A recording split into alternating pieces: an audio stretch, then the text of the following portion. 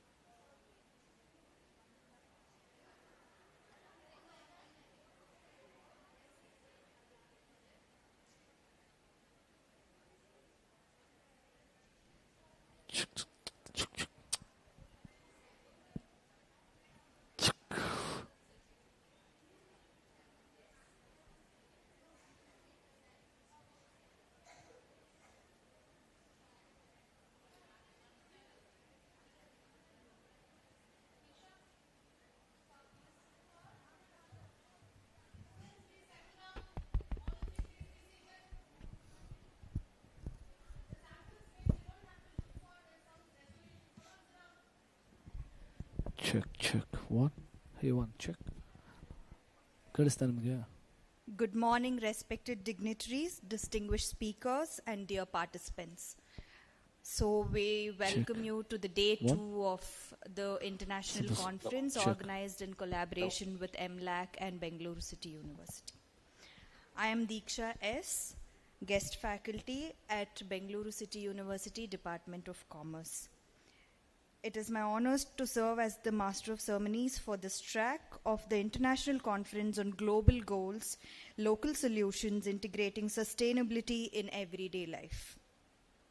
It is indeed my privilege to welcome you all to this series of presentations, which will happen in online mode. MLAC has always been committed to academic excellence and social responsibility, empowering generations of women to be leaders and change makers. At the heart of this vision stands the Internal Quality Assurance Cell, which is IQAC, which consistently fosters innovation, inclusivity, and sustainable practices. This conference is the result of a proud collaboration between Maharani Lakshmi Ammanni College for Women and Bengaluru City University, a partnership that embodies the spirit of bridging global goals with local solutions. It is my privilege to introduce the chairperson, the speakers of the session, Kalpana ma'am and Dr. Sajid Ali sir. To give you a short introduction, Dr. Kalpana Mukunda Iyengar is an assistant professor of practice, earned her PhD in literacy at the University of Texas, San Antonio.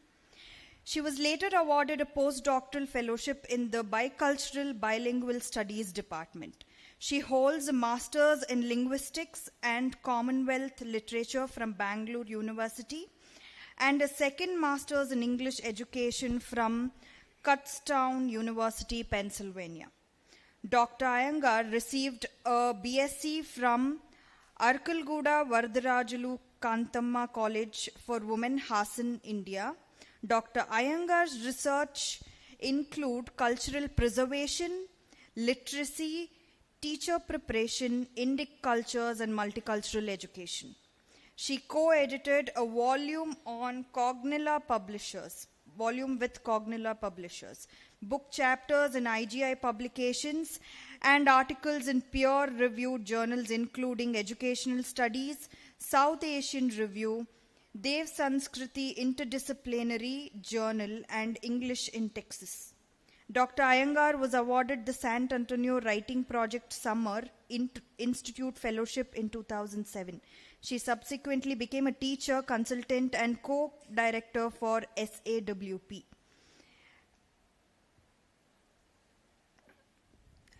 Dr. Iyengar offers teacher preparation and literacy courses at UTSA.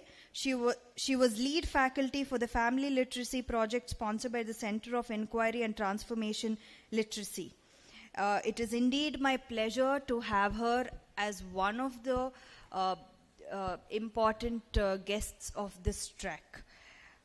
We also have with us Dr. Sajid Ali, who is the director of Dhyan Sagar Institute of Management and Research. Somebody coming from this background and stature will actually add a lot of inputs to the track, and I also would like to welcome him. We would now proceed with the track presentations and then break in between for the felicitation. Thank you.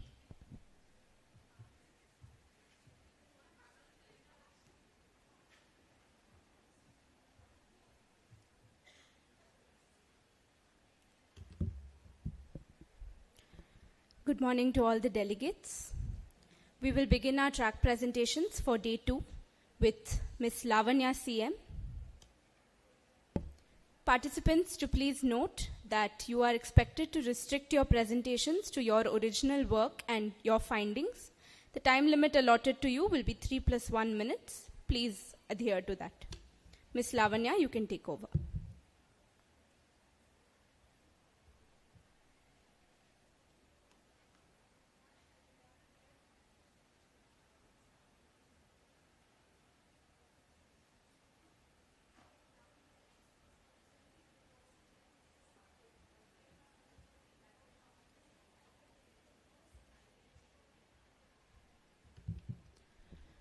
We will move on to Mr. Gautam.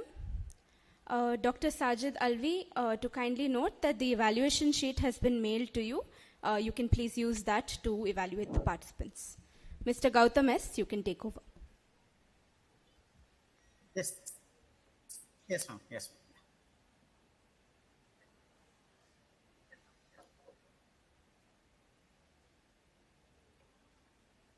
Should I share the screen or PPT will be played? Yes, all participants to please share their PPTs from their end. Mr. Gautam, you can share your PPT. Okay. Thank you.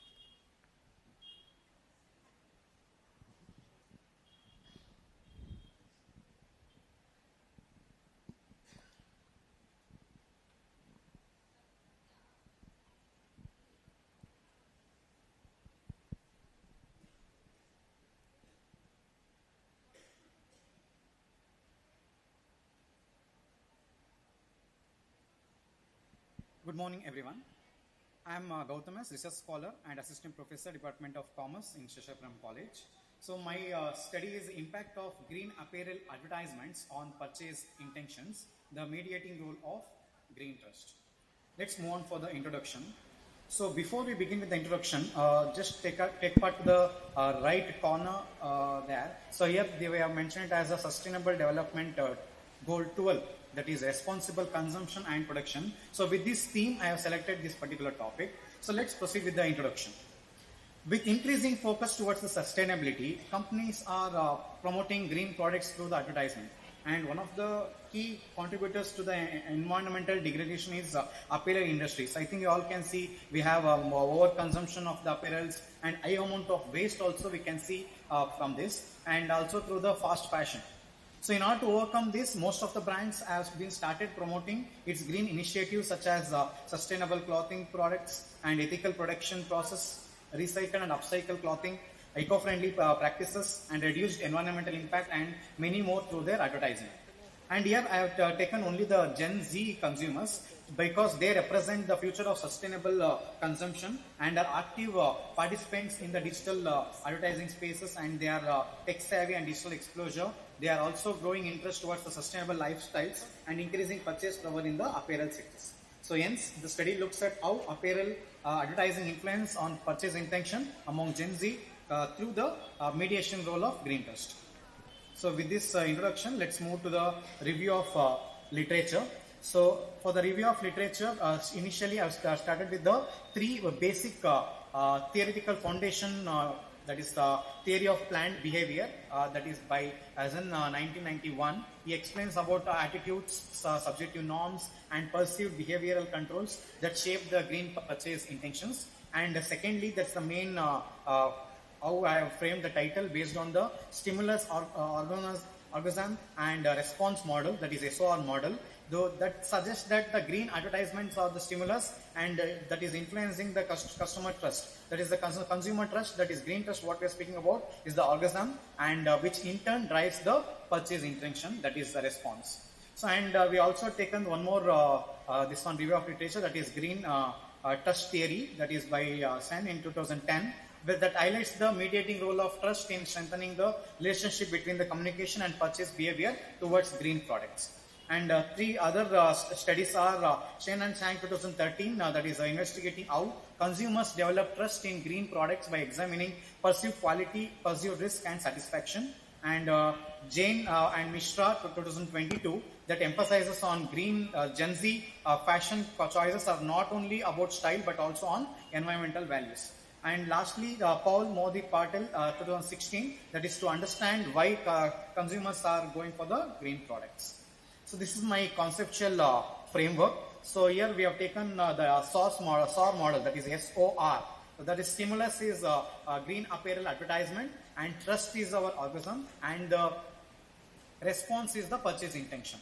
The conceptual framework is based on the theories and the construct which are used in the study about the independent variable, that is green apparel advertisement, and mediating variable green trust, and the dependent variable purchase intention.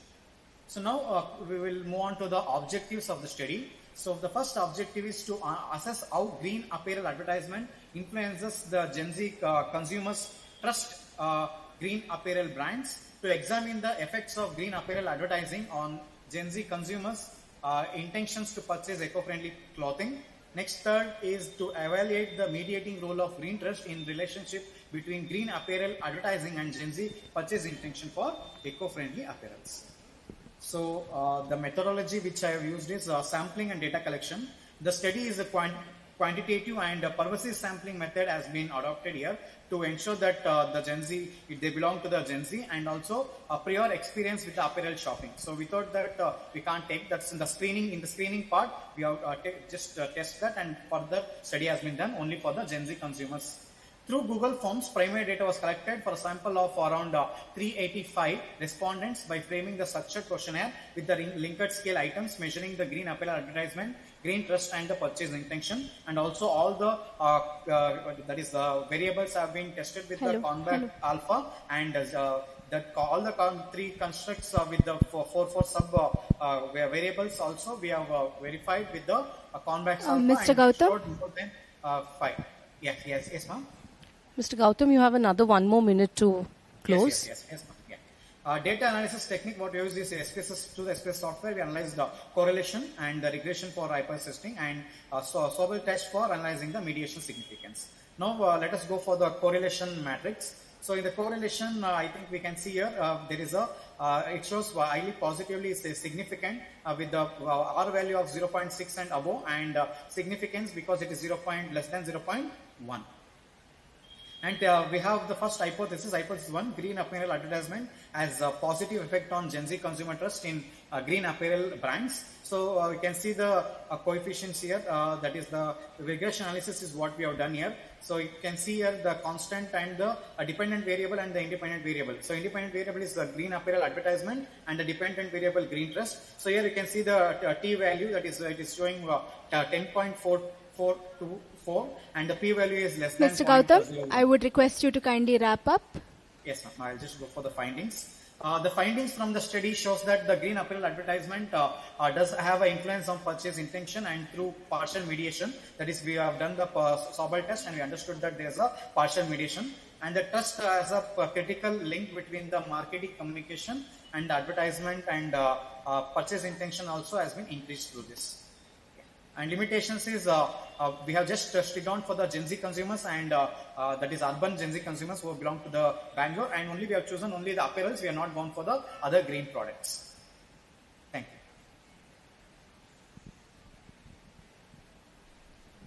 The floor is open for questions from Mr.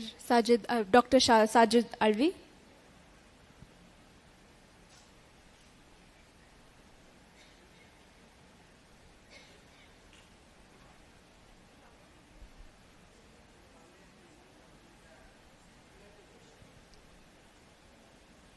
Are there questions from any of the other participants?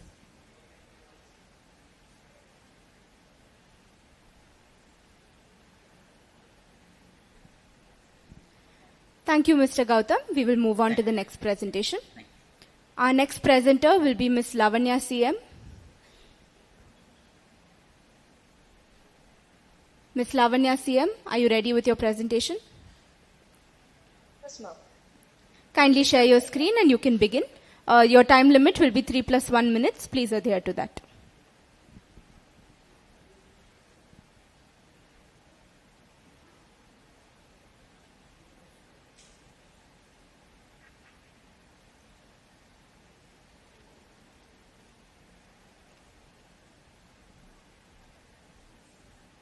Ma'am, am I audible? You are audible, but we cannot see you or your presentation.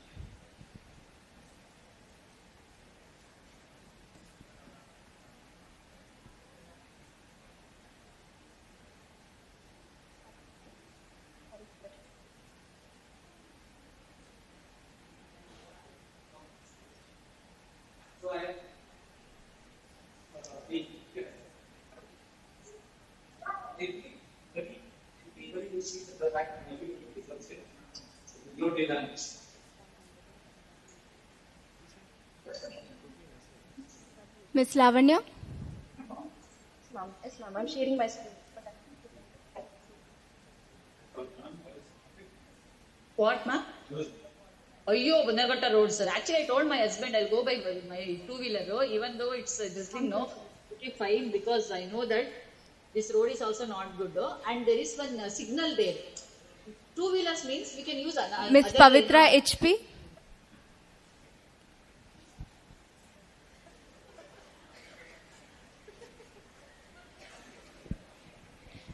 I request the participants online to maintain the online decorum, and please keep your, be in the muted position, please, until and unless you're presenting your paper, please, kindly.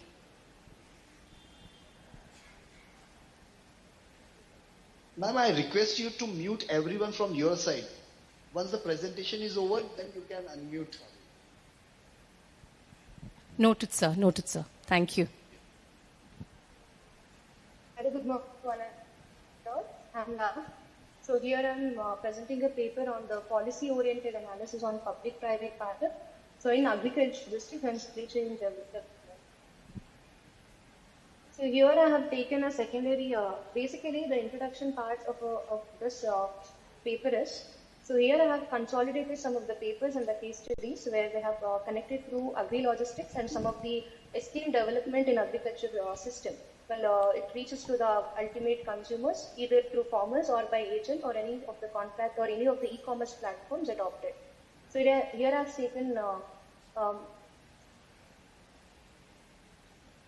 here the modern agricultural output of the current systems are purely based on the logistics and the supply chain, so which ensures the agriculture products are moved efficiently from the farm to market.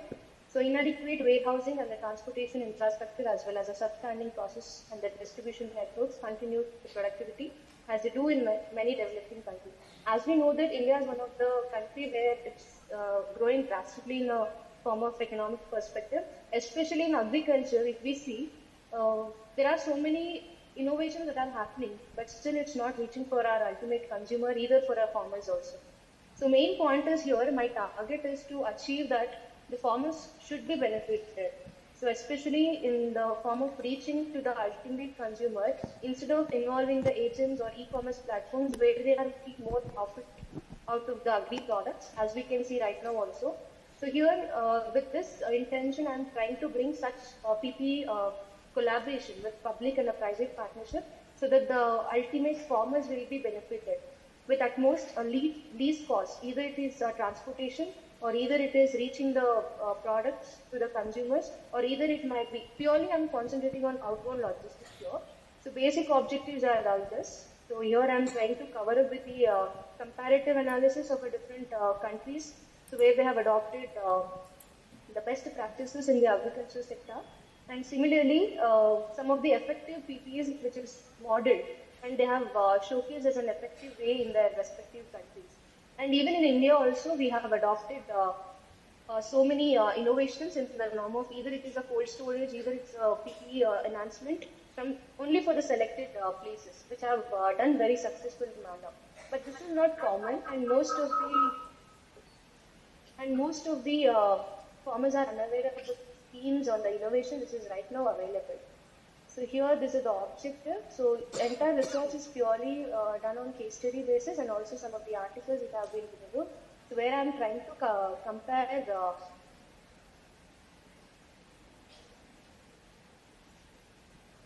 with some of the best practices. Again, the qualitative and a comparative case study approach has been taken, combined with the systematic literature review. So here, some of the papers which have reviewed, so they have given one of the best results for me, so that which we can adopt to our Indian scenario. Especially the case study report which was being selected, the global, especially it is started with an idea of after COVID, so where even in Karnataka also, how they have reduced the restrictions on transportation of the vehicles which are purely for agriculture purpose or an agri products. So similar concept can be taken at an initiation of our day-to-day activities also, which means right now the initiation which are taken because of that pandemic situation, that's why government only, they have given some of the options for e-commerce platforms also and agri businesses also, where they can run their vehicle without any restriction even at that point of time. So when that can be done in that situation, why not in a normal scenario where a farmer is finding a very difficult to reach his product to the ultimate consumer. So here the innovations has to happen, here the collaboration is highly needed. So here it's one of the thematical table for data analysis where I have chosen some of the papers and the case studies as a base. So here I have taken a paper. So with relevant to objectives, one of the papers which is contributing towards, so P, that is public-private partnerships in logistics are increasingly... Ms. Lavanya, you have 1 more minute. Please wrap up. So the basic findings or the analysis that I want to do it here, the weak integration between the public and private players as of now, right now. We do have Ninja Cart, we do have agri startup like Sammunati and other innovations also through government schemes only, but they have not integrated properly. So public or the government is giving some of the schemes, but it is not actually reaching for the ultimate consumer. That is one part. And here I have given some of the statistics of the same, and also the cold chain infrastructure gap. So nearly we need, you can see the statistics also, nearly 10 to 15% of horticulture products are being, only we have this facilitate for cold chain infrastructure. While we needed at least nearly to 30 to 40% facility we needed. So purely out of agricultural output.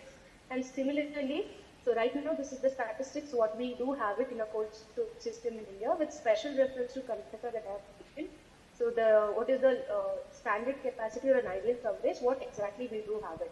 So as you can see, 50 kilometers at least, the range has to be, 15 kilometers an ideal coverage of a whole stage, but we have near to 50 kilometers, that too only selected places, not everywhere in Karnataka that we can see.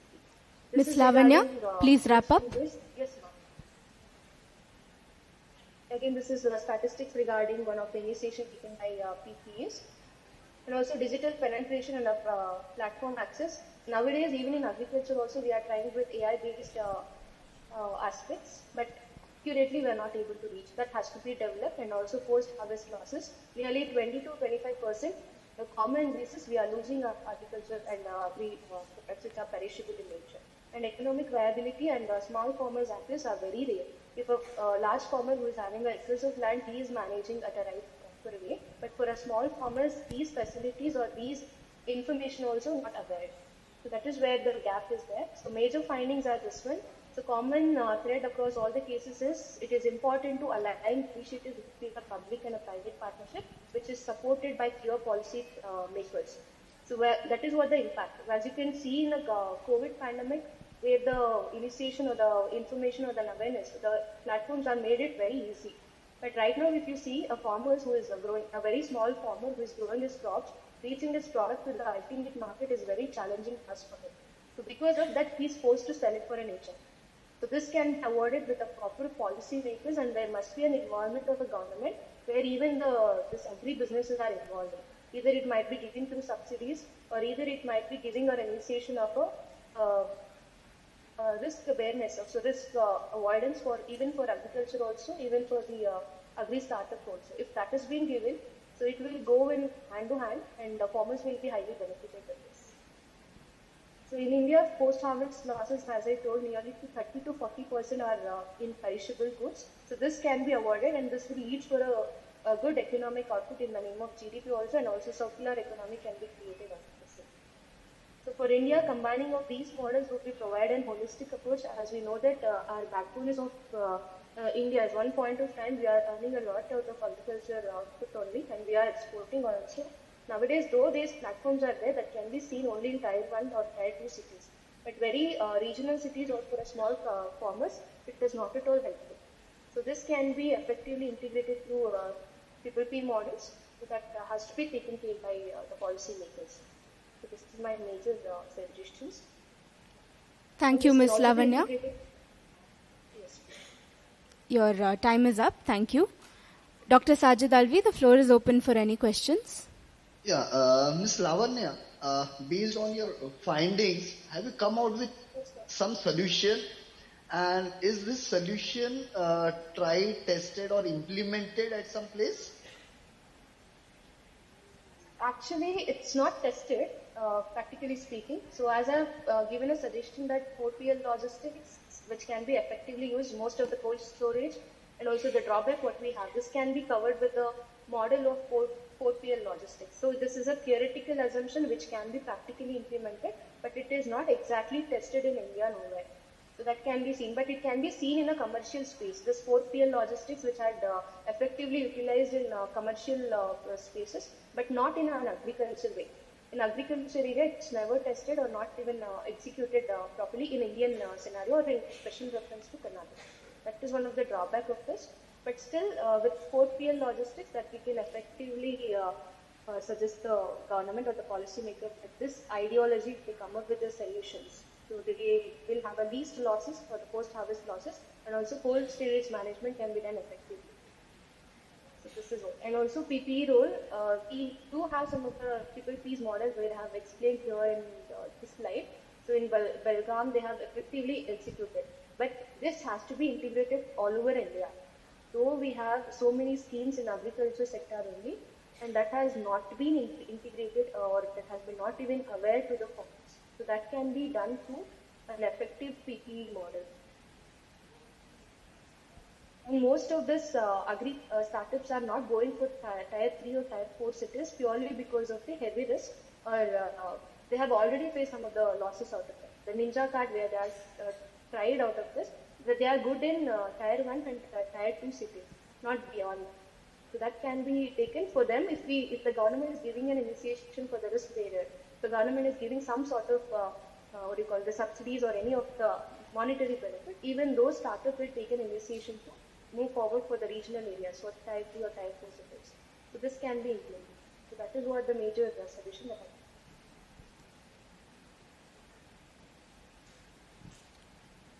Okay, thank you, Ms. Lavanya and Dr. Sajid. We will move on to the next presentation. Mr. Chetan Kumar S. Are you ready with your presentation?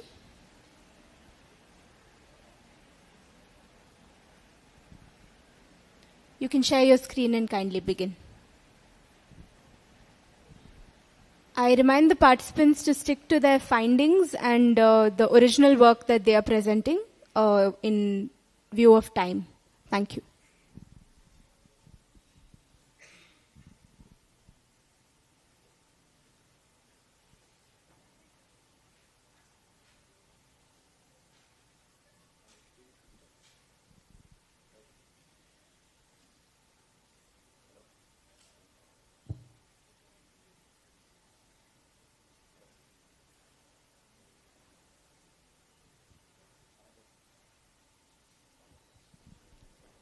Mr. Chetan Kumar, you are not audible.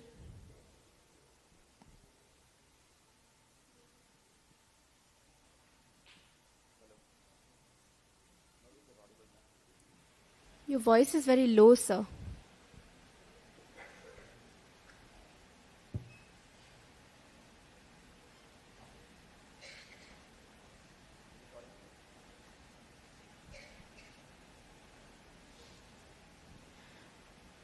The next presenter will be Ms. Triveni. Please be ready.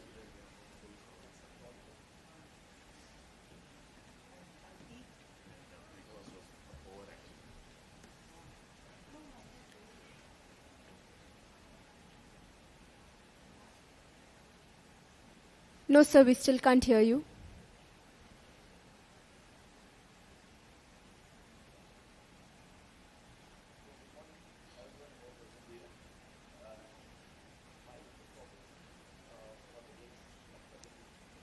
Mr. Chetan Kumar, you are still not audible to us.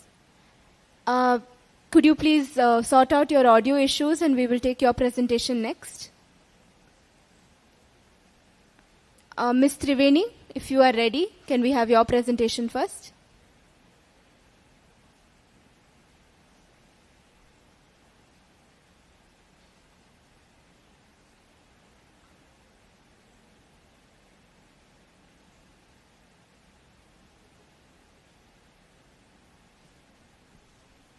Ms. Triveni? Ms. Vandana N? Ms. Vandana N?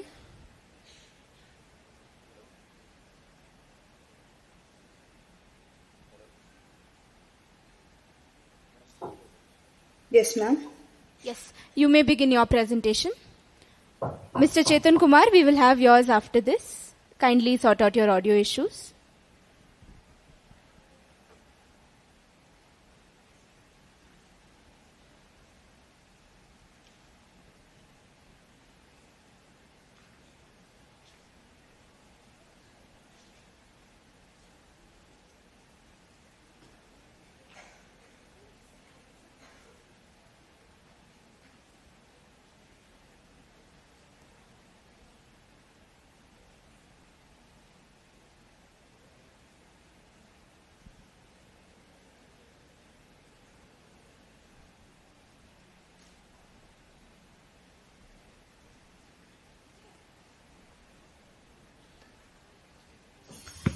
Ma'am, I'm not able to share the screen.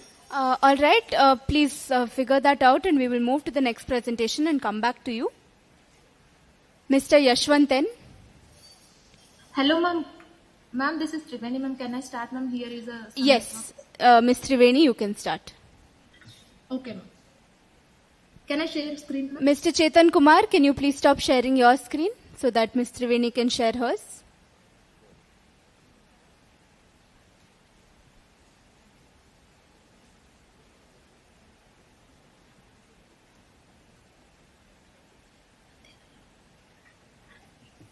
Hello, ma'am. Good morning. Hello. Hello. You are audible. You can continue. Okay, ma'am. Good morning, ma'am. This is Triveni, research scholar from BTU Vishweshwara Technological University, Gulbarga. Today I'm going to start my presentation on the topic of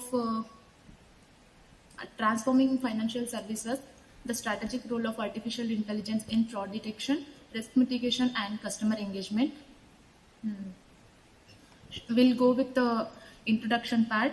So first, basically, what is AI? AI is a technology that empowers machines to perform tasks traditionally requiring human intelligence, such as learning, problem solving, decision making, and understanding the language. It is a key driver of global digital economy. It's changing the business process, decision making, and value creation across the industries. Technologies like machine learning, natural language processing, and intelligent automation improve efficiency, innovation, and responsiveness. AI is expected to add over 15 trillion to the global economy by 2030. Financial services face challenges like rapid digitalization, tough competition, higher customer expectation, cyber threats, fraud, and complex regulation. AI helps by improving fraud detection, risk assessment, and personalizing customer engagement. These AI-driven changes increase efficiency, security, and transform how financial services are delivered. Review literature of my topic is AI improves risk management, fraud detection, and customer engagement in financial services. Fast data analysis helps identify patterns and make accurate decisions. AI enhances credit scoring, collections, and personalized banking. Advanced tools like DL, NLP, anomaly detection strengthen forecasting, trading, and fraud prevention. It powered chatbots, improve customer service, and real-time risk management. Challenges remain around scalability, regulation, and ethics. Advanced technologies like deep learning, reinforcement learning, and NLP helps in financial forecasting, trading, and compliance. The main objectives of my study is to examine the importance of artificial intelligence in enhancing fraud detection mechanism in the financial service sector, to analyze how AI technologies contribute to risk assessment and mitigation in financial operations, to evaluate the effectiveness of AI-driven tools in improving customer engagement and personalized service delivery in financial institutions. My study is based on research methodology. The study is based entirely on secondary data. Data sources include peer-reviewed journals, industry reports, case studies, and official publications from financial institutions and regulatory bodies. A quantitative and descriptive approach was used. The focus was on AI's strategic role in fraud detection, risk mitigation, and customer engagement in the financial services. Data were selected for relevance, credibility, and recency. The main aim was to gain a comprehensive understanding of current trend and challenges. Analysis was done to interpret findings and draw insights. No primary data was collected. Ms. Triveni, you have 1 more minute. Please wrap up. Okay, ma'am. Can I go with the analysis and the interpretation, ma'am? Yes, kindly wrap up in 1 minute. Okay, ma'am. Analysis of my topic is AI improves fraud detection accuracy compared to traditional methods. AI enhances credit risk and assessment and decision making using wider data. AI provides tools like chatbots, increase customer engagement and efficiency. The interpretations are AI is a strategic enables for secure and efficient financial services. It builds trust and satisfaction by reducing fraud and improving customer service. Proper ethical and regulatory practices are essential for responsible use. And limitations of my of the study is to data quality issues, privacy and ethical concerns, high implementation cost, bias in AI models, limited generalizations. Finding, suggestions, and conclusion of my topic. AI and the findings are: AI enhances fraud detection by identifying suspicious patterns faster than traditional methods. Risk mitigation becomes more effective through predictive analytics and real-time monitoring. Suggestions are financial institutions should invest in high-quality, unbiased database for accurate AI outcomes. Strong data privacy and regulatory compliance framework must be established. Training programs are needed to build skilled professionals for AI implementation. The conclusion is AI plays a strategic role in transforming financial services by reducing fraud, mitigating risk, and boosting the customer satisfaction. Despite challenges like cost, bias, and privacy concern, AI offers long-term competitive advantages. Thank you. Thank you, Ms. Triveni. Dr. Thank you, Sajid Ali, the floor is open for questions. Ms. Triveni, Yes. which type of financial frauds you have considered for the study and how you have done the study? The Yes, data sir. was collected and analyzed. Yes, sir. Hello? You got the question? No, sir. Can you... One second, sir. The question is, which type of financial frauds you have considered for your study? That is question number 1. Question number 2, how you have done this study? Sir, the study was done on secondary data only, sir, by collecting the journals and tools, sir. And which type of financial frauds you have studied?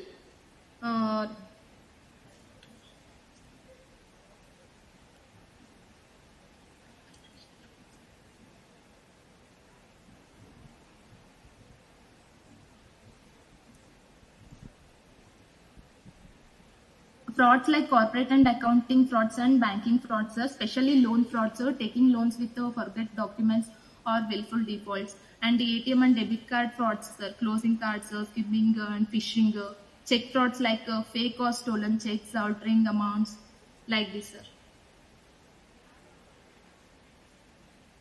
So, am I audible, sir? Yes. So Here is some network issue, that's why I'm asking. So it's just a study or some research study? Research study, sir. Research study. So what sort of research you have done in this work? Yes, sir. What sort of research you have done in this work? I'm not hearing your voice correctly. My question is, what sort of research you have done there? Where is your PPT? Send me. The same PPT. Send me again. Corporate and accounting frauds, sir, research. Earning manipulation and financial statement frauds, research study. Case studies like WorldCom, Satyam are widely searched, sir.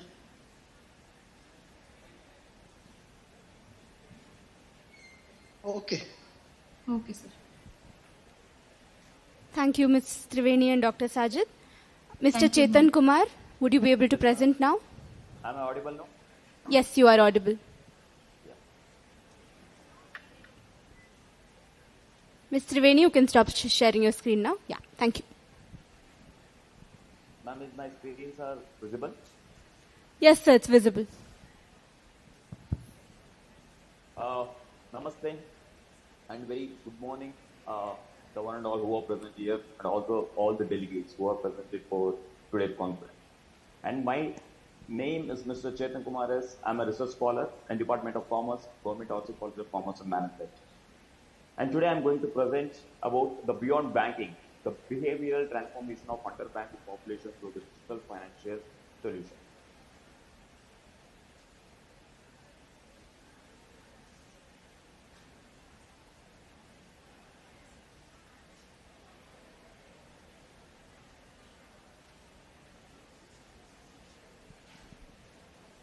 So we cannot see your PPT now.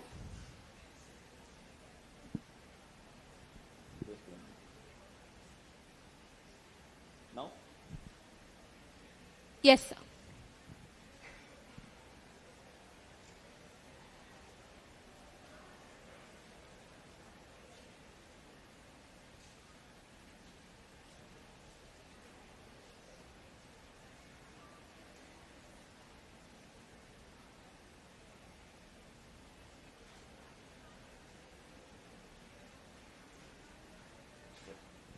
So when it comes to the introduction part, so here, as we know, the growth of digital financial solution has created the new opportunity for the financial institution. So particularly for the population with the limited access for the formal banking is called underbanked. So this study, we are trying to explore the behavioral changes among the underbanked communities. So as they adopt the financial services like the mobile banking and digital applications and digital wallets and UPI platforms and all. So adopting these behavioral technologies depends on the trust and also digital skills and social norms and also the past financial experience. So that is the reason we are focused on underbanking population, how these factors are influencing the financial behavior among these people, especially in the Bangalore semi-urban regions. And when it comes to the meaning of underbank, it means individuals have some access to banking, which means they are having the bank account, but unfortunately they are very much less using the bank accessibility. They are not considering and they cannot make use of the banking services, which means they are not borrowing the funds from the bank, and they are not taking proper insurance, and they are not involving insurance and all. So these people are considered as underbanked. So for this, I reviewed a few papers here. So based on that, what are the previous studies happened on these particular concepts? Everything else I reviewed, but later on I realized that yes, underbanked people is completely ignored in these kind of study. How the digital financial solutions are influences on the behaviors of one individual, especially to the underbanked. So that is the reason I adopted this as a statement of problem. Yes, it is limited focus on the refined behavior transformation and lived experience of underbanked population in semi-urban India, and psychological and also the emotional impact of digital finances used to which vulnerable groups remains underexplored. That is called unbanked people. So this study aims to fill these gaps by providing an in-depth and concept-specific understanding of behavioral transformation, a user perception and engagement pattern with the digital finance services among economically active but traditionally excluded progress. So my objectives are, one is to assess the behavioral changes among underbanked individuals who are using the digital financial solutions today, and second objective is to identify psychological and social and economical drivers influencing on this digital financial behavior, and also to evaluate the role of digital literacy and also major mediating variables called trust, how it is influences on adoption of consistent usage of digital financial tools. The research methodology is descriptive and analytical survey methodology. Here the structured question is framed and administrated to the underbanked individual currently who are using these digital financial tools. And also to establish the behavioral trends, I use the correlation and also the regression analysis. Mr. Chetan, you have 1 more minute. Kindly wrap up. Yes, sure. And the analysis and interpretation, I use the SPSS software for the various software factors such as social, economic, and also status, and digital literacy trust, and demographic characteristics, which are influencing on behavior adoption of underbanked individual. And when it comes to the findings of my study for the correlation and also ANOVA and for multiple regression analysis, these are the tests, the various tests which I made, and also I find some of the major things here. When it comes to the cross-tabulation of the education and usage frequency, here we can find this indicates the frequency of usage varies depending on the respondent's education level. So here education levels matters a lot for using the mobile applications today. And also by doing the multiple regression analysis, I found that here the critical role of the user's confidence and also the perceived securities in driving the increased financial savings with underbanked population. By using this kind of technological advancement, so today the people are saving more, especially the underbanked people are saving more. That's what I find it in my study. And by doing the ANOVA test, I find that assumption of homogeneity of variance was met for save more and also kindly wrap up. Yeah, and when it comes to limitation, yes, their limitation and limited time frame is one of the limitations. And ultimately, I can say that yes, these are financial inclusion such as depends on not only on access but also on building digital confidence, trust, and also empowering the users through the targeted supports. And thank you. Thank you, Mr. Chetan. Dr. Sajid Alvi.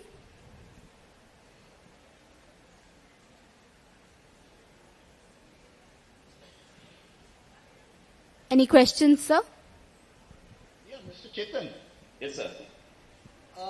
What do you mean by underbanked population? So, sir, underbanked population means they are normally having a bank account, but they are not using the banking facilities much, sir. So they are called underbanked populations. I mean, the formal banking services they are not using because of the lack of trust over the physical banking systems and all. So they are called underbanked. Especially in the rural areas, we can find underbanked people, but in semi-urban places, there is some underbanked who are normally not having the trust over the banking systems and all, or they are not, especially they are not borrowing the funds from the banks and all. So they are considered as underbanked. So you are trying to give digital financial solutions to underbanked population. So are you assuming that? Yes. Just listen. No. Listen to my question. Yeah. Yes. So are you assuming that this entire underbanked population are having smartphones? Not entire underbanked populations, but I am selected few peoples. That's what one of my limitations. I am selected a few peoples. Isn't it contradictory that you are trying to address the underbanked population through digital financial service? That means you are assuming that they are having smartphones. So that's the reason I have taken this semi-urban area who are using the smartphones, especially the people who are involved in the business and all. If they are into business, definitely they may be having bank accounts. Yes, sir. They should have bank account. Then, but still they are not borrowing the fund from the banks and all. So they are completely depend on the indigenous bankers to borrow the fund and all. So borrowing is their requirement. It's not necessary that everyone will. Which problem you are trying to address here? Borrowing or banking services or banking? So banking services are completely behavioral towards the savings. So if I am having a bank account, whether I am borrowing or not, it doesn't matter.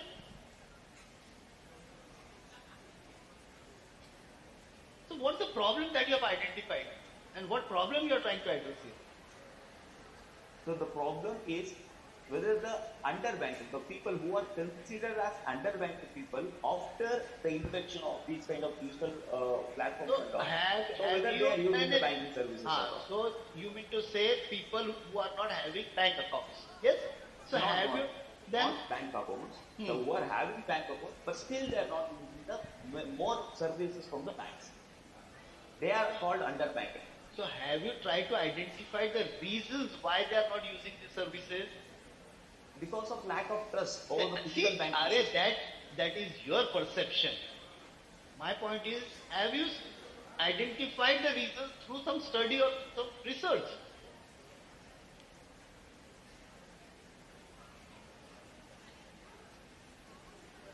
Getting my question? Yes, sir. Then I can able to get you. So that's your perception, lack of trust. My question is, have you identified the reasons through some study? Yes. I reviewed few papers. There I find that why the people are not using the banking system, formal banking system. There I find these are some major. Which reason? Can you list down the reasons? One is the literacy. I mean, the knowledge about the banking system, a belief on the banking system, and the trust over the banking system. So these are the some reasons. List at least five reasons, please. Because when you are going for some solution, you need to know the reasons first. So what are the prominent reasons? One, as you said, literacy, can trust. Which else? Yeah, another one is education or knowledge towards the banking system. Okay, then?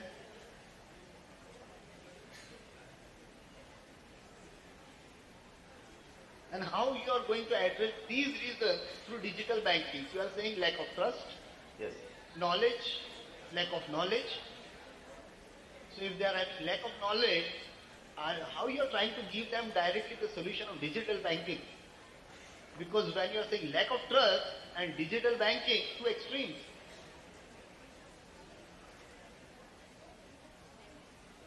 The previous paper was on the financial frauds. So the financial frauds are more because of online things. So isn't your study contradictory?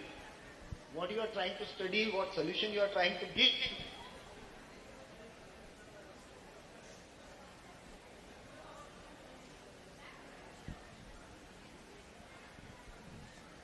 Dr. Alvi, can we move on to the next presentation? Yes.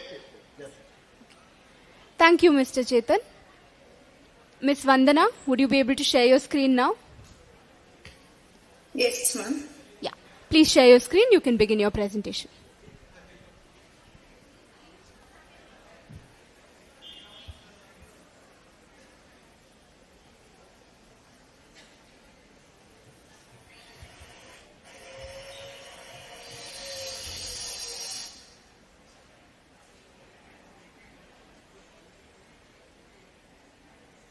And this screen is sharing. No, we cannot see your screen.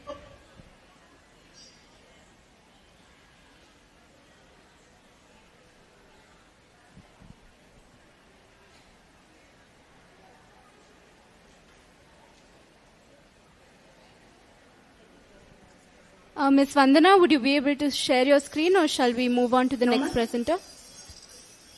We still can't see it.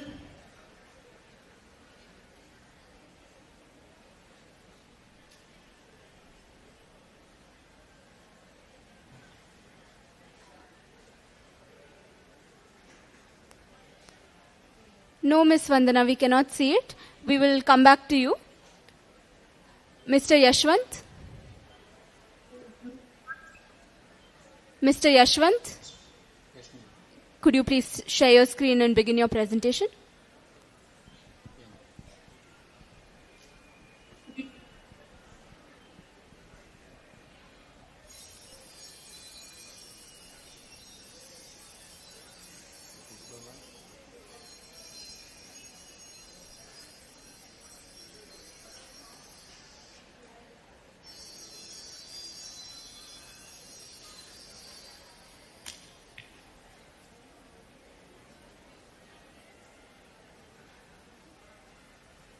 Is it visible?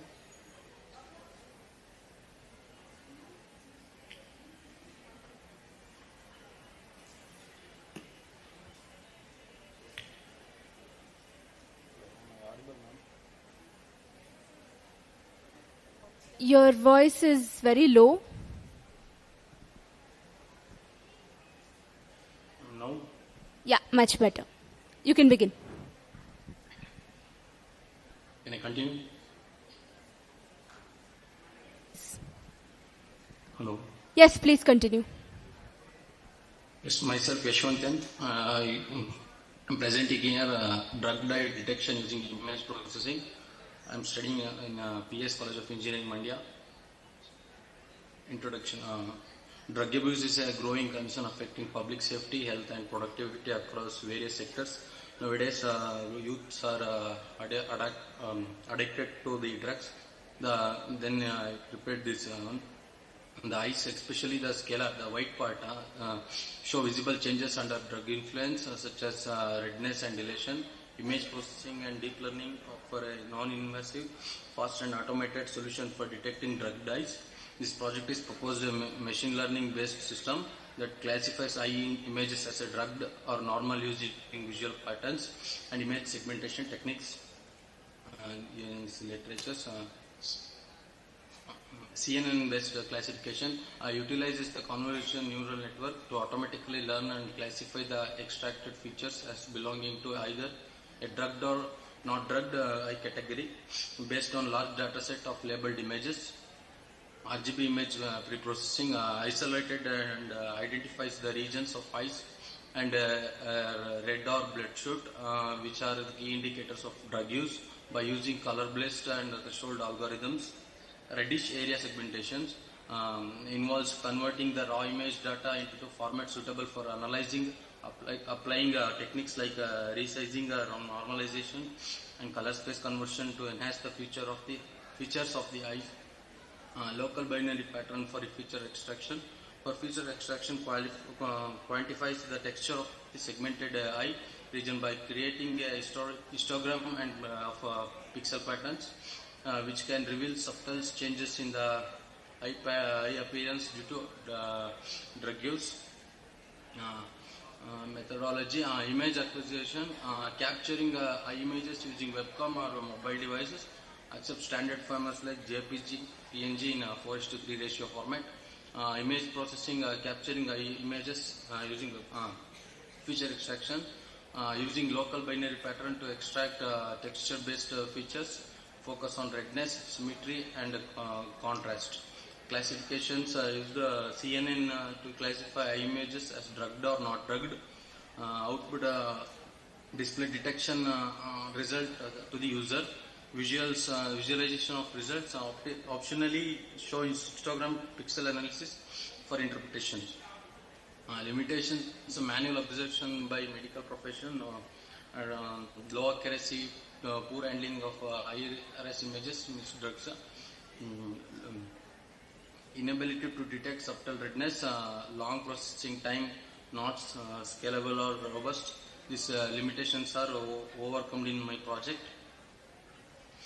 High accuracy, this means system can make more precise and correct determination of an outperforming manual methods.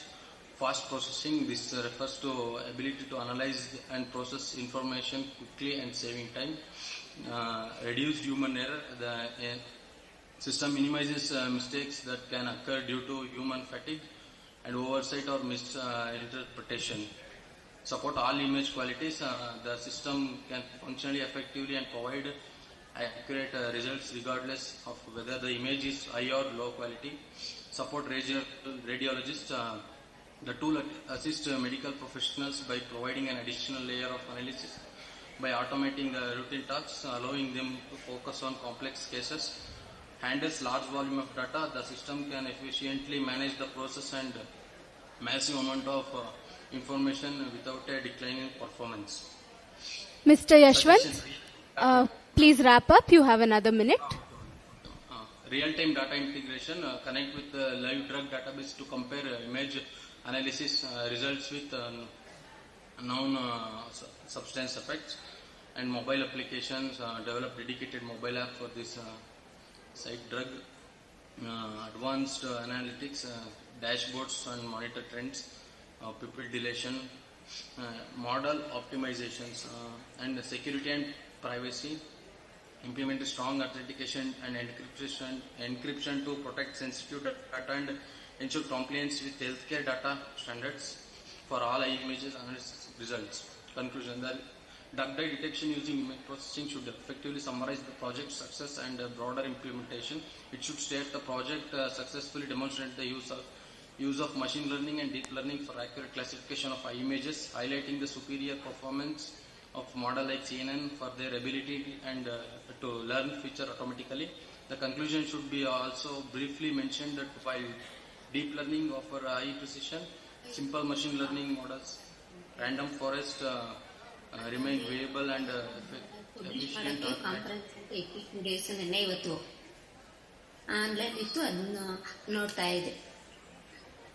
Particularly in low resource environments, particle utilization of the system, noting the potential of assistant professionals in making quicker and more reliable diagnosis, ultimately contributing the public safety and well-being. This final statement should be a project technical. Ms. Sahana TC, Thank you. kindly mute your mic.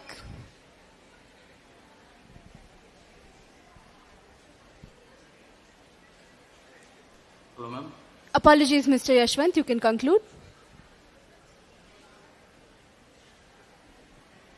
Dr. Sajid, if there are any questions.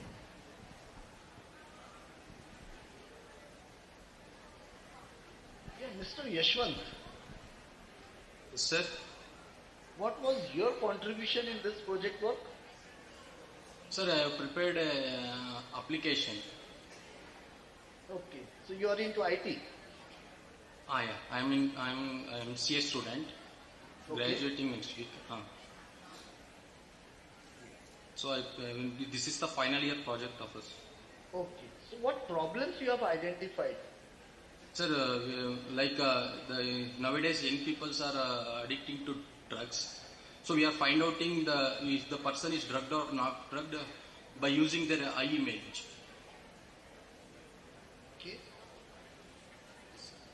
And for how long it can detect, say, a person has consumed some drugs on say 1st of September, and you are doing this testing on say 10th of September, will it be detected?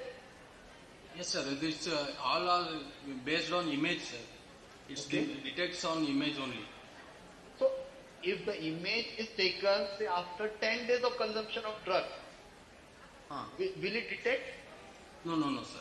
So it's only the person who, no, sir, after 10 days, in future enhancement we have to do, sir. So that's what my question is. So will it detect after a day, still after 2 days? So till 5 days it will work, sir. Okay. Fine. So, and how the image will be taken? Sir, it in mobile device or webcam. Okay. Fine. Okay, sir. Thank you.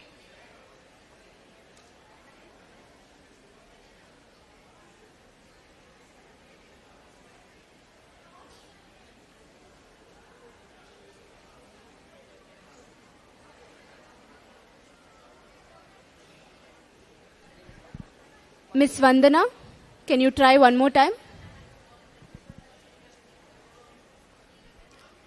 Miss Vandana?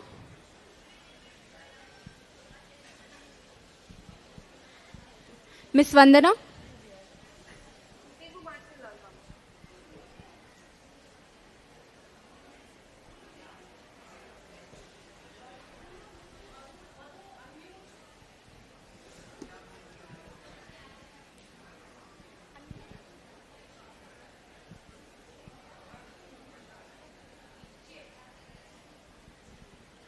Hello? Miss Vandana, can you please try again?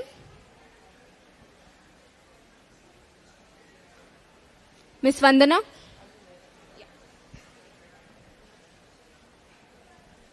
Yes, we can see your presentation. Please carry on.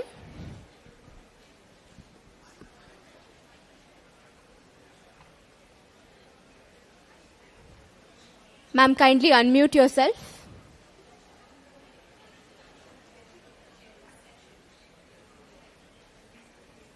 Now I am audible? Yes, please continue. Kindly stick to your findings and your original work. You have 3 + 1 minutes. Okay, ma'am. I am Vandana Nayan from PTS College of Engineering, Mandya. I am here to present a paper on liver ultrasound image classification using convolutional neural network. Here is the introduction. Liver diseases are a major global health issues requiring accurate and early detection. Ultrasound imaging is used due to its safety, cost effectiveness and real-time capability. Deep learning models can automate and improve classification of liver conditions. Our research mainly focuses on classifying liver ultrasound images into multiple categories that are normal, benign and malignant categories. Here is the review of literature. The previous year papers are mainly focused on MRI or single class tasks. They are mainly focused on segmentation only, image segmentation, and didn't handle real-time or multi-class ultrasound image classification. Some models are too heavy for fast deployment. So I built to overcome this, I built a lightweight CNN model with pre-processing and web app for real-time multi-class liver disease prediction. Here is the objectives of the study. Dataset preparation, collect liver ultrasound images and apply pre-processing methods. Model deployment, build and train. We build a CNN model to classify images into multiple categories. Performance evaluation, access model accuracy, precision, recall, F1 score and conclusion matrix. We build a Flash-based app for image uploading and classification result. Visualization, provide process and segmented image outputs for better medical interpretability. Here is the research methodology. We collect the dataset from the Kaggle. Their total images of 735 ultrasound images. We divided into training and testing. Training for 80% and testing for 20%. 80% around 588 images are being used for classification and 20% around 147 images for testing. And we pre-processing the images including grayscale conversion, histogram equalization, Gaussian filtering and edge detection.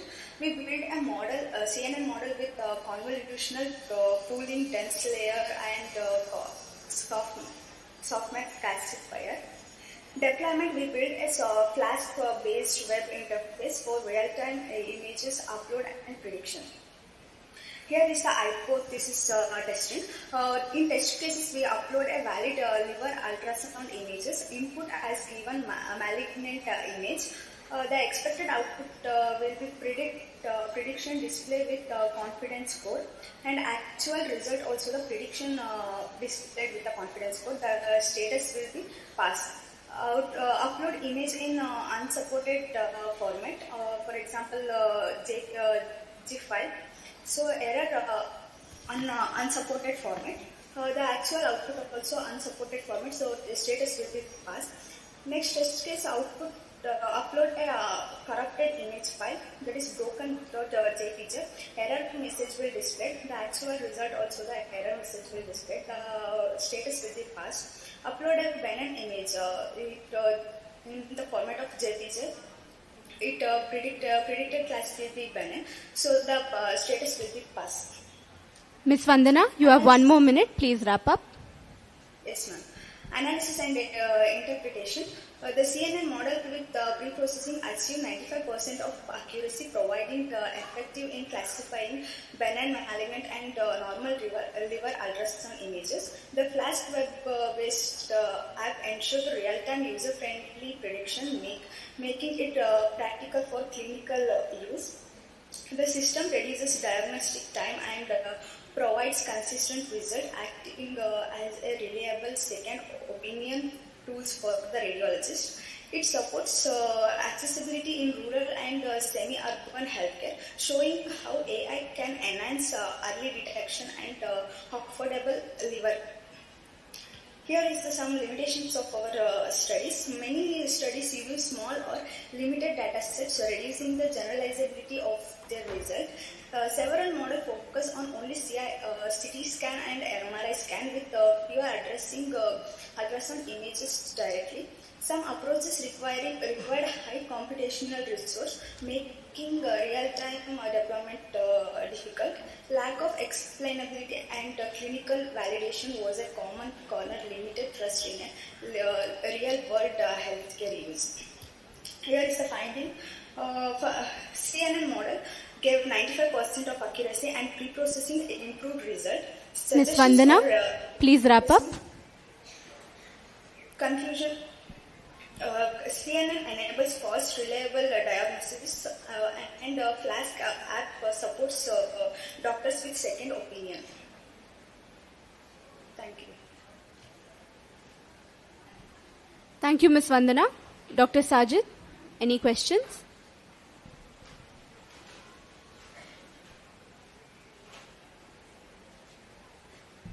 Yeah, Ms. Vandana. Yes, sir. Liver ultrasound classification. Yes, sir. Yeah, as you have said, yes, it's an area of concern. Yes, sir. So, whatever study you have done and whatever findings you have come up with. Sir, yes, sir.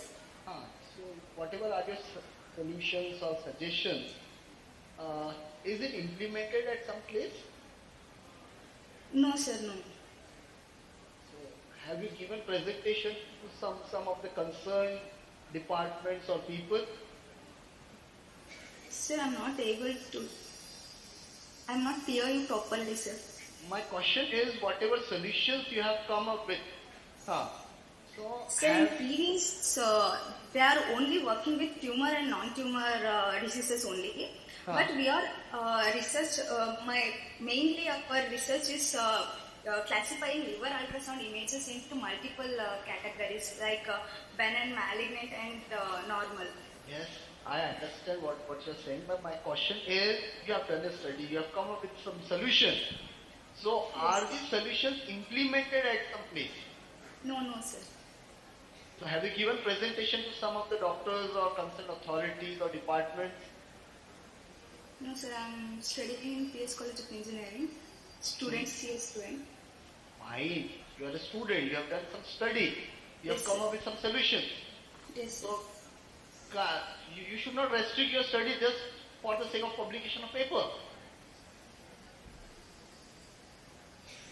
Getting the point? You should go and speak with some doctors, some hospitals also. Yes, sir. Yes, sir. Okay. Thank you, Ms. Vandana. It is my privilege to introduce Dr. Shyam Bhushan, another chairperson for our session. He is the founder CEO of AI Plain Tech. Over to you, sir. Hello. Can you hear me, Vandana? Can you hear me? Yes, sir. Okay. I'm going to ask you a couple of simple questions, right? Because this is, you did mention CNN, and I heard some words like softmax, and then you used Kaggle data, Kaggle, whatever, right? So Kaggle data gave you images, or it gave you transformed data in like numbers? Images, sir. Real images? Yes, sir. All right. How did you convert the image data? Because you have to transform the data, right? Yes, sir. So that model can read it. Yes, sir. What did you do for that? I'm doing pre-processing, sir, image pre-processing. And after pre-processing, what was the data like? What did it look like?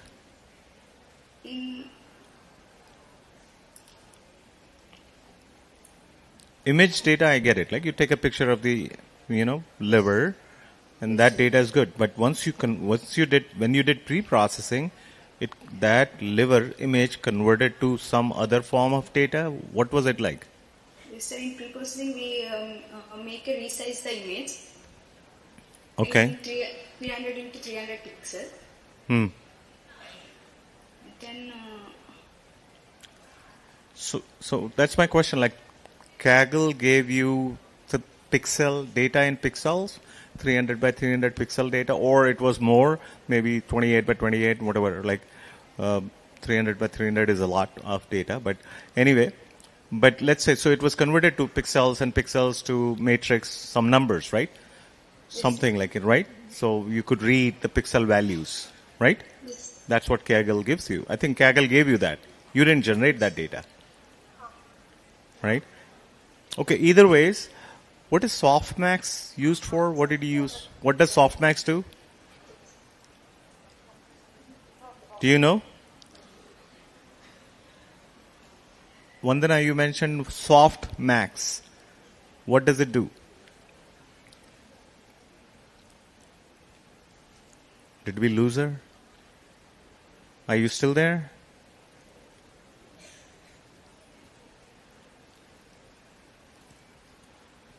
I think we lost her. She's gone. Okay, thank you, Ms. Vandana. We'll move on to the next presentation. Ms. Rashmi.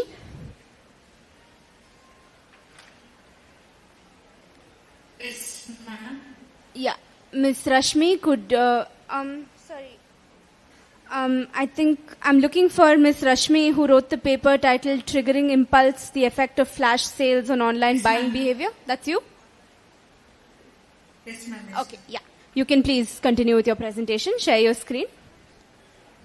Yeah, okay, ma'am.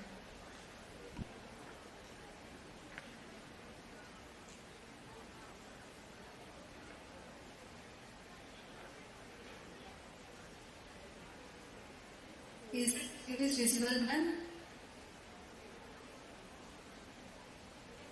Yes, it's visible. Hello? Yes, it's visible. You can continue. Good morning, everyone. I am Rashmi YS, MCA student from PS College of Engineering, Mandya. Today, I will be presenting my project work on automation for identification of academic factors for non-placements using machine learning algorithms under the guidance of Professor N.V. Chandan.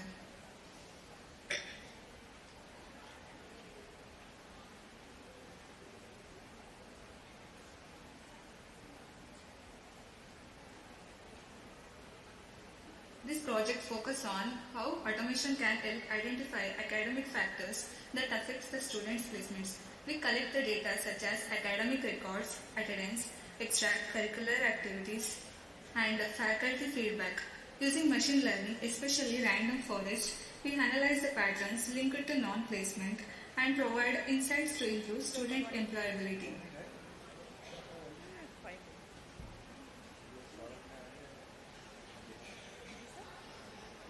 Next, review of literature. Previous studies have shown that academic performance, technical skills, and employability skills strongly influence placements. Existing works use datasets and algorithms to identify at-risk students. However, many lack dynamic real-time adaptability, which my project aims to address. Next, objectives of the study. The main objectives are to build a real-time software using machine learning algorithm. Next, to pre-process the data using the methods like binding or chi-square.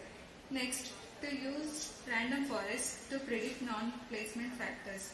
Next, to support colleges in early identification of students at risk. Next, methodology of this project. We collect the data sets from sources like Google and college records. After pre-processing, random forest algorithm was applied to classify the students based on the placement likelihood. Finally, the results were visualized through dashboards to provide meaningful insights. Next, testing of hypothesis. Our hypothesis was that academic and skill-related factors significantly affect placements. Testing confirmed this. Students with lower CGPA, poor aptitude or low attendance shows higher chances of non-placement. Next, analysis and interpretation. This model achieved around 88% of accuracy. It highlighted major factors such as CGPA, attendance, internships, aptitude, and soft skills. The web-based system built in C# ASP.NET and SQL Server is user-friendly and provides early warnings for at-risk students. 9 to 10 is started. 9 to 12 Limitations of this study. The study has some limitations. Accuracy is fully dependent on dataset quality. Only random forest was used. No comparison with other algorithms. Focus mainly on academic factors, less on social or personal aspects. Limited data set size and tied to Microsoft technologies. Findings, suggestions and conclusion of this project. Our project confirmed that random forest is effective with 88% of accuracy. I suggest using larger and more diverse data sets, testing with multiple algorithms and including social factors. In conclusion, automation enables data-driven decisions, supports timely student interventions and improves placement strategies. Thank you for your attention. Thank you, Ms. Rashmi. The floor is now open for questions.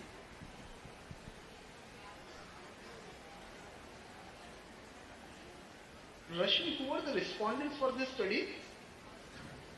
So, me and our guide, M.N. Chandan sir. Who are the respondents for this research study?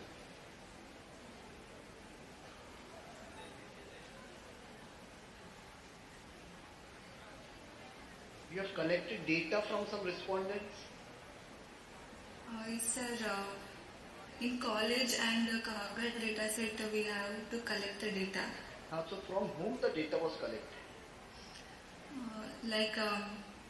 In my college, NCA department, I collect the data. In my class, in NCA department students' data, So I you implemented. So you are a second year student? No, sir, final year student. Final year student. So for final year placement session is over or just started? Sir, actually, not for first year students. It actually starts from second year students, third sem students. So this data was collected for which batch of students? Third sem students. That means they are still in the process of placements. Yes, sir. Okay. So the placement activities are still going on. Now how you can... No, sir, actually. Yeah. Actually, second year students are passed out. That's what I'm asking, that this research was performed on... But during this project, we are studying in that time. So data is suitable for this project during that time. My question is,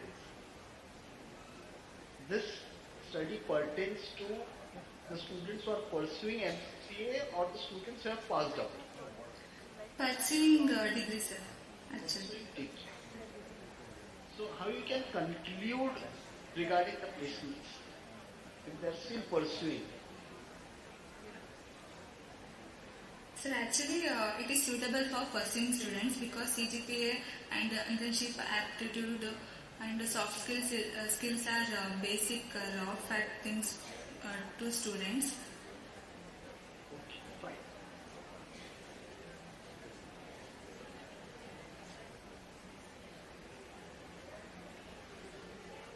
fine. Thank you. Thank you, Ms. Rashmi. Thank you, ma'am. Ms. Renuka. Ms. Renuka. Ma'am. Please share your screen and begin your presentation. Okay, ma'am. After Ms. Renuka, we will have Ms. Tina. Please be ready.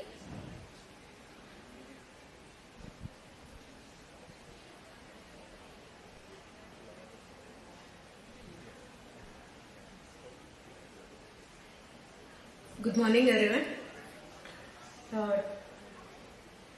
I am Renuka, research scholar from VTU CPGS Kalburgi. My presentation topic on a study on Article 371J, its impact on demographic and business growth in Kalburgi district. Introduction. Kalburgi in the Kalyana Karnataka region has many cultural and natural strengths, but it has remained backward in terms of economy. To improve this, the government started Article 371J in 2012. It gives special support to 6 backward districts, including Kalburgi, through reservations in education and jobs, extra funds and industrial benefits. This study looks at how Article 371J has helped business growth in Kalburgi and its impact on people and development. Review of literature. Article 371J helped improve infrastructure and skill in Kalburgi, but its impact on industries and private investment is still limited. Research shows problems like weak transport, lack of finance, and low awareness of Article 371J. Government jobs improved, but small business still struggle, and new business growth is very low. Scholars believe that Article 371J needs good governance, better infrastructure, clear policies, and private sector support for true regional development. And my objectives are, first objective is I want to check if people and business owners in Kalburgi are really getting the benefits of Article 371J. And second objective is I want to see how Article 371J it has helped in growth, like better roads, more investments, more jobs and business opportunities. Third objective is I want to find out what problems and delays are stopping it from fully helping business progresses in this region. And research methodology. I used a mixed method study, which means I use both the secondary data and qualitative insights. Data sources are collected government reports, policy documents on Article 371J, academic journals and research articles. Data analysis, quantitative fund allocation, literacy rates, business registrations, infrastructure development, in qualitative interviews, focus groups, and observation to assess policy impact and challenges. Hypothesis testing, Article 371J has no significant impact on business growth in Kalburgi. This is a null. And hypothesis 1, Article 371J has a significant positive impact on business growth in Kalburgi. It is alternative. Analysis and interpretation. Analysis. Secondary data shows improvements in infrastructure, education and employment in Kalburgi. Business growth remains limited with new registration increasing only slightly. Qualitative data highlights challenges like low awareness of Article 371J benefits, poor logistics and lack of skilled labor. Some sectors like IT and services shows potential for growth with better support. Ms. Renuka, kindly wrap up.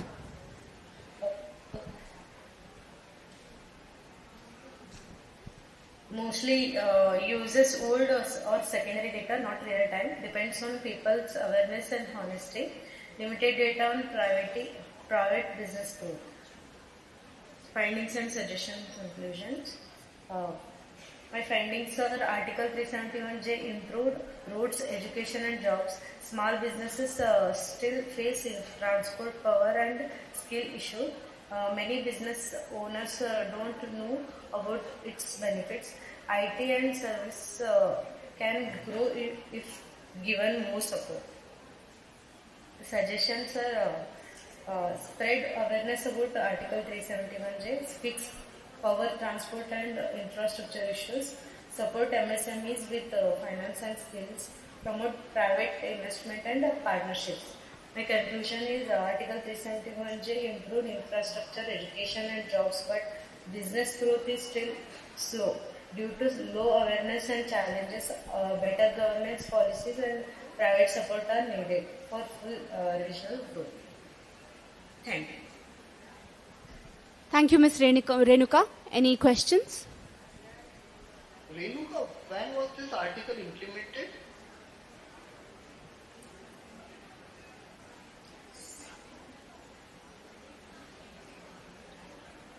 Hello?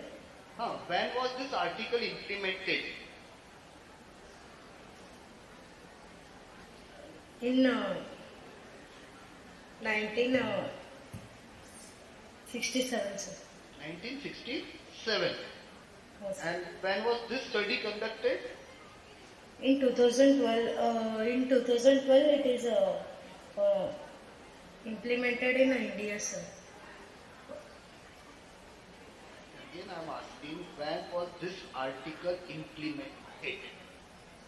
In 2012, sir. In 2012, this article was implemented in the concerned district. Yes? Yes, sir. Yes, sir. And when was your study done? Now only, sir. And what was the duration of the study? For the research purpose, sir. Last 2 months. Last 2 months, sir. In 2 months you did the study. Yes, sir. Yes, sir. So how you try to find out the impact of that particular article on different aspects, employment and all other aspects?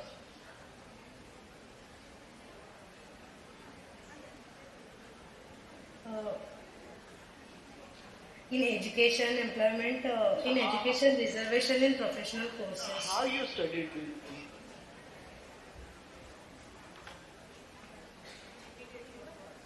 How I studied, sir?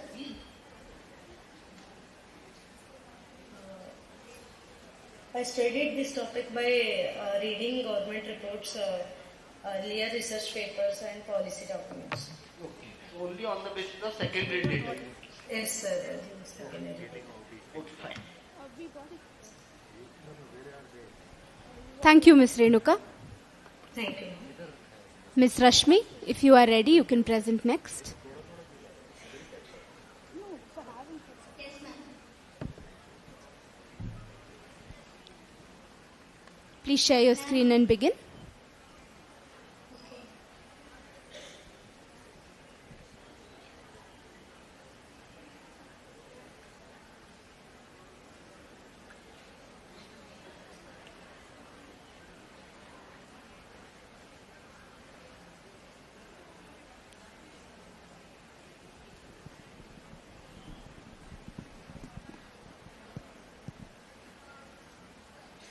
Can I start, ma'am? Start. Good morning, sir. I am Rashmi. Please share your PPT. We can only see the... thank you. Carry on. Okay, ma'am. Good morning, sir. I am Rashmi. Good morning, sir. I am Anusha. We are here to present our research paper titled Triggering Impulse, the effect of flash sales on online buying behavior among undergraduate and postgraduate students of Mangalore University. This study looks at how flash sales influences the students' online buying behavior and the role emotion play in this process. These are some of the research papers we referred to during our study, and we have clearly mentioned all of them in our research paper. By analyzing these papers, we identify the research gap. Now let's look into that. We found two main research gaps. They are, most of the studies are done in outside India and very few studies are focused on students. And then second one, emotional factors like arousal has not been studied enough in the context of the Indian student. So, our study aims to fill this gap. Based on these research gaps in mind, we set two objectives for our study. They are to analyze the impact of flash sales attributes on the online impulse buying behavior of students. And then second one, to examine the role of emotional arousal as a mediator between flash sales and impulse buying behavior. Then based on these objectives, we framed two hypotheses for our study. First hypothesis is, flash sales attributes do not have a significant positive influence on online impulse buying behavior among students. Then second one, emotional arousal does not mediate the relationship between flash sales and impulse buying behavior. To test these hypotheses, we designed a proper research methodology. Our study followed a quantitative and cross-sectional research design, and this study focused on undergraduate and postgraduate students of Mangalore University. We considered 30,000 population in the university, and according to Presse and Morgan's model, for the 30,000 population, we need 379 respondents. So we used purposive sampling to select students and collect data from 396 respondents to a structured questionnaire using the Google form. For analysis, we used R software. In that, Cronpass Alpha to check the reliability, and multiple regression to test the first hypothesis, and to test the second hypothesis, we used mediation analysis. Then in our study, we consider four types of variables. They are independent, dependent, mediating, and control variables. Independent variables include discount, time scarcity, product scarcity, and dependent variable impulse buying behavior. Then we consider mediator as emotional arousal, and control variable is gender, age group, education level, monthly income, online shopping frequency. Further will be continued by my teammate Anusha. Okay, next slide is all about the testings of hypothesis. The first hypothesis we consider, we use the Rashmi, you have one more minute. Regression analysis, and we got the answers as per is equal to 0.33. And the second hypothesis, we use the mediation result. According to this result, the partial mediations between the class sale as well as the buying behavior. So we got the answer 0.1. So both the hypotheses are rejected, and we accept the alternative hypothesis. And the next, analysis and interpretations. So in our studies, the classes strongly influences the students' buying decisions, and also scarcity is the biggest matters more than the discount values. And also emotional arousals like excitement, curiosity partially explain the class sales and lead to impulse buying. And both rational and emotional factors are combined to shape a student response. So these all are limitations of our studies. Okay, then future implications. The first point is the same study is conducted for the people for different age groups and it improve the generalizations. And the second one, exclude the psychological factor also because psychological reasons why people are buying in this interest. And the third one, conducting the long-term studies because see the effects of the classes on the long terms or short terms. So these all are main future implications of our studies. And then last things is finding suggestions and conclusions. So in our studies, the classes strongly influences the buying decisions of the students. And also discount limited times and also product scarcity. These all are make people to unplanned purchases. And also emotional erosions like partly explain the buying behavior. So both rational and emotional factors making what? Unplanned purchase of the student. So the classes is work very well, but it caused some problems. So it's all about our presentation. Finally, we want to conclude our presentation. Thanks for watching our session. Thank you, Rashmi and Anusha. Any questions, sir? Rashmi, this study was conducted for some specific products or it was more of generalized study? Generalization study. Generalized study. Yes, sir. And which age group of students you have considered for this? Undergraduate and postgraduate students, sir. So any suggestions that you would like to give to the students from this study? Students can didn't spend overspend for the purchase. What you're trying to say? Can you please repeat? Yes, sir.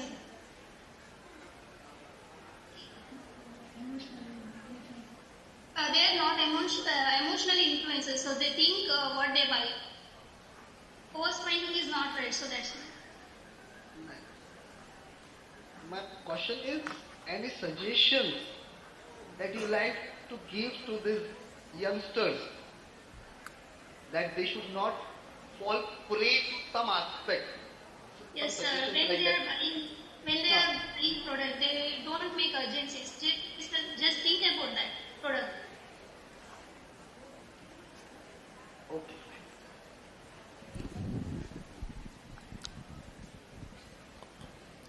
Rashmi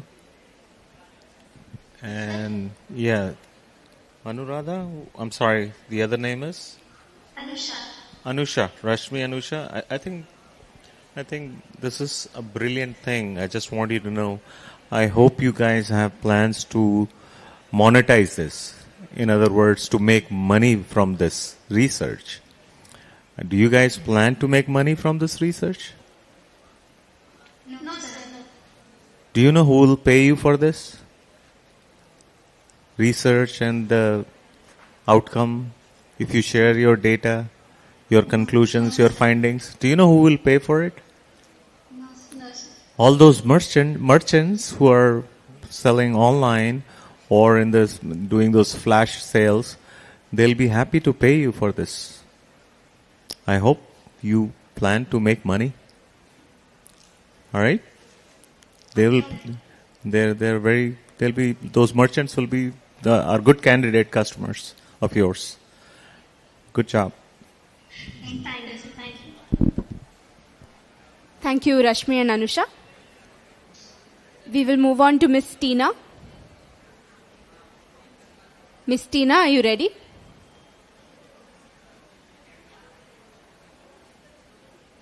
Miss Tina? Miss Nandini RG, if you are ready, we will take your presentation. Yes, kindly share your screen.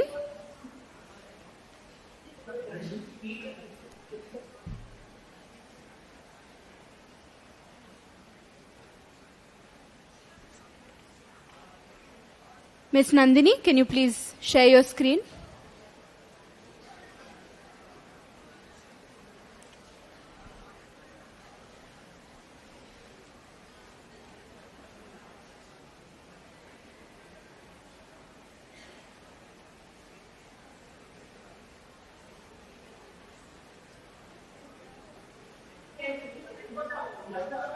Is my screen visible, ma'am? Yes, it's visible.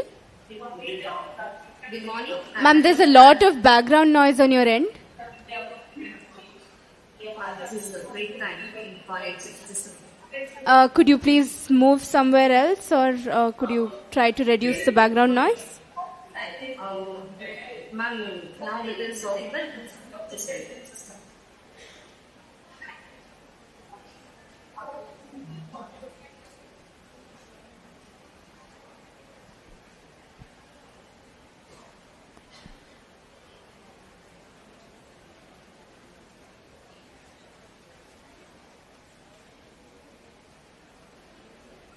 Hello. Am I audible, ma'am? Yes, much better. Please carry on. Yes. Very good morning. I'm Nandini RG. This is Paulu from St. Clara College. This is Central Commerce, Bangalore University, and the guidance of Dr. Safir Pashaya. And my today's presentation topic is preserving heritage, powering growth, GI products for Vikasit Bharat.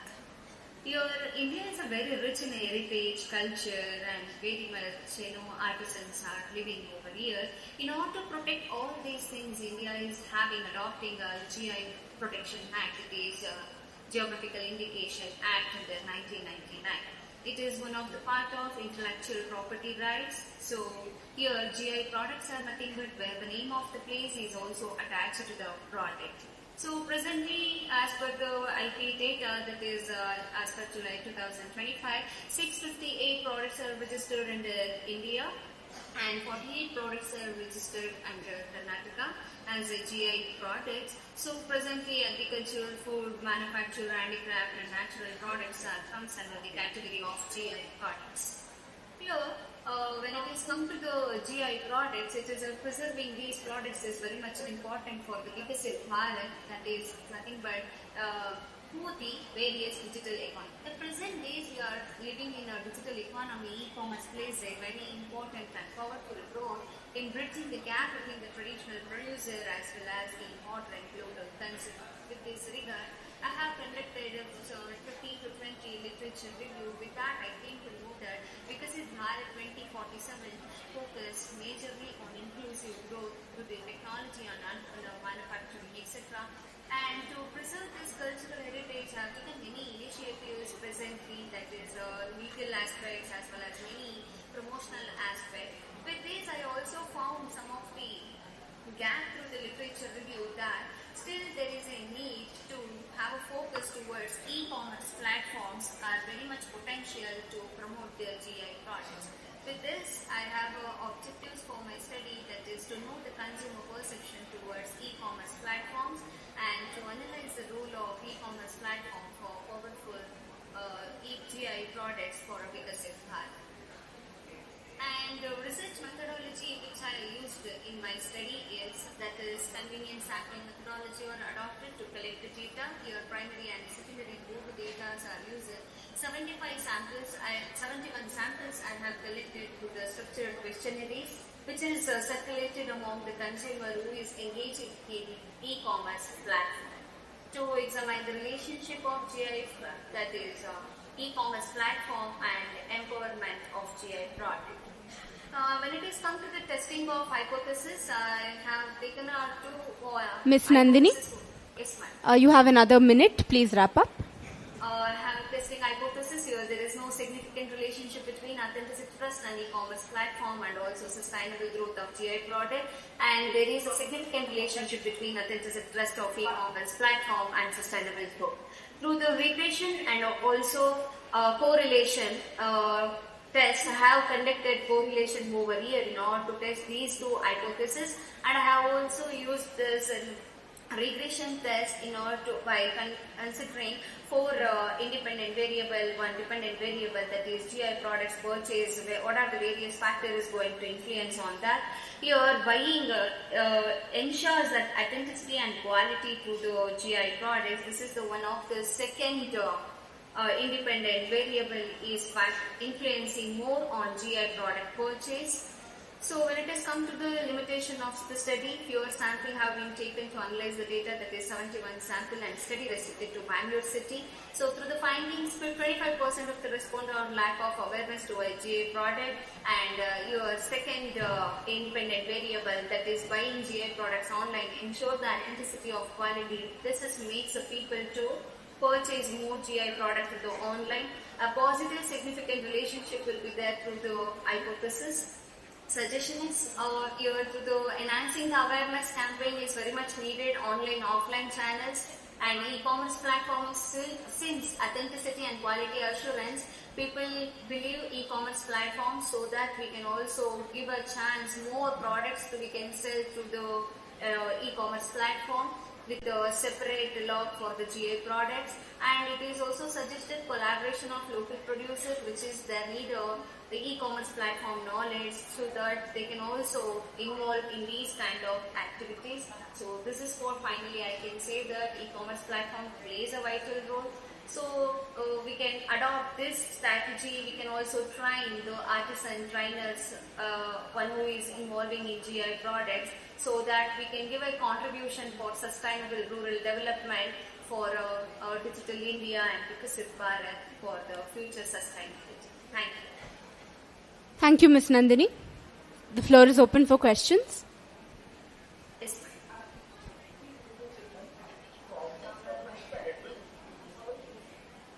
problem, sir. Sir, through the various literature review, I came to know that there is a need to study of e-commerce platform, how it is going to impact on, Viksit Bharat, especially how this can contribute to the GI products.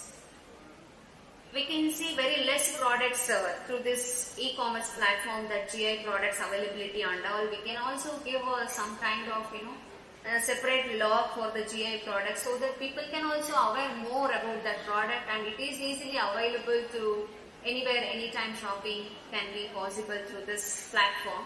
So I suggest this platform also we can use for the Viksit Bharat, since it is an inclusive growth of through the technology. We can use this e-commerce platform to create awareness and also give more publicity of this product.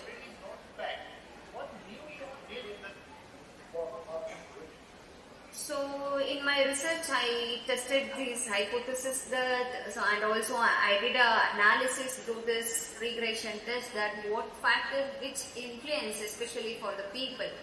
Through these two objectives, I am able to identify consumer perception towards e-commerce platform, towards the GI product. That shows that with the 4 independent variable. Second variable is identifying that buying GI products online ensure authenticity and quality. People is trusting authenticity and quality of products are available through online, so that this factor influencing more on GI product purchase, so that your testing hypothesis also proving that there is a relationship between authenticity trust of GI platform, and also that can bring a sustainable growth for GI products. This is what my testing and data analysis and interpretation. With this, I came with this suggestion. Here is the announcement from Physical Education Department. The scheduled annual athletic meet.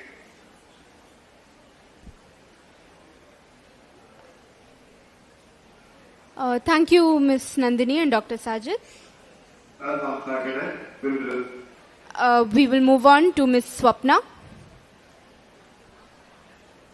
Ms. Swapna. Yes, ma'am. Yes, kindly share your screen and begin your presentation. You hear me, ma'am? Yes, you are audible. Thank you.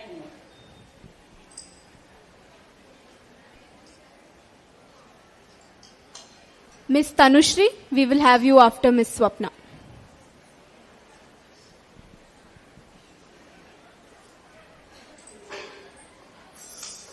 Good morning. Is my screen sharing? Is my screen visible, ma'am? Yes, it is visible. Please continue. Good morning. The title of my paper is Bridging the Gap international HRM strategies to combat global unemployment.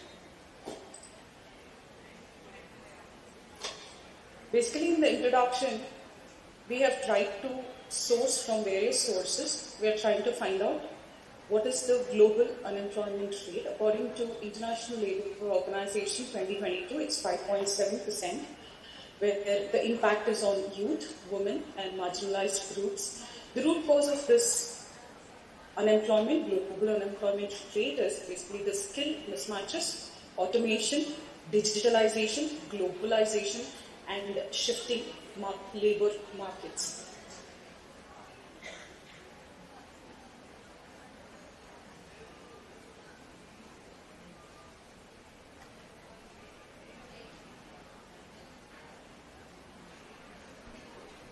Ms. Swapna? Ms. Swapna, are you there?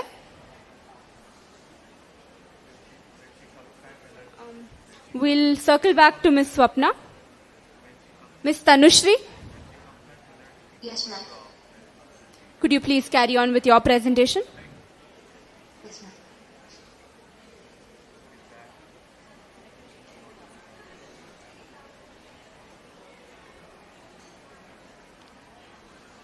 Ms. Tanushri, can you please share your screen? I have shared, ma'am. It's not visible. One second.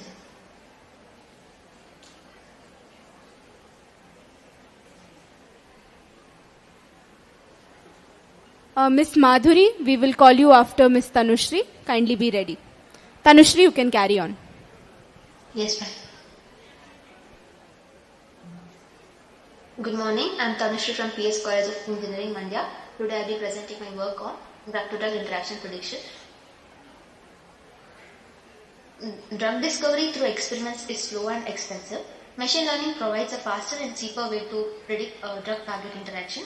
In this work, I used algorithms like KNN, naive-Bayes, decision tree, logistic regression, and SVM. Next comes review of literature. Early studies show that deep learning and ensemble models improve accuracy in drug target predictions. For example, random forest and transfer learning methods have given strong results. This guided me to apply the ML techniques in my study. Next comes objective of the study. My main objective were to build a model that identifies the drug target interactions to make drug discovery more efficient, and to create an automated systems that can help report the existing drugs.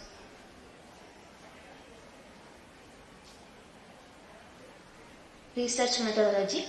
I followed a steps process like first collecting a drug and the protein data from the jumbled data set, then pre-processing it to extract features. Next, training of the ML models like SVM, KNN, logistic regression, decision tree, and the naive-Bayes. Next, the evaluation of the trained model by the accuracy, precision, recall, and F1 score and all. So next comes the deployment, the web interface for prediction. Next, testing of hypothesis. Like I tested models on imbalanced data. My data set was imbalanced. That gave a high accuracy but were biased. After balancing the data, the logistic regression achieved 95.6% of the accuracy with high recall, with better detecting active interactions. Next come analysis and interpretations. Imbalance data set bias model towards inactive samples. Balancing improved fairness and clinical relevance. Logistic regression proved most robust after balancing. So, balancing the dataset made the results more reliable and clinically useful. Among all the models, logistic regression performed the best, and both logical regression and the naive-Bayes showed the improved in ROC and AUC values. And for the paper, the limitations of the study comes, the dataset was imbalanced, so it impacted the performance. Next, traditional ML models depend on feature engineering, and some of the deep learning, like Podbud model was used. It didn't give that promising results. And findings, session, conclusion. The key findings are the logistic regression performed best and balance improved the fairness. I suggest exploring deep learning models graphical neural networking, and transformers with a large data set. And in conclusion, machine learning provide the cost-efficient tools for DTI. The system aids faster, reliable drug discovery. Thank you.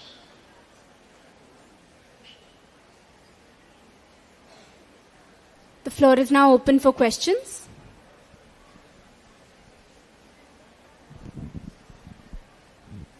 Hello? Yeah. What made you do this study? Sir? What motivated you to do this study?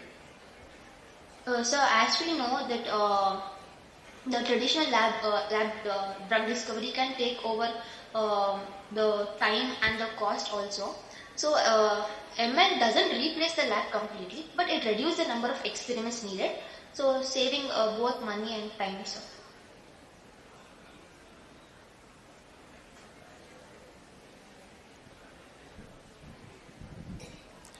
Hi Tanushri, this is Shyam.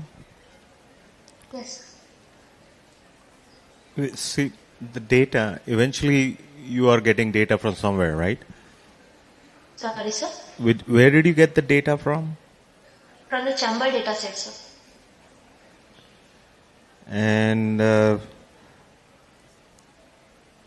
when you say you created a model, you used KNN, SVM and all that, right? So how did you create a model? Like, can you share a little bit of that? Like, what tool you used for modeling?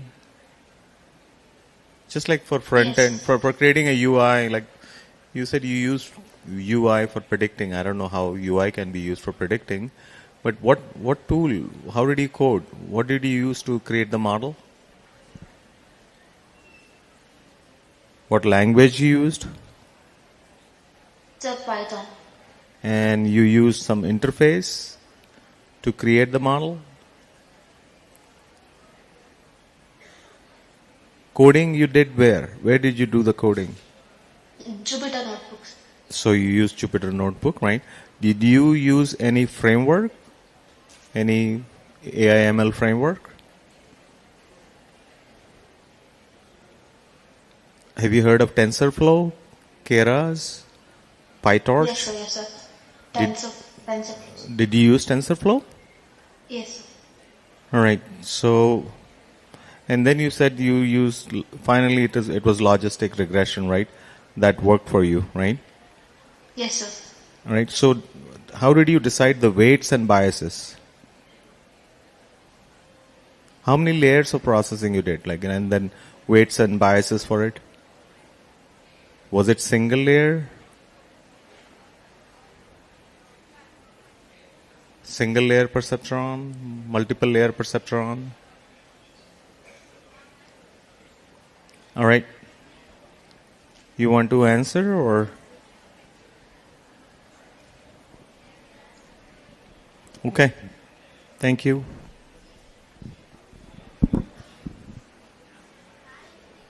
Thank you, Ms. Tanushri.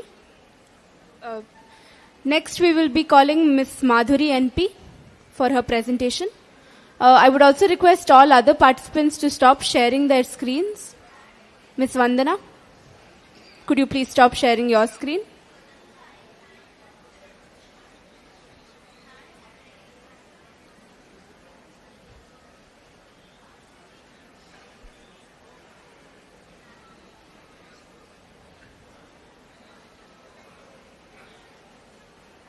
Ms. Madhuri, you are not audible. Yes, ma'am. Yeah. Good morning, everybody. Ma'am, could you tell me if my screen is visible? Yes, it's visible. Yes, okay. Good morning to everyone. My topic is from the domain of ESG in banking sector. The title says it is ESG Profitability Nexus, which is talking about the green lending practices in the Indian private bank sector. As we all know, there's too much of importance today for sustainability. When we're talking in terms of ESG, banking plays a pivotal role in the finance sector. While green lending green lending is not a way too old topic, while just a decade one, which is talking about how credit, in terms of credit, it is contributing to environment sustainable projects. And in Indian context, when we are talking about lending purpose, RBI and SEBI initiatives are talking and giving a lot of regulatory frameworks for the banks in order to make the lend the loans. And in this research of mine, I'm focusing on a few private sectors that I have chosen, and it's ESG reports and sustainable finance practices. And while the green finance, though it is a not so new, neither an old topic, it is definitely contributing to enhance the bank's reputation, investors' trust, and long-term competitiveness. So ultimately, I'm trying to tell everybody that the study is bridging the gap by telling us how the ESG practices and its disclosure is linking with the profitability in Indian private bank sectors. And most of the studies from past 10 years to 2025, almost like a sumptuous amount of papers have gone through, and I have also found out that there was 90% of the non-negative ESG profitability link that was showing. But when we're talking about the recent study, it is telling that ESG performance has strongly affected the financial outcomes in the current year than in the past years, especially in terms of private banks, which are more proactive in ESG sector than the public sector. There are a lot of other research papers which are talking both the negative influence and positive influence of the green lending percentage on the banks. My objective of the study is to study the trends in green lending and ESG disclosure, and to analyze the relationship between green lending and profitability, to assess ESG maturity and its role in the institutional resilience. I have done a pure secondary data research, which is descriptive and analytics. I have considered a few annual reports, BRSR reports, ESG reports for the past 5 years, 24 to a certain extent, because ESG reports, disclosure reports and rankings were not available for all the banks that I have chosen. And I have also used descriptive statistics, trend and correlation analysis. My hypothesis is telling that green lending is positively impacting the financial performance, while my second hypothesis talks about higher ESG disclosure is associated with improved profitability, while my result is telling that in comparison of all the 4 banks, there is a weak short-term correlation between green lending and profitability. However, the ESG maturity shows that there are long-term benefits. My analysis and interpretation is telling that green lending is totally under 1.5% of the total advances that the banks are making. And also ESG disclosure has improved post BRSR by RBI and the SEBI, and Axis and IDFCs are the first one to lead in this. Profitability trends are varied across the banks in terms of both green lending, ROA and ROE calculations. And there's a weak short-term link between green lending and profitability. There's a long-term ESG adoption which is linked to resilience and stability, which means that though the relation is weak, there is a weak correlation, but ESG disclosure reports are definitely acting as a strong base for acting as a linkage towards earning the profitability and also maintaining the resilience. Ms. Madhuri, please wrap up. Yes, ma'am. Okay. Ma'am, can I just tell the findings and suggestions? Sure. You have a minute. Please wrap up. Yes. So the suggestions I'm going to majorly focus was on there is no standard definition of green lending or from any of the bodies, and they have to definitely improve on the transparency by making it compulsory for all the fields, and also there is a strong recommendation regarding the third-party assurance for ESG data, which has to promote the long-term strategic alignment. And as we are talking about the limitation, there is no green lending uniform disclosure, and ESG disclosure is not compulsory, and it takes only the stakeholders' perception. And in this study, I have focused only on the 4 banks for the past 5 years. Thank you. Thank you, Ms. Madhuri. The floor is open for questions.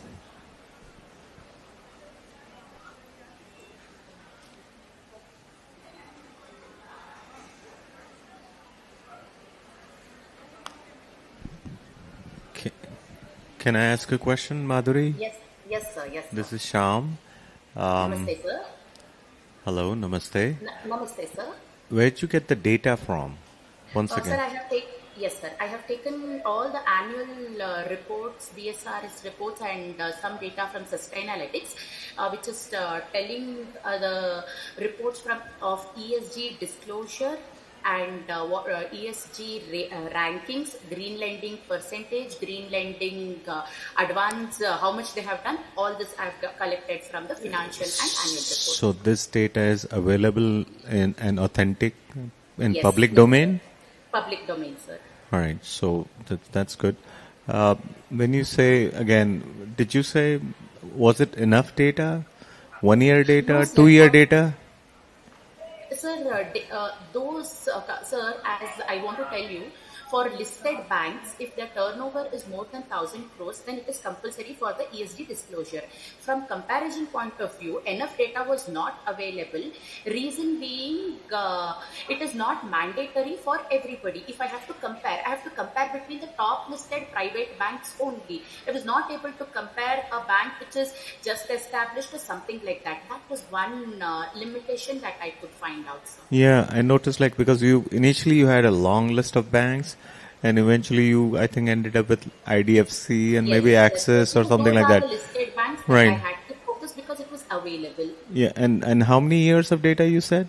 5 years, sir, 5 years. And 24 I wanted to take. I have just incorporated a few in the paper that I have submitted, but not for all the banks. ESG disclosure rankings were specific. Okay, yeah, because trend analysis for things like this is complicated, and it really totally relies on data and the facts, and unless you have the data points, yeah. All right, but good job, very nicely explained. Thank you. Thank you, sir. Thank you. Thank you, Ms. Thank you, Madhuri. everybody. Thank you for the opportunity. Thank you, Ms. Madhuri. We will now have Ms. Swapna. If your technical issues have been resolved, kindly share your screen and join us for the presentation. Ms. Madhuri, you can stop sharing your screen and you can turn off your video. Ms. Swapna, due to your low bandwidth, it's okay if you keep your video off. You can just present.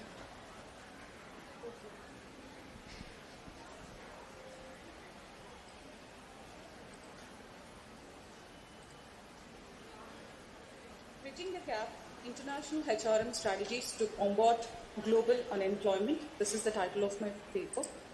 In introduction, we have tried to assess, as per International Labour Organization 2022, it's 5.7% of global unemployment rate. Impact on youth, women, and marginalized groups. The root cause of this global unemployment rate is skill mismatches, automation, digitalization, globalization, and shifting labor markets. International HRM, a strategic framework which can build a resilient and inclusive labor markets. In the review of literature, we've tried to focus more on digital transformation, lifelong learning, global and local HR balance, talent mobility, inclusive HR practices, where these were the 5 aspects which was, focused more on, and also we have tried to. The objectives of the study is to examine the role of international HRM in addressing global unemployment, identify strategic HR practices, enhances employability, evaluating policy practice linkages across regions, proposing integrative international HRM model for sustainable labor markets. The research methodology adopted for the study is basically systematic review approach from various sources, Google Scholar, directory of open access journals. The year covered for the study is 2015 to 2023, basically pure reviewed papers, articles and journals, close to 25 articles. Basically, it's a thematic synthesis of recurring strategies and outcomes. The analysis and interpretation, 5 core international HRM strategies. The first one is upskilling and capacity building, which focuses on employability and entrepreneurship, cross-cultural leadership, inclusivity and adaptability. The third one is international talent mobility, bridging skill gaps, inclusive HR practices, equity and innovation, digital integration and remote work for the workforce, the flexibility and access to the workforce. The limitations of the study is basically the complete reliance on secondary data, limited representation of developing economies. The time-bound study is only from 2015 to 2023, excluding non-English papers, and fast-changing nature of technology and labor markets.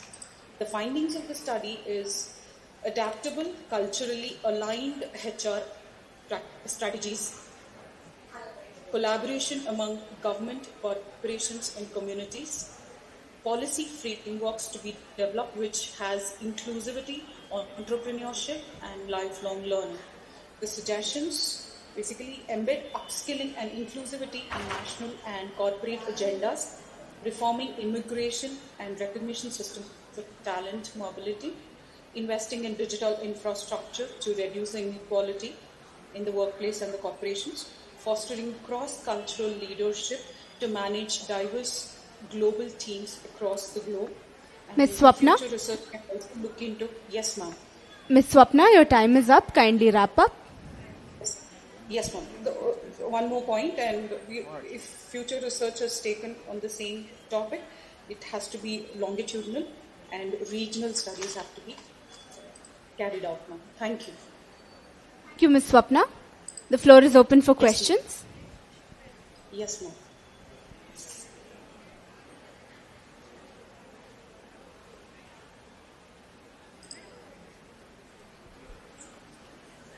Are there any questions?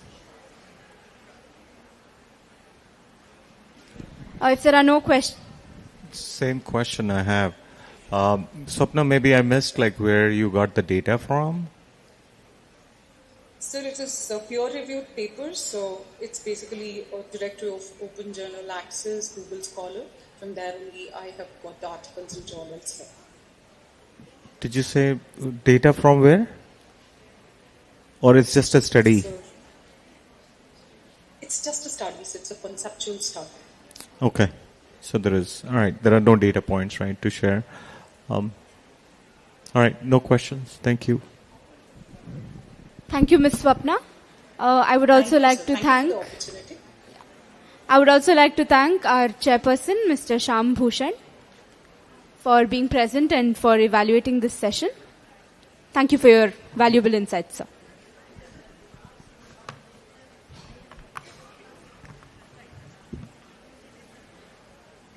We will proceed.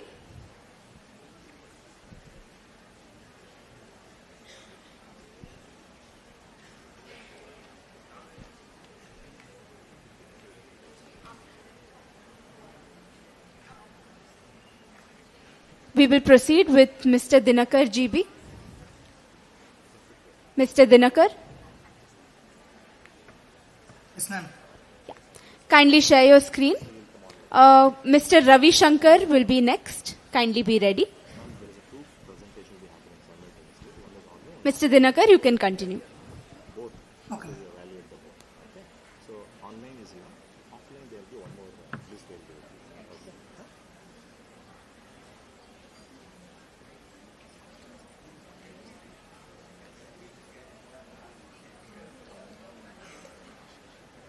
Good morning, everyone. Myself Dinaka GB from PS College of Engineering, Mandya, and my research is network intrusion detection system, where in cybersecurity threat are rapidly increasing in the real-time system, where we need to take care of our data in a secure manner, so that the transmission which is happening in our data needs to be secured and transmitted in a very significant way, where in the traditional IDS rely on the rule or signature matching, but it fails in evolving attacks, whereas in ML approaches it is high of accuracy and adaptivity with focusing on pre-processing, feature selection and model training, whereas the LSTM hybrid captures practical and temporal patterns, whereas it matches the real-time system with the the older system, which challenges the anomaly detection, which needs to be detected and solving for data which needs to be secured.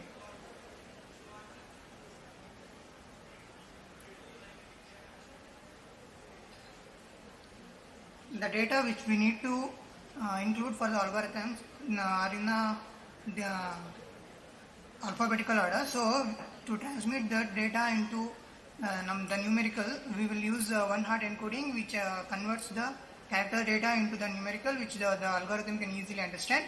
And by using the ANOVA F-test and recursive feature elimination, we will reduce the features which are in a larger size to reduce to 10 numbers, so that the algorithm can work fluently. Random forest and SVM are the models which we have developed by using the Python and Jupyter notebook. Set methodology, the KDD and CIS IDS is the data set which we have used in this project. One-hot encoding and normalization are the pre-processing which we use to reduce the number of data which we are giving for the algorithms. ANOVA F-test and random forest environment is the future selection algorithms. ML improves IDS accuracy compared to the traditional methods, whereas the random forest got the 97% accuracy and the SVM got 97.88 accuracy. By using the 10-fold cross-validation, confirmed the robustness. The traditional ML struggles with the unseen threats, where the possibility of identifying the next threat is very difficult in the earlier days, but now it is easy for detecting threats which the transmission can happen. Findings: the SVM got the highest accuracy, whereas the future selection improved efficiency and reduced computation. The suggestion is to explore advanced machine learning algorithms, so that we will be updated in our project. Use larger and diverse data set for the stronger generalizations. Conclusion: IDS with ML improves accuracy, scalability and adaptability. That's it. Thank you.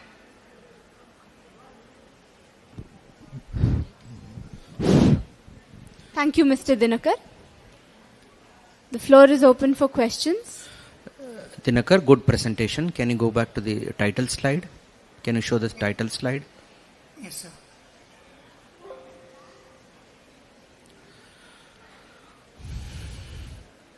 See, you said that you have taken the data from different sources. Yes, sir. So, how you connect those data to the study? Here, networking institutions, always it is for that purpose itself.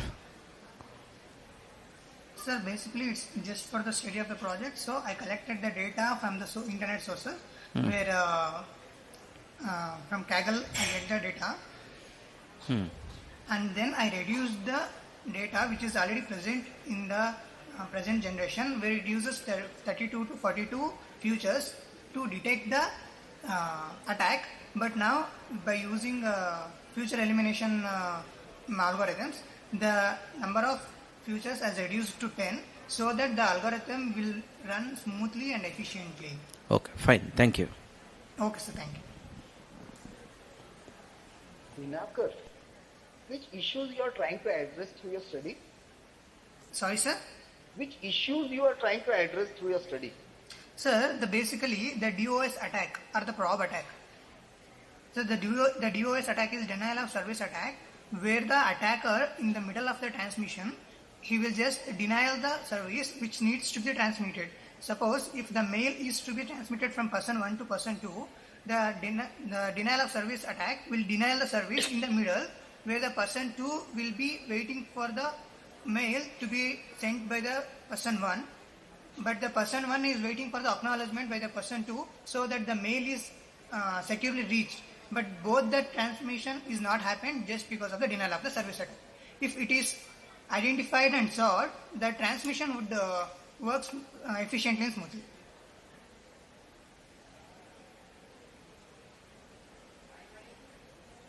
Okay. Okay, thank you, sir.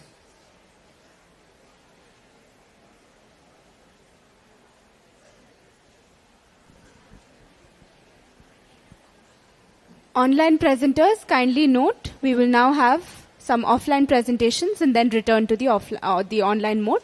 Please stay on call and watch the offline presentations.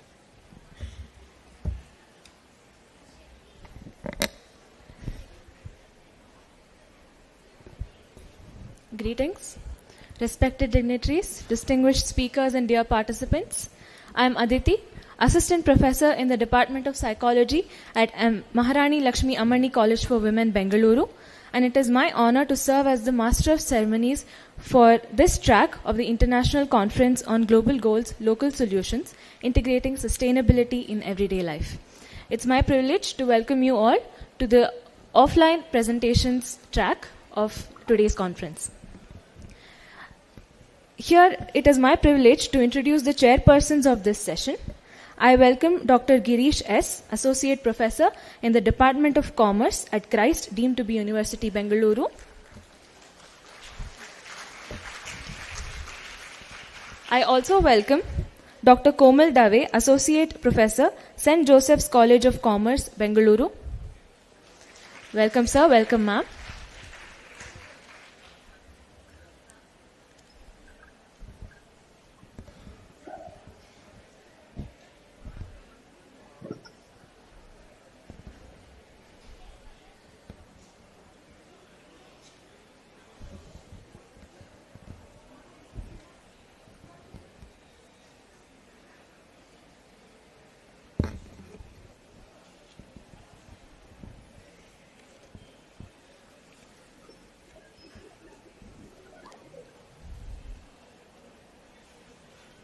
It is my pleasure to introduce Dr. S. Girish, Associate Professor in the Department of Commerce at Christ, deemed to be University, Bengaluru.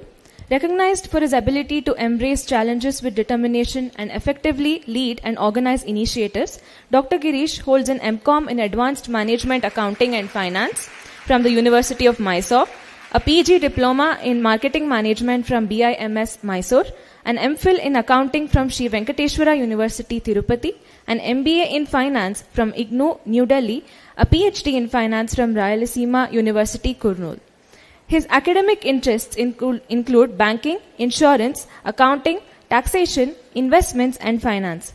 He has presented and participated in several state, national, and international conferences, published widely in reputed journals, authored textbooks, and international monograph, and guided PhD scholars.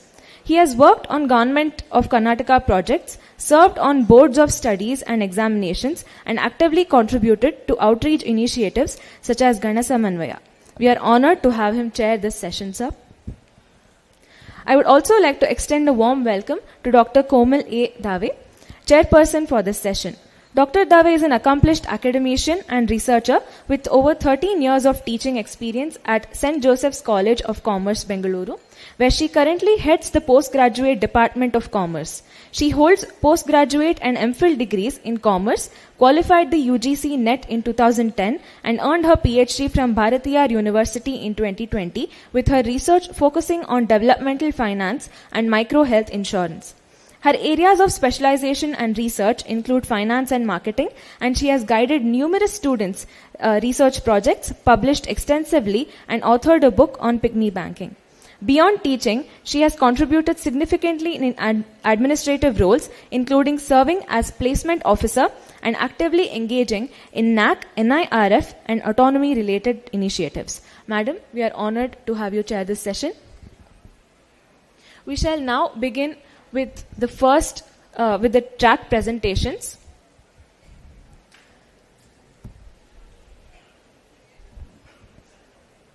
May I have Ms. Palguni Bhatt to deliver her presentation?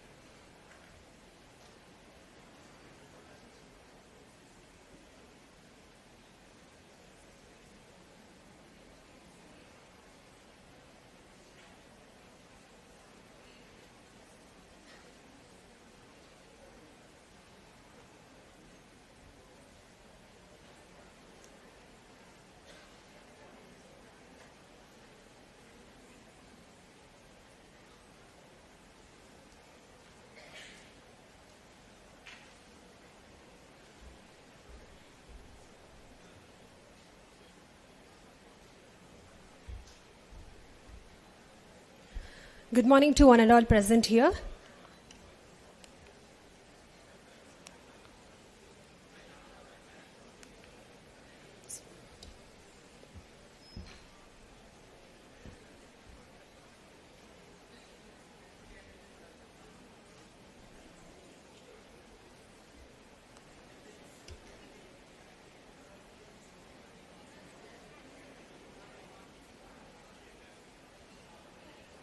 Good morning to one and all present here. I am N.S. Palguni Bhatt, Assistant Professor, Department of Microbiology, Maharani Lakshmi Ammani College. My study of paper is Agnihotra and Sustainable Health, a traditional yet antibacterial method for air and water purification. So we need to understand what exactly is Agnihotra. Agnihotra is a forgotten Indian tradition in Indian households, which we have come across different kinds of yagnas and homas that is to be followed in our country. And this is one of the minimalistic kind of yagna or homa that was conducted. And now also in certain households, it is of a practice. We just find it to be a ritual, but when the fumes of this particular Agnihotra is there in the air, it is going to give lot of benefits to the environment, to the air. So there are listed benefits on the screen if you are able to see. The fumes usually will be able to reduce the microbial load, the contaminants, and primarily the ashes that we obtain after Agnihotra that is being done, that can be used as organic manure for plants. And there is lot of significance how the Agnihotra is being performed.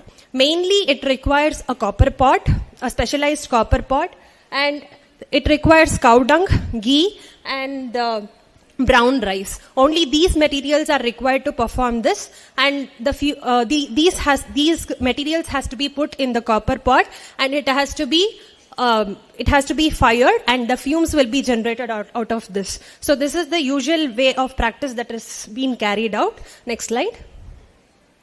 So I have referred to many resources saying that it is the fumes of Agnihotra will reduce the SOx level in the air, and it will also be able to it will also be able to reduce the emissions, pollutants in the air.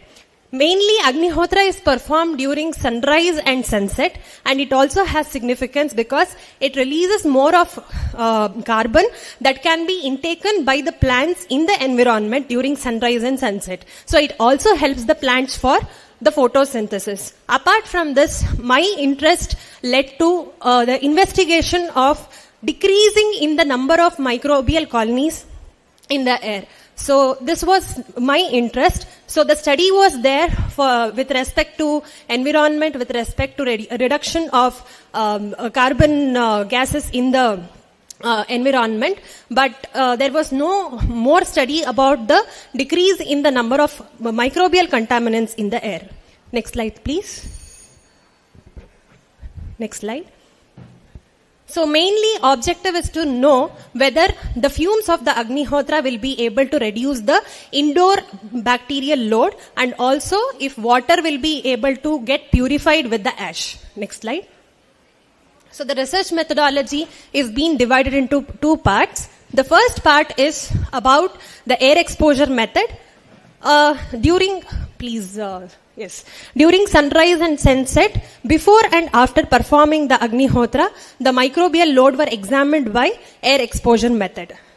So it was conducted in room, hall, kitchen, and then the nutrient agar plates, which will encourage the growth of bacteria, will be able to capture the bacteria, and then it was incubated for 24 hours in 37 degrees Celsius. This was the first part of the experiment. And the second part, the collected ash from the Agnihotra was mixed with one of the tumbler which contained tap water. So that was then examined for the number of colonies, number of microbial load using the serial dilution method. The ash was mixed with water, incubated for 24 hours. So those two beakers, one is mixed with water, and the water which is not containing the ash. So this was serially diluted, and again the last three steps were followed to know if there will be differences in the microbial population. Next slide, please. So the result. So the first graph shows the number of the difference in the number of colonies that is performed in hall, kitchen, and room. So there was completely 93.08% of decrease in the microbial load when it was performed during sunrise, and 94.07% of decrease in the microbial load before and after during the sunset. So that was the percentage of decrease in the colonies. Next animation. And we also analyzed for gram-positive and gram-negative bacteria that was obtained. So gram-positive bacteria was more and gram-negative bacteria was less. This also plays a very important role in influencing for pathogenicity in the air.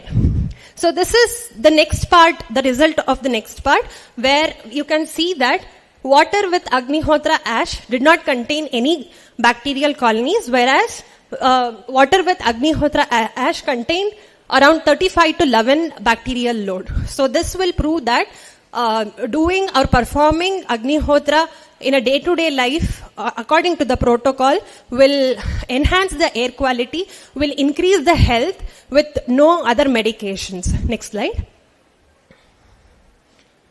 So the limitations of the study here is we did not go till the genus and species level, and the location was only at one particular place, and then biochemical analysis of bacteria was not conducted. That could be continued for the future studies. So the conclusion here is this study showed that both gram-positive and gram-negative bacteria could be eliminated, which also eliminates the effectivity in air. And it is also found to be beneficial for the entire factors of environmental suiting for SDGs of good health and well-being, 6th SDG goal, that is clean water and sanitation, and 13th one climatic action of all SDGs. So the materials which is required for performing Agnihotras is also very cost effective, and the method is also which will carry out for about 3 to 5 minutes. So performing this every day will be able to eliminate the pollution along with the microbial load in the households. So this is the conclusion that I can give for my presentation. Thank you.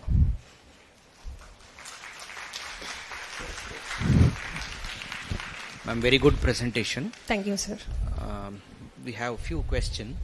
One, ma'am, how you came to know about this Agnihotra?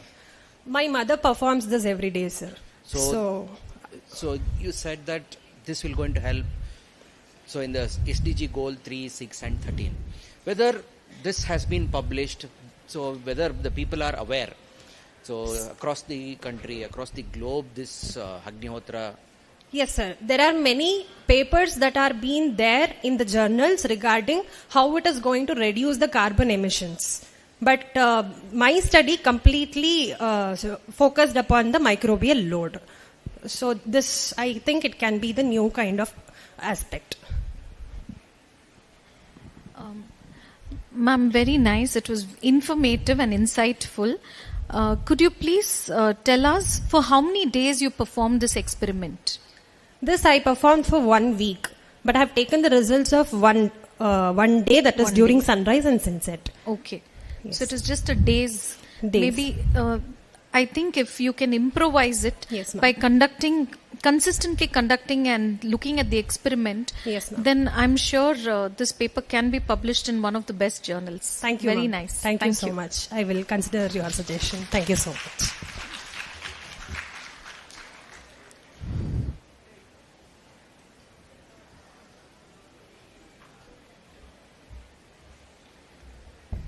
Thank you, ma'am, for your presentation.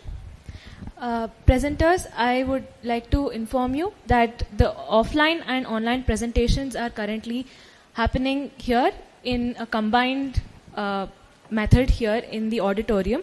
I request all the offline presenters to kindly be seated in the auditorium. I shall call out your names and then you can come and present. Your PPTs are ready, and once your names are called out, the PPTs will be presented.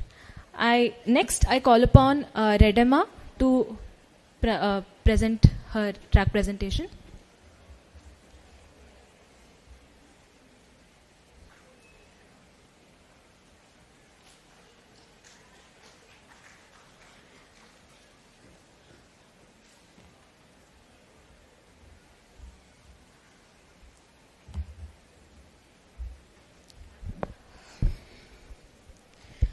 Good morning.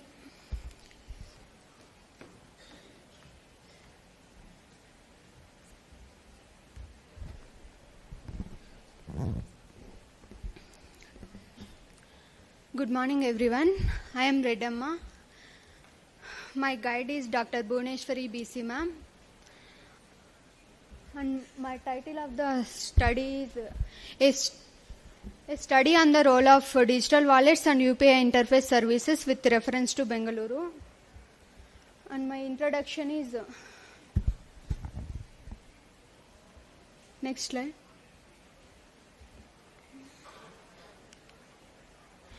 And my introduction is digital wallets and UPI interface services are the online transaction tools. It makes the transaction easy and fast and secure the transaction and the data.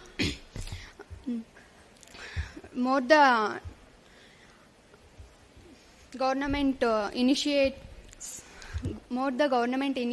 like Make in India and demonetization and the COVID-19 increases the online transactions, and thus many challenges are included like app errors, network issues, and lack of awareness, lack of merchant acceptance, and lack of satisfaction, etc. Some of the digital wallets and UPI interface services examples are UPI and PhonePe, Google Pay, Beam UPI and Amazon Pay, etc. And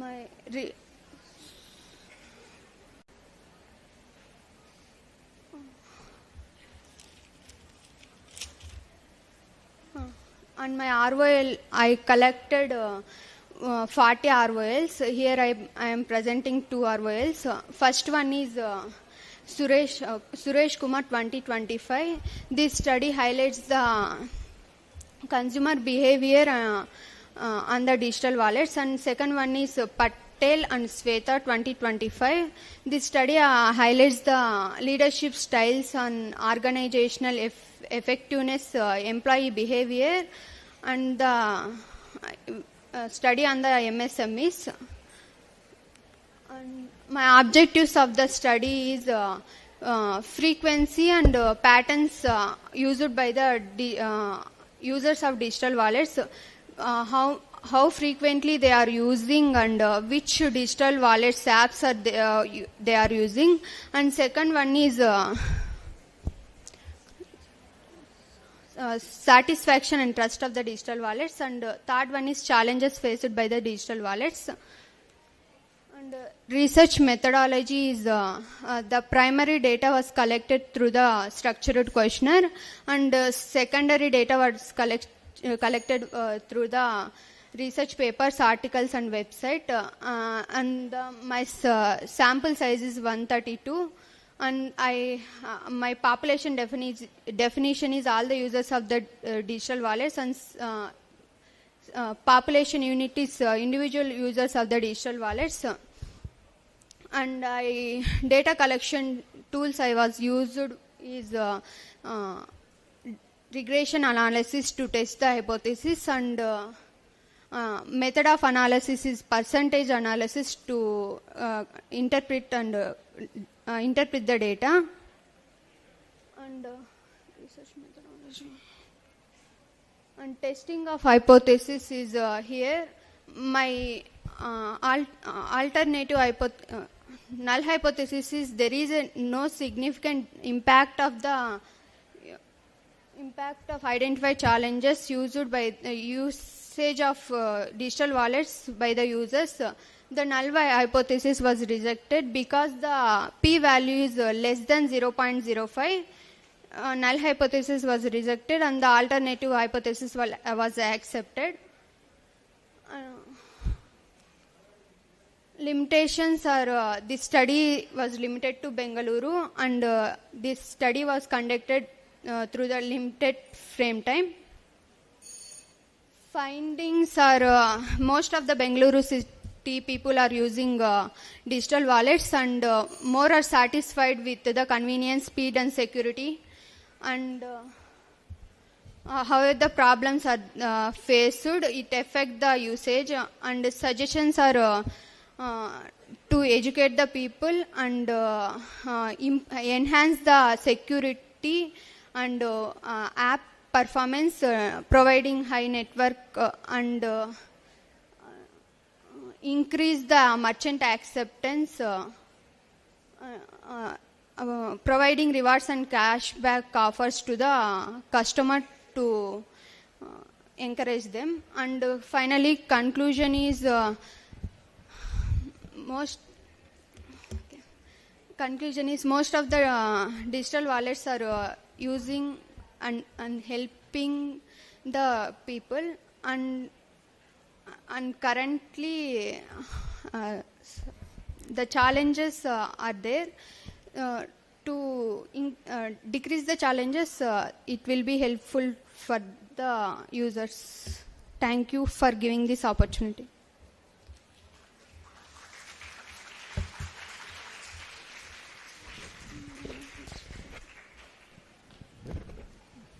Reddy Amma, so very good presentation. Thank you, sir. So you said that you have taken few UPI for your study, and your sample is 132. So you have done the analysis for 132 by giving the structured questionnaire. So 132, you have considered all the population in the sense boys, girls, or male, female, of all the age group? Yes, sir.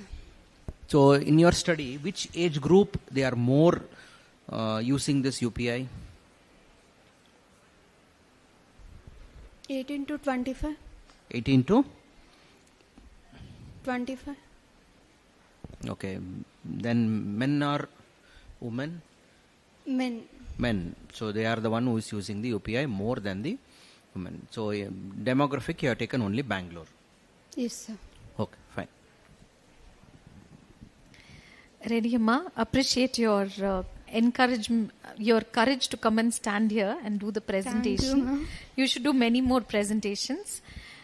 So what inspired you to take up this topic? Nowadays, digital transactions are trendy. So, okay. What is the difference between digital wallet and UPI, right? You've included both. Is there any difference between the two? yes, ma'am, there is a difference. Digital wallets are the information storage, ma'am. UPI transactions are the bank-to-bank linkage, ma'am. It provides the transaction very fast. Thank you. Thank you, ma'am. Thank you, one and all. Good, ma'am.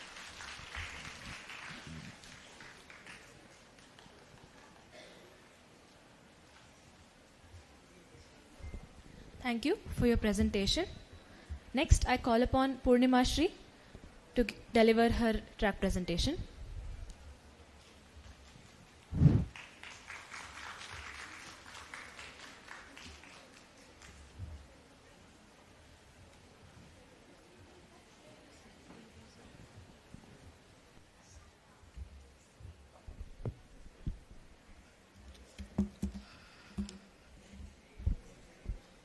Good afternoon, everybody.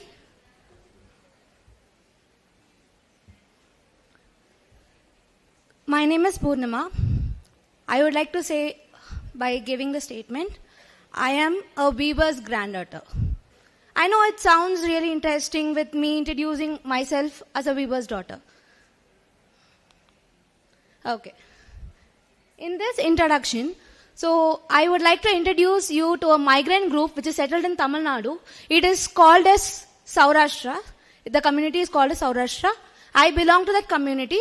300 years back, the migrant group migrated from Gujarat and settled in Tamil Nadu eventually. Their migratory path has crossed through different states from southern India, including Karnataka, Goa, Andhra Pradesh, and Tamil Nadu.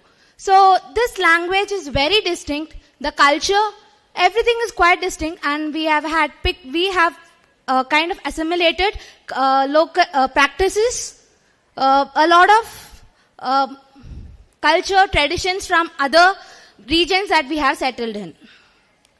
Primarily, this group is settled in Madurai and larger parts of Tamil Nadu. They are spread across Karnataka, Andhra Pradesh, present-day Telangana and Andhra, and Tamil Nadu. In Tamil Nadu, the primary cities where you can find them are Madurai, Tanjavur, Ramanathapuram, Kumbakonam, and they are spread out across. Now, why am I speaking here? So, here I have done an autoethnographic study.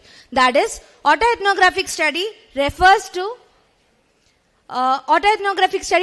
to me being a part of a cultural group, looking at my own experiences and the cultural experience of the community and doing an ethnographic study so that we get both an insider perspective and also getting to know, placing these perspectives into a broader social and cultural context. Now,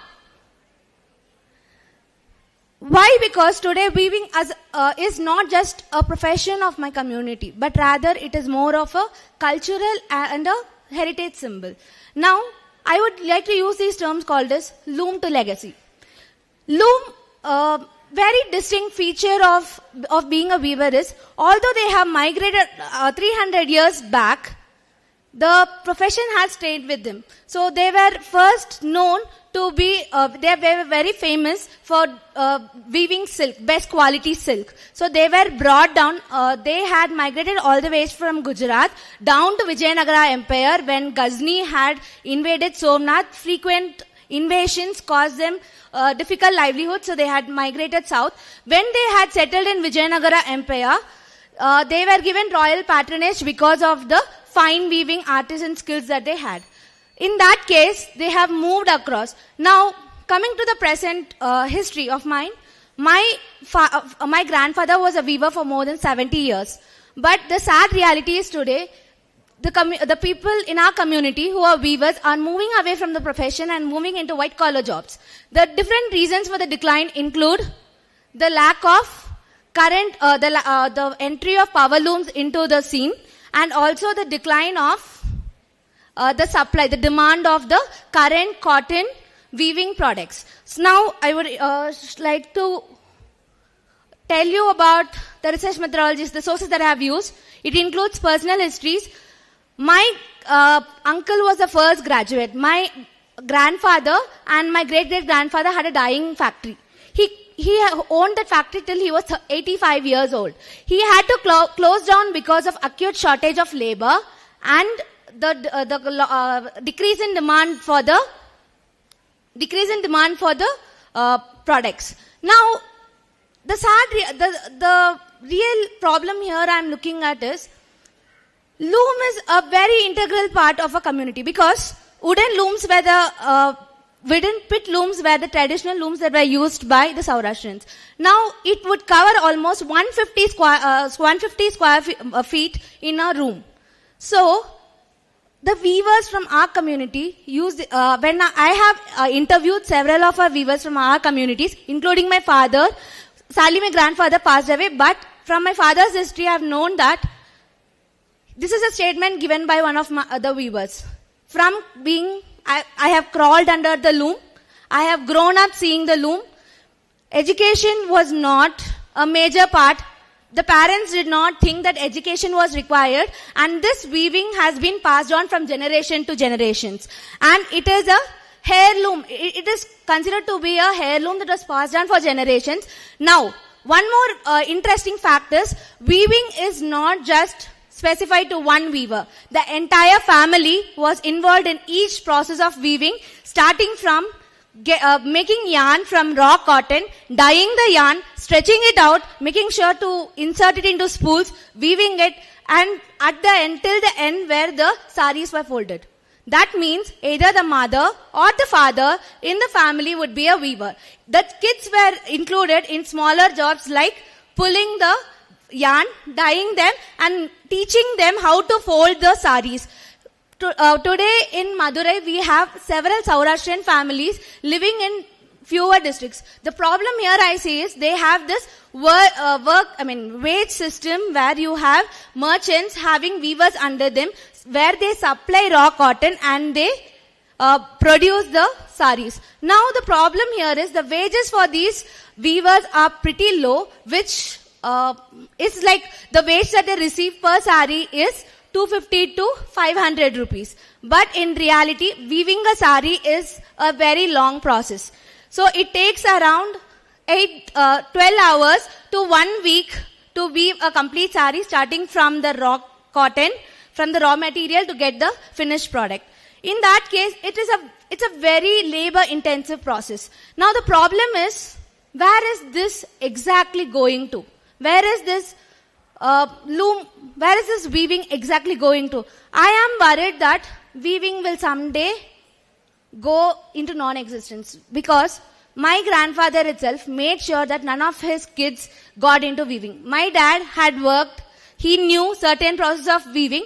Very interesting fact is, all the technical terms of weaving has a term in Saurashtra, including there are several terms in Saurashtra itself, which is actually a technical term of weaving. So it has been embossed through generations. So it's a small community. Loom, the thing is, more or less also this weaving is actually a communal kind of an activity, because not one family is involved in the entire process. Several families together, they make sure that this entire process is being done, including making into spools, stretching out the yarn, and it is done on streets.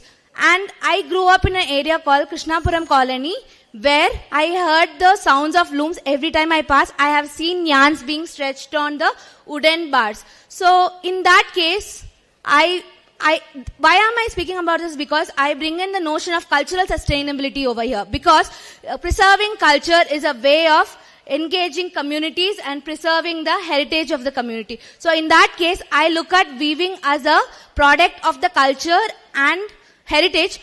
We have to take steps to make sure we document, archive, and bring in more policies to improve the conditions of the weavers, making sure that they get fair wages and the process of weaving, the profession of weaving is continued and passed on to future generations. That's the end of my talk. Thank you so much for giving an opportunity.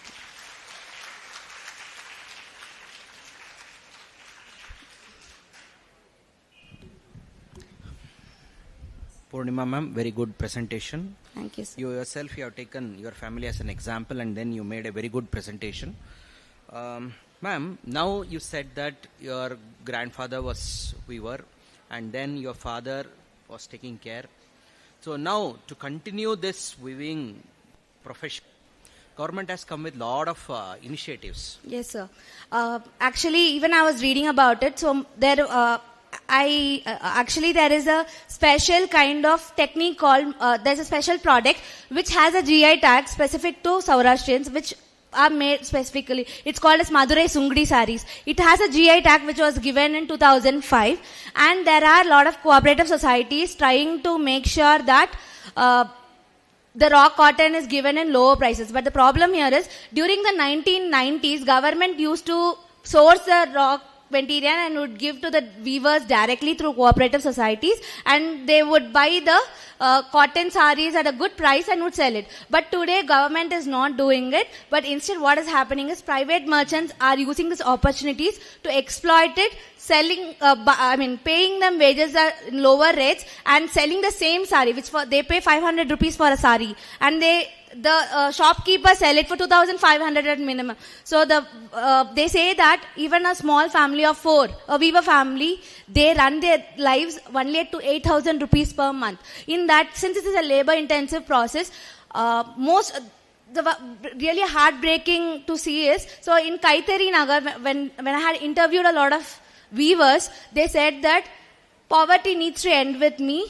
I do not want my children to suffer. So what has happened is, weavers are not teaching, present day weavers are not teaching that profession to their kids, because they know that right now weaving, yes, handloom, as government is bringing in more policies and a lot of measures to promote it, but still I do not know how much has it reached the weavers in present day. I hope it improves in the future. Well, Ms. Purnima Shri, very nice area of interest. You know, you're making sure that there's awareness created, and it's surely about sustainability. From what I understand, I think it's an incomplete. Have you completed the paper? Yes, ma'am. I have to just include, since because of time constraints, yes, I had a lot of personal elements coming through. Since I had time limitation, I could not share it here. But in the paper, I have vividly described the traditional process of weaving and how it has fallen, along with what kind of measures and how is it necessary to become a part of, what are the measures to make it more viable and take it into future for future generations. Sure. It will be nice if you can convert it into an article and publish, so that more and more people realize that it's important to make sure that these skills don't die. Yes, ma'am. Yeah. Thank you. Thank you so much, ma'am. One more small request: whenever you buy a cotton sungdi sari, remember that the tie-dye technique that you know today, they have been doing it for centuries. So again, it's an Indian skill. So let's appreciate the local artisans and purchase handloom products. Thank you, everybody. Have a good day.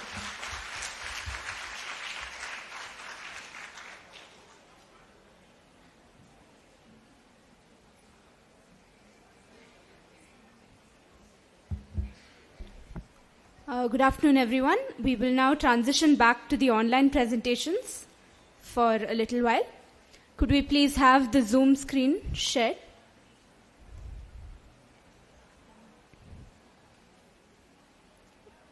Online presenters, Mr. R. Ravi Shankar, are you ready with your presentation?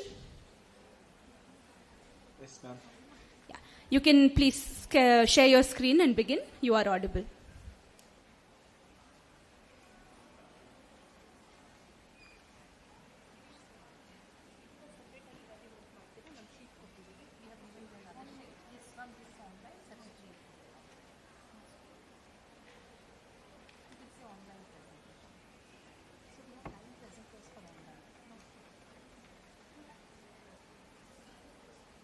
Good afternoon, everyone. Good afternoon, everyone. Myself, Ravi Shankar. Today, I am going to publish the paper of speech sound disorder.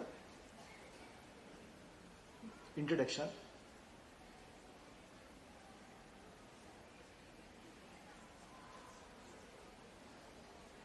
Speech sound disorder represents a critical challenge in language development and communication. The people, those who are unable to produce their speech sound accurately. These projects addresses the speech sound disorders specifically for that people. This project introduced on mainly Kannada language. These are the literature review. The authors, those who are presented in this literature. Objects of the study: to develop a deep learning based system for detecting and analyzing speech sound disorders in Kannada language, to integrate the text predictions, word generation and sentence constructions using LSTM models, to capture the unique phonetics and logistics noises of Kannada language. Our research methodology. Our proposed methodology leverages deep learning to address the challenge in speech sound disorder. Diagnosis specific focus on Kannada. Data collections and pre-processing, audio integration for validation, Kannada specific focus. Testing of hypothesis. Hypothesis test methodology and expected results. LSTM improves Kannada text prediction compared to traditional models. Test methods: train LSTM versus baseline model and compare accuracy and specificity. Expected result: LSTM achieves greater than or equal to 5% higher accuracy and lower specificity. Audio integrations enhances pronunciation error detection. Compare text-only system with text plus audio system. Audio integration system shows F1 score improvement. Analysis and interpretation. The LSTM model achieved 92% accuracy, showing its strength in Kannada text predictions. Audio validation improves system performance, gain in pronunciation error detection. GAN based argumentation increase wave, phoneme recall and enhancing robustness for uncommon sounds. Limitations of the study. Dataset limitations. The study used around 8,650 Kannada text lines, which may not fully cover all dialects, accents and speech variations. Language restrictions. This system is currently designed only for Kannada language, limiting it applicable to other Indian or global languages. Audio quality dependence. Performance depends heavily on the clarity of record audio. Background noise can reduce accuracy. Mr. Ravi Shankar, you have another minute. Please wrap up. Findings, suggestions, conclusion. Findings: LSTM based models improves Kannada text prediction accuracy. Audio integration enhance pronunciation error detection. Suggestion: expand the datasets to include multiple dialects, accents and larger audio samples. Extend the system to support other Indian and global languages. Conclusion: the study determines the deep learning models combined with audio validation can effectively detect and analyze the speech sound disorder in Kannada. Results indicate significant improvements in accuracy, pronunciations, validation and overall therapy efficiency. Thank you. Thank you, Mr. Ravi Shankar. The floor is open for questions. Ravi Shankar, very nice presentation. So what is the rationale behind choosing the Kannada language for your study? Sir, this project is already in the English language, sir. See, can you justify that? The people, those who are unable to produce speech accurately, this project implements those type of people, sir. Those kind of people. Okay, fine, thank you. Thank you, Mr. Ravi Shankar. We will now have Dr. Pooja Sharma. Dr. Pooja Sharma. Hello. Am I audible, ma'am? Yes, you are audible. Please share your screen and you can carry on.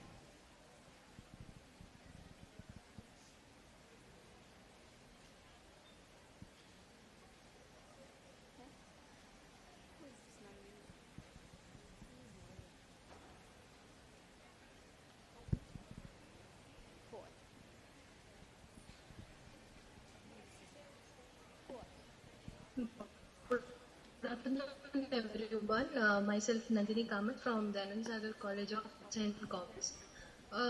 Today our topic is Digital India: Opportunities, Challenges and Strategies for Implementation. Along with this, Miss Nandini, your audio is broken up. there is one main author, Dr. Pooja Sharma, and two co-authors, Sulashna P. and Vanishri. So the main Miss Nandini, your audio is not clear.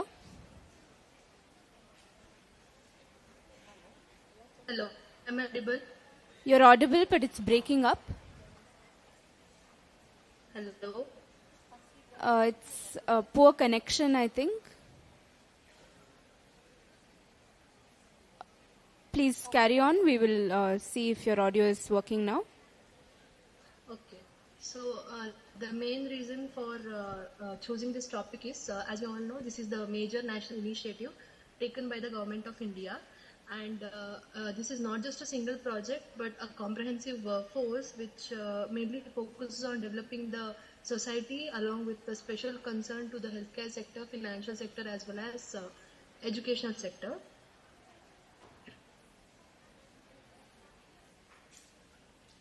Pooja ma'am, can you share your presentation? We are not able to see the slides.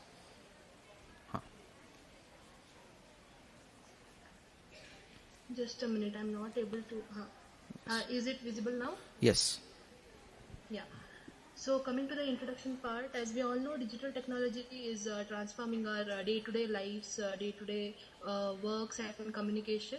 And Digital India, it mainly aims at inclusive growth, transparency and economic development. It is a major national initiative taken by the Government of India with the vision of developing the society.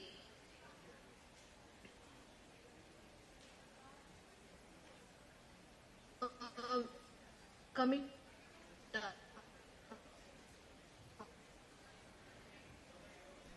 Miss Nandini, your audio is breaking up again.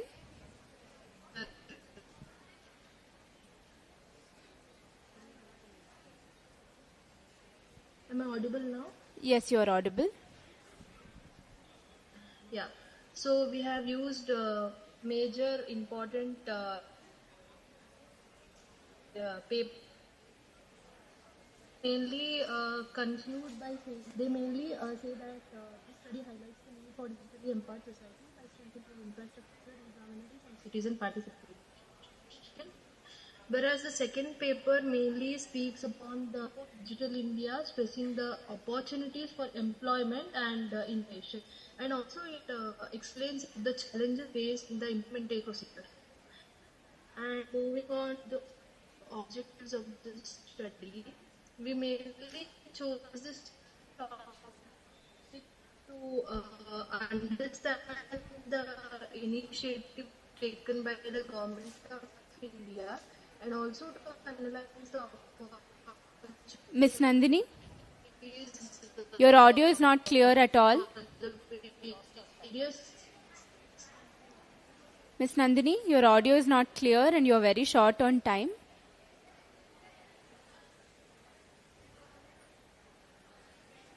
Miss Nandini?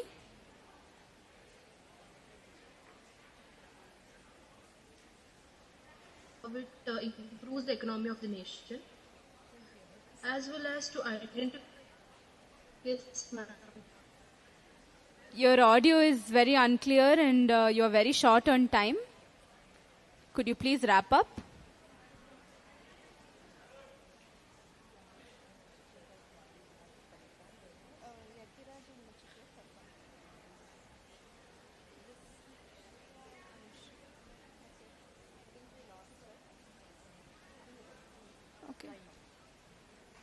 Miss Nandini, I think we will move on to the next presentation. Can I have Miss Vandana? Miss Vandana Patel. Yes, ma'am. Yeah. Can I share my PPT? Kindly share your PPT and Okay, start your presentation.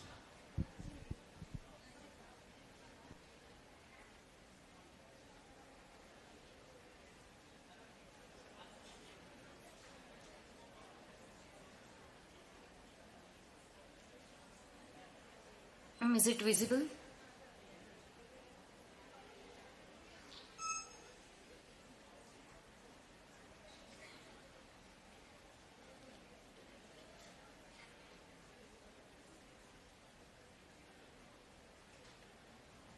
Ma'am, my PPT is visible. It is visible. Okay. My name is Vandana. I am from PS College of Engineering in Mandya. My topic is sentimental analysis based on stock price prediction. And the introduction is, in this project, in today's financial world, stock market trade influenced not only by technical but also by public sentimental expressed through news and articles, financial report and social media platform. Sentimental analysis is a subfield, a natural processing language, and enables the extraction and classification of option of emotional from textual data. This project is aimed to integrate sentimental analysis with stock price prediction model to enhance forecasting accuracy by analyzing the sentimental associated with stock related content and combining them with historical data. And project provide a more approach to predict the market. And these are all review of the literature and objectives of the study.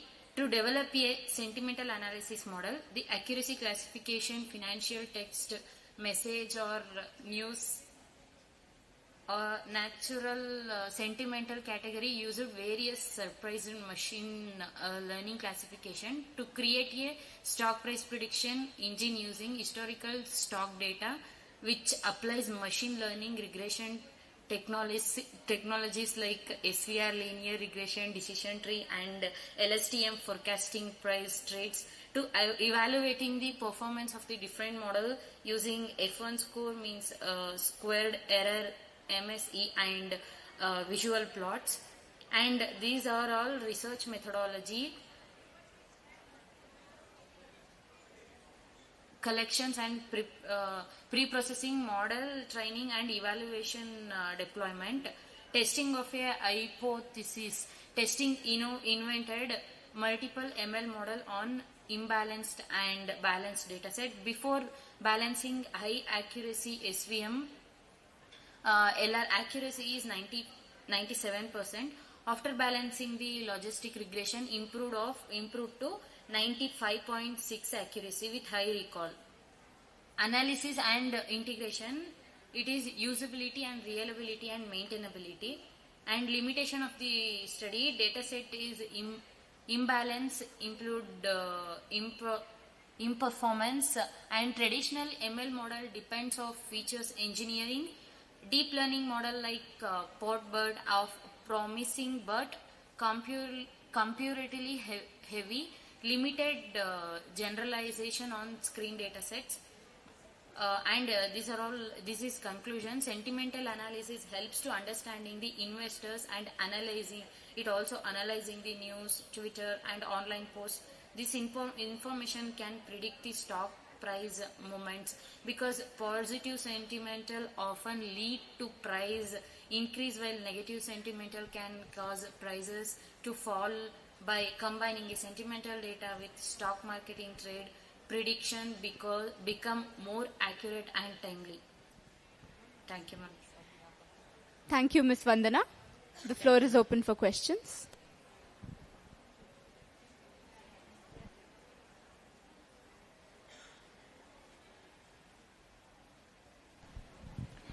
Thank you, Ms. Vandana.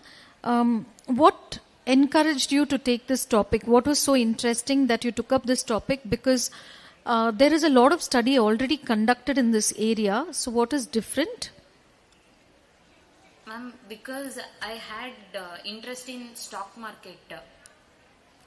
So I personally choose this project because of I need more information about stock price prediction.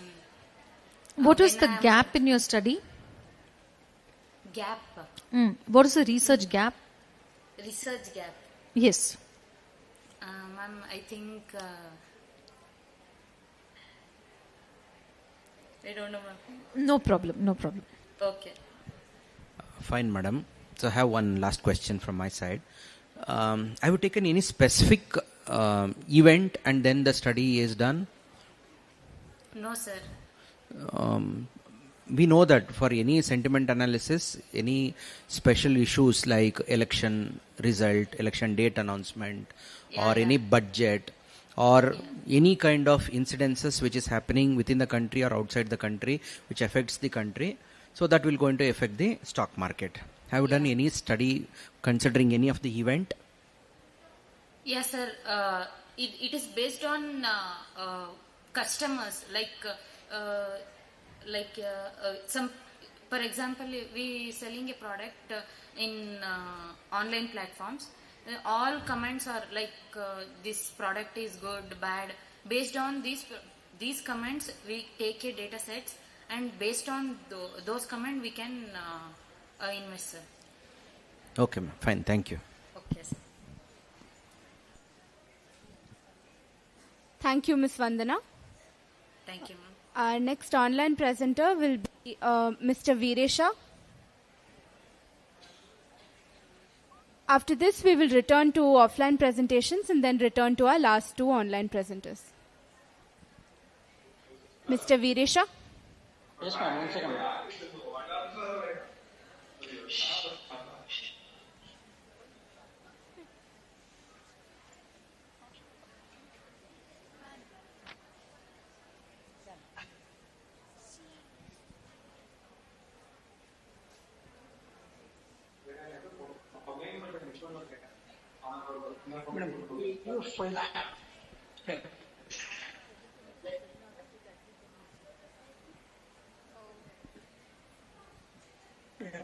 Mr. Veeresha, are you ready? Just a minute, madam. Screen is not visible. Madam, can I do next, madam? Sure. Start sharing. Sure. Ms. Nandini, if your technical issues have been resolved, can you present?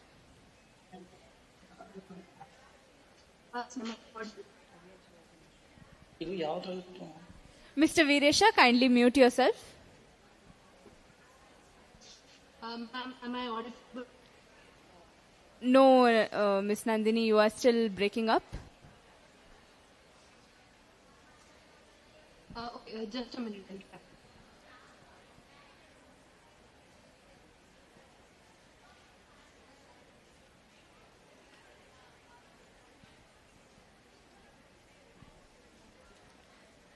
Ms. Nandini? Yes, ma'am. Am I audible? Yes, you're audible. Could you please begin quickly? Should I continue or should I start from the beginning, ma'am? You can kindly just summarize quickly in about 30 seconds and then continue with your presentation. You will have 3 minutes to do it. Okay.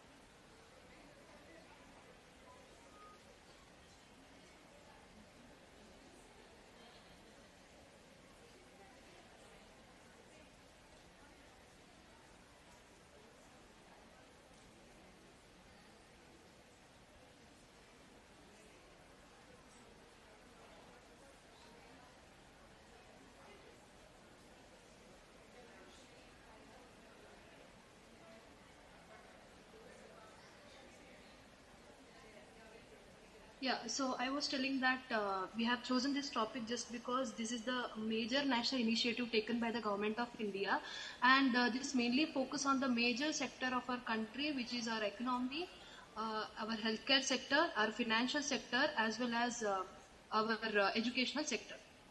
And we have used more than 15 papers for a review of literature, but here we have mentioned only 3 because these 3 are the major papers from which we have taken the information.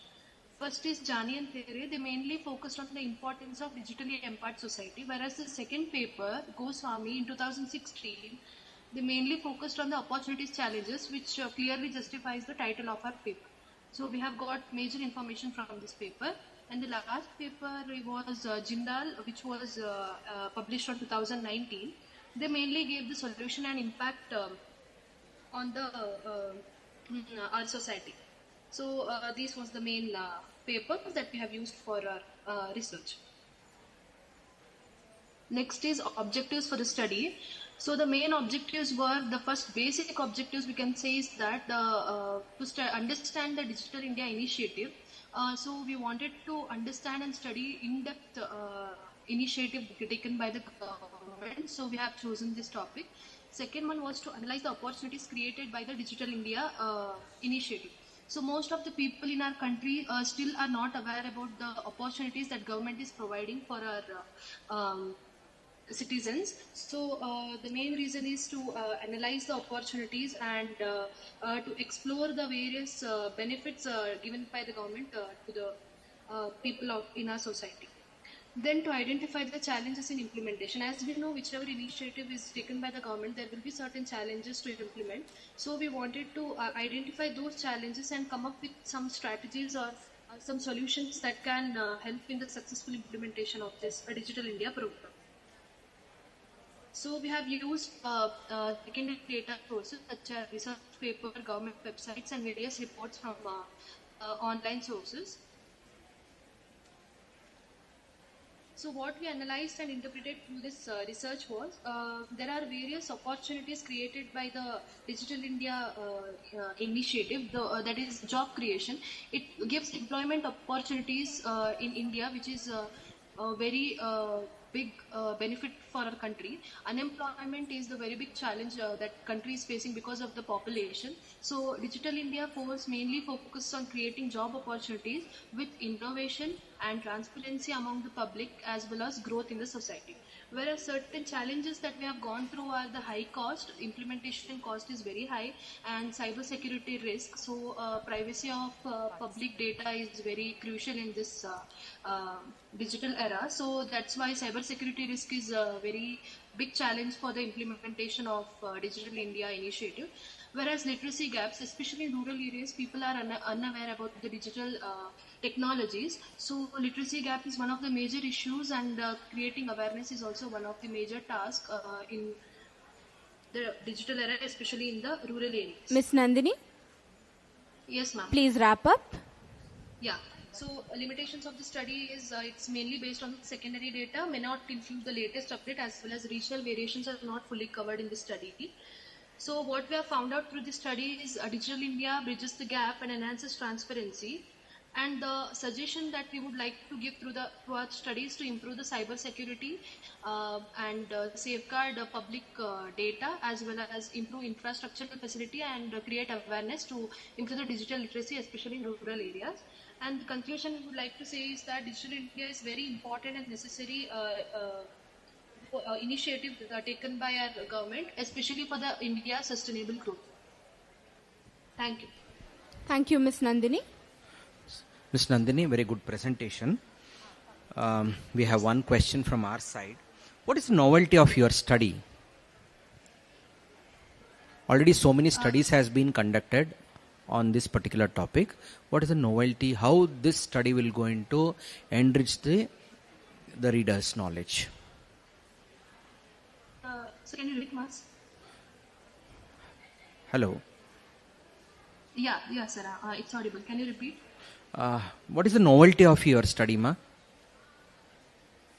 So novelty was that, as we know, there are various challenges faced in the Digital India initiative as it is implemented earlier, but still people are not aware, as well as even when people are aware, but there are certain risks or challenges that people are facing. Maybe their data is not protected properly, or data privacy issues is one of the things, data hacking, or those things, and a digital literacy study in depth and give some strategies for implementing and make this a successful initiative of government. Fine, ma'am. Thank you. Yeah, thank you, sir.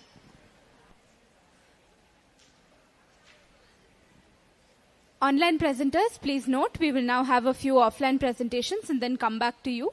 Mr. Veeresha and Ms. Bhanu Prakash are requested to be ready with their presentations. Thank you. Thank you. We now move to the offline presentations. We now have Kusuma R. I request you to take the stage. I request all the offline presenters to kindly be mindful of the allotted time. We next have Bindu and Diksha. Kindly be prepared to present next after Kusuma R.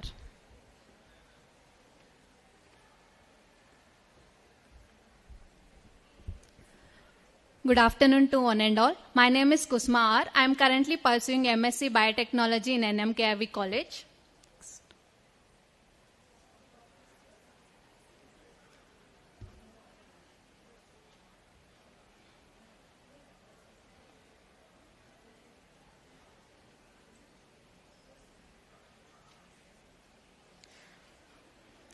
Okay, my topic is bacterial biofilm as sustainable biofilters for wastewater remediation.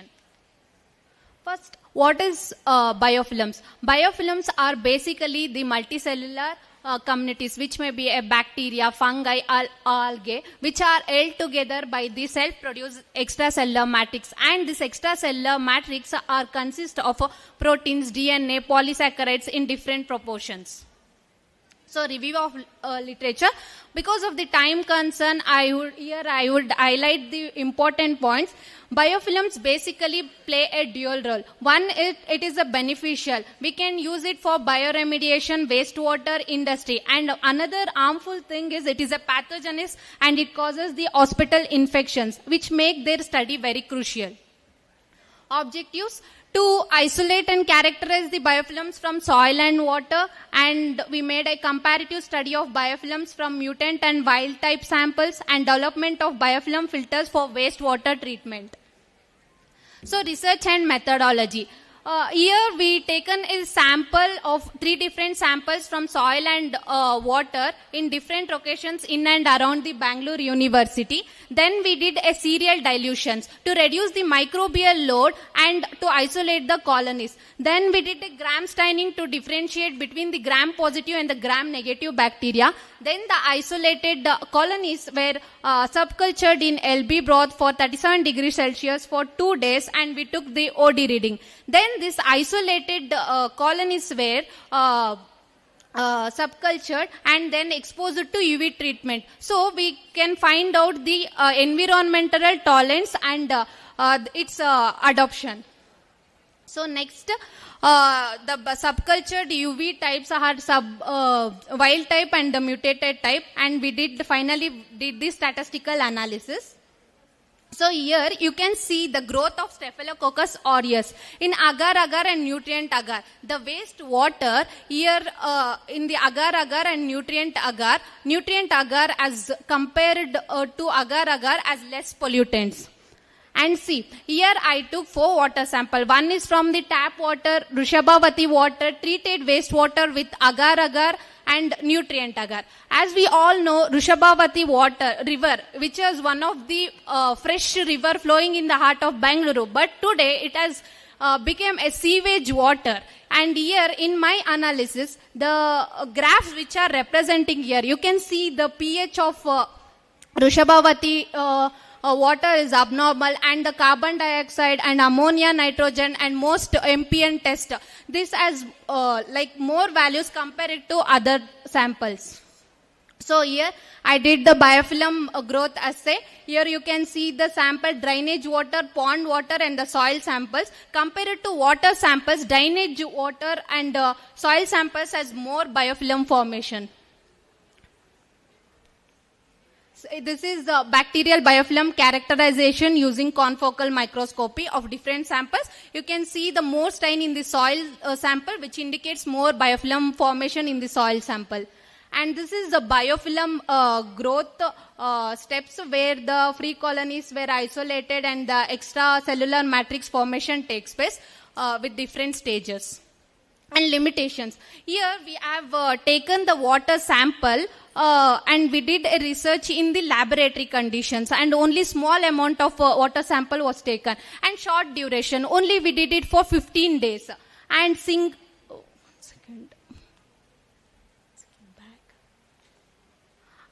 single bacterial species, only Staphylococcus aureus is isolated. There are many microbial communities which are present in the water sample, which was to analyze later. And only the selected parameters like pH, BOD, COD and ammonia, nitrogen coliforms are measured, and other pollutants were not analyzed in my sample.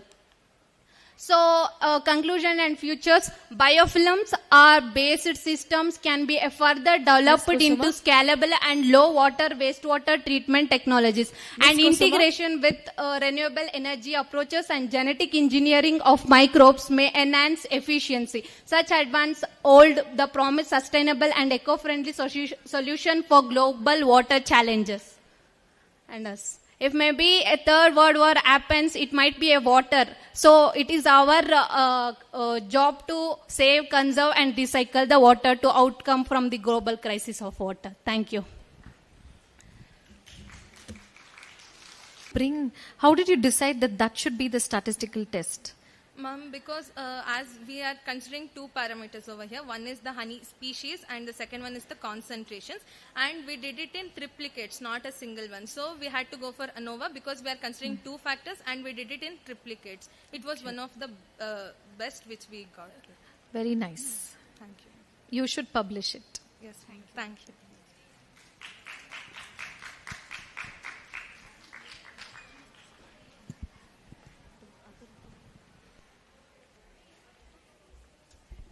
Thank you, Bindu and Diksha. Now I call upon Janavi to deliver her presentation.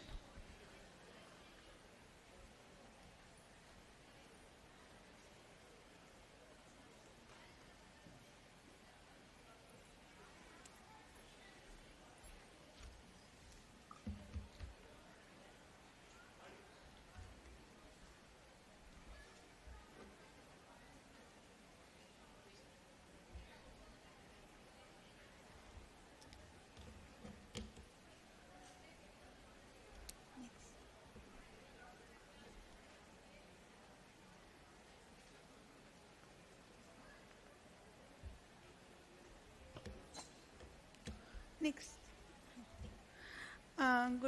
Good afternoon, everyone. My name is Chanavi Girish, and my topic, and I have done my presentation under the guidance of Dr. Bhuvaneshwari ma'am, and my title is An Impact of Social Media Marketing on Buying Decision with Reference to Bangalore. Introduction. Social media has become an important part of the everyday life, and it strongly affects how people make their buying decision. Platforms like Instagram, Facebook are not only used for communication, but also for marketing and promotion of products. In Bangalore, which is fast-growing city, people actively look at reviews, advertisement, and influencer opinions on social media purchasing. Next.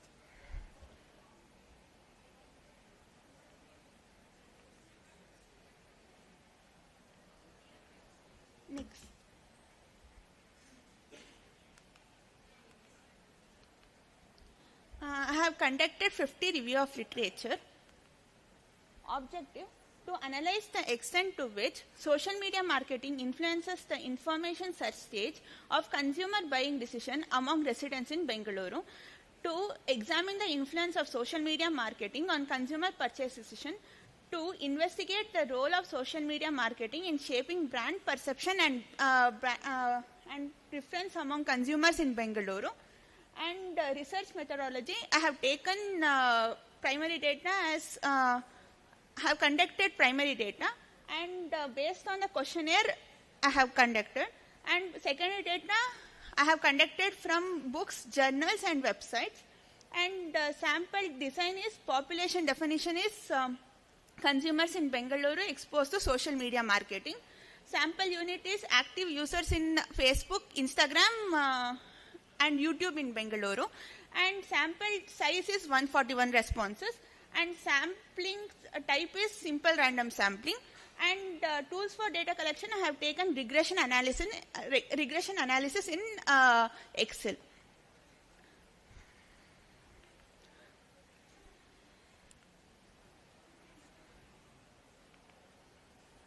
Here, hypothesis: social media marketing content has no significant effect on consumer buying decision in Bengaluru. H1 is social media marketing content has a significant effect on consumer buying decision in Bengaluru. Here, R square is 0.00994, which is less than 1%, and P value is 0.239, which is more than 0.05. So, null hypothesis is rejected, alternative hypothesis is accepted. And limitation: the study focuses on people and social groups living in Bengaluru, and results may not be applicable for other cities. Social media marketing in Bengaluru can lack trust, and some people doubt that honesty of online ads on reviews, which reduces their influence on buying decision. Findings: based on the questionnaire, I have collected the findings. Majority of the respondents, that is 31%, are influenced most on influence recommendation, and 33% are neutral or agree to discounts, encourage quicker purchase decision. Suggestion: brand should focus us on delivering the same quality product as shown to build trust. Influencer marketing should be done only with genuine and trusted influencers. Conclusion: the study shows that the social media marketing has a strong effect on consumer buying decisions in Bengaluru. People depend on reviews, influencers' opinions, and online promotion before purchasing. And social media platforms like Instagram, Facebook, YouTube play a big role in creating awareness and shaping choices. Thank you.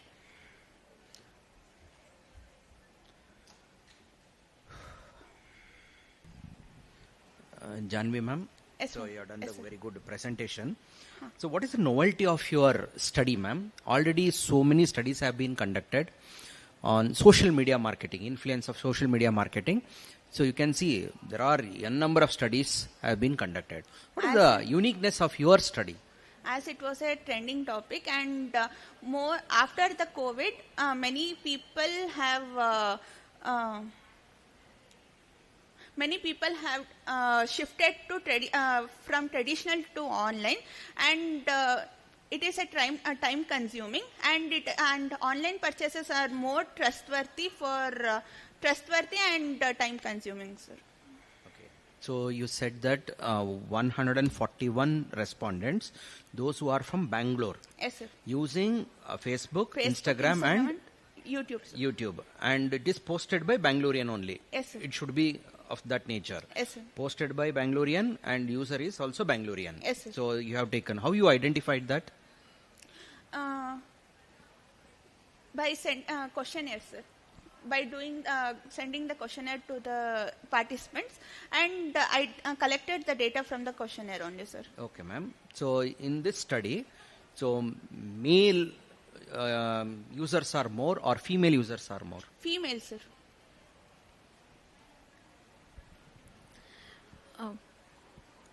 Ms. Janvi, yes, sir.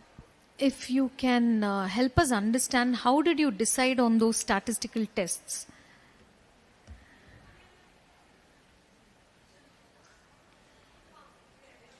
Yeah. As we know that R square is 0.00994, which is less than 1%, ma'am, and P value is less than greater than 0.05.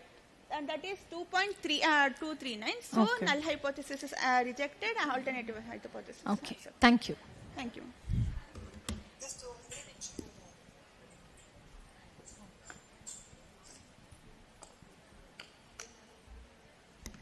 Thank you, Janvi. We now have Nandini Vasudev Murthy to present her track presentation.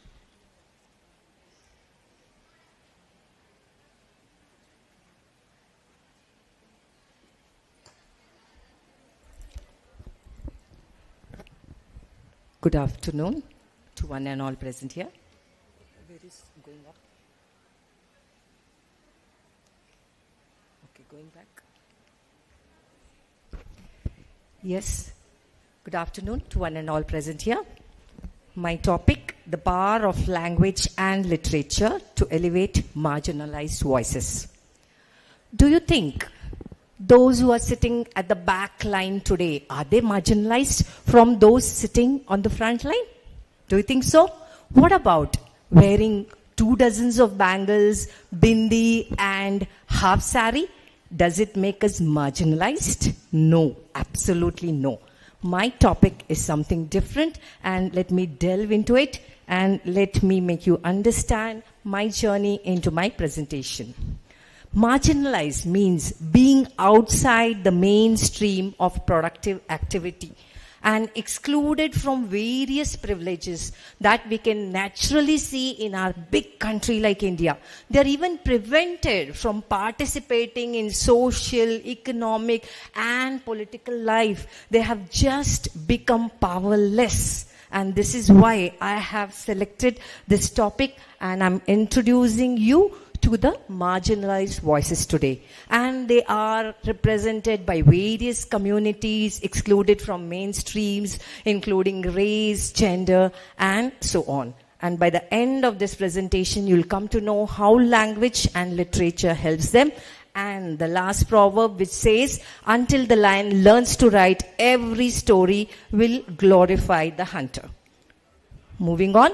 When I review literature, for centuries, we have seen only wars, kings, and various kind of civilizations coming, going, and this reinforced so many things on the local man. So the dominant cultures or the dominant narratives only survived, and the rest were just being erased, okay? And here I just want to recollect history when the colonizers came to India. And I would like to mention the important person called T.B. Macaulay, who represented the British. And actually, when he came to India, he found that the social diversity, the cultural diversity, and the way people stayed together, it was very difficult for him to rule. And he gave this question to the queen, what do I do? And she said, somehow create some cultural divisions, then only we can become powerful. And this is the tool used by colonizers during those days, and a big rift has been created just because of this. Okay, so from shift of time again, the minorities and everything started, and all the divisions and all started coming in slowly. Now, when I take objective of language as a tool of empowerment, language shapes identity, dignity, and cultural pride. We all had that, and in India, every small region had it. Yes, and even through storytellings of Ramayana, Mahabharata, you could see the cultural identity of our Indians and our Indian culture survived. Even the movies like Lagan just showed the way they were together and they could fight the colonialism. Yes, coming to literature as a mirror and window. Now, so many people we can just borrow. That's Maya Angelou, who's fighting for the African American license, and she has written two important poems, Still I Rise and I Know Why the Caged Bird Sings, reflecting the problems faced by the marginalized in the society, followed by Arundhati Roy, our own Indian origin writer, novelist, and even Adichie, who tells about beautiful stories of her Nigeria. Coming to research, I borrowed the research from so many other places like USA also, black community, they were writing their own way of culture. Then coming to India, it was Dalit literature which was taking a small form. Even in London, some underground writings continued. Coming to modern platforms, social media today has become very active for the marginalized people. They can come, speak their voices, they have a choice, they can make videos, send it across, and some examples, you can just see them. Now coming to analysis and interpretation, we need to support them by reading and sharing books by the authors. Some of their writings must also be included in school and university levels, and we must also support them by going to cultural events and book festivals. But some limitations which I had was language prejudice towards non-standard accents or dialects. That means the popularity of the language which was present in that day, lot of people went for that, but the other languages just remain. Publishing bias towards dominant culture stories, and the digital divide, because the marginalized community could not confront with other language than their native language. It became difficult for them to participate in so many things. And of course, censorship and political suppression also played a very important role. And coming to the findings, suggestions, and conclusions, I can just say words can reclaim identity, challenge injustice, and inspire change. Stories are the communal currency of humanity, And like Maya Angelou says, still I rise, I rise, I rise. Same way I want the marginalized to rise. And unless we make all the efforts to cleanse our own society, country, we can't reach the dream of Viksit Bharat. Today, because of my language, I have the power to stand before you and raise the voice for the marginal voices and eliminate the problem from our society and give justice to them. Thank you all. And I extend my heartfelt thanks to MLAC College and the organizers for giving me a chance to do the presentation. Thank you so much, ma'am. Very articulative and expressive. We could have continued listening for hours together. Thank you.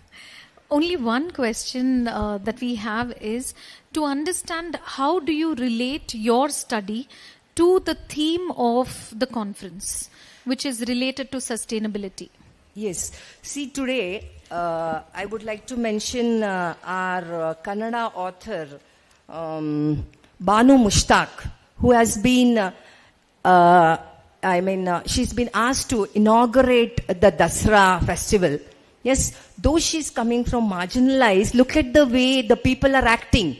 Yes, and she's not come just for, or she's not just representing marginalized, but she's having so much power. She has done so much work. She has done so much writing, and that has been appreciated by somebody outside, but not our own Indian people. And this shows that how marginalized we Indians are. And when are we going to fight? And when are we going to raise our voices? Unless we start raising today, then again there will be no justice. And tomorrow, how can we say about Viksit Bharat when in our own country you'll find so many newspaper reporters whether she should be allowed, she should not be allowed, who are they to take decisions? I don't know.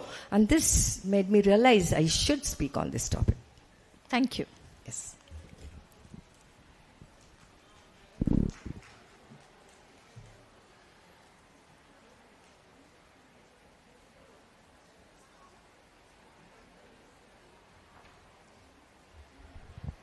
We will now transition back to the last two online presentations in the auditorium.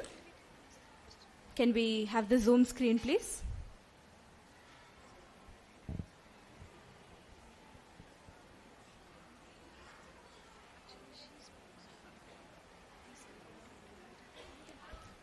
Mr. Viresha? Yes, ma'am. Yes. Mr. Viresha and Miss Bhanu. Is Miss Bhanu here? Ms. Bhanu? Okay. Mr. Viresha, your presentation will happen now. The rest of you are kindly instructed to check the group and join the Google Meet link. Your presentations will happen there shortly. Mr. Viresha, you can share your screen and begin. Okay, ma'am. Thank you. Good afternoon, everyone. Myself, Viresha Team, scholar, Department of Commerce, Jain University. I am conducted a research under the guidance of Dr. S. Muralidhar, Associate Professor, Jain University. Today I am going to present a topic entitled Patterns and Perceptions of Tobacco Users, a field-based investigation in Mysore district. Tobacco is one of the most significant health challenges globally, especially in developing nations. In these reasons, various cultural, social, economic factors contributed to the continued use of tobacco. India is the second largest producer of tobacco and its consumers in the globe. Tobacco consumption is not a habit or a personal choice. It is deeply associated with many factors like education, gender, age, peer influences, and traditional views and beliefs. In rural and semi-urban areas like the Mysore district, these factors become the more dominant because of lack of education and absence of tobacco cessation programs. Mysore district is the open demographic profile, including rural agricultural farmers, urban industrial laborers, tribal communities, and migrant workers. This diversity provides a different variety of tobacco consumption in different socio-economic sections. In the Mysore region, traditional practices of tobacco consumption like chewing tobacco mixed with betel leaves and modern forms of tobacco use such as bidis and cigarette smoking are witnessed. The existence of tobacco cultivation areas and its easy availability enforce its usage and normalize it in their social life. Based on the review of some of the literatures, India is the tobacco consumption is deeply intertwined with cultural practices. The major forms of use including smoking, chewing and snuffing, all of which contribute significantly to the prevalence of tobacco-related diseases according to the GOV 2017. Based on these literature reviews, I found a gap. Many researchers conducted in globally and nationally. There is an absence of regional and rural level of researchers on this topic. The present topic objectives are to examine the socio-economic background of tobacco users in Mysore district, consumptions patterns for tobacco in terms of type, frequency, duration of the tobacco users in this study area, to offer findings and suggestions for the study. The major null hypotheses are there is no significant association between socio-economic background of tobacco users in Mysore district, and there is no significant difference between patterns of tobacco consumption pattern among the tobacco users in selected study area. For the present study, I've issued questionnaires for 100 respondents in Mysore city and rural areas. For analyzing collected data, SPSS 21 is used by descriptive statistics, chi-square and ANOVA test to be Recording stopped. For analyzing the hypothesis. This is the chi-square result, and this is the consumption pattern of tobacco among tobacco users results, and this is the ANOVA result. Mr. Veeresh? Yes, madam. Your time has elapsed. Kindly wrap up. Yes, madam. The data reveal that 90% of the users are male, and while only 10% of females are using tobacco. And in the context of age group, the tobacco users 30 to 40 years age group represent the highest proportion of tobacco users at 45%. Table 1 chi-square test socio-economic patterns.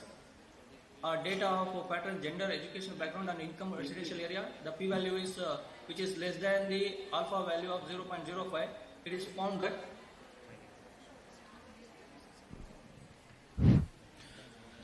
Mr. Veeresh, yes, sir. Very good presentation. Yes, Can you go to the title slide?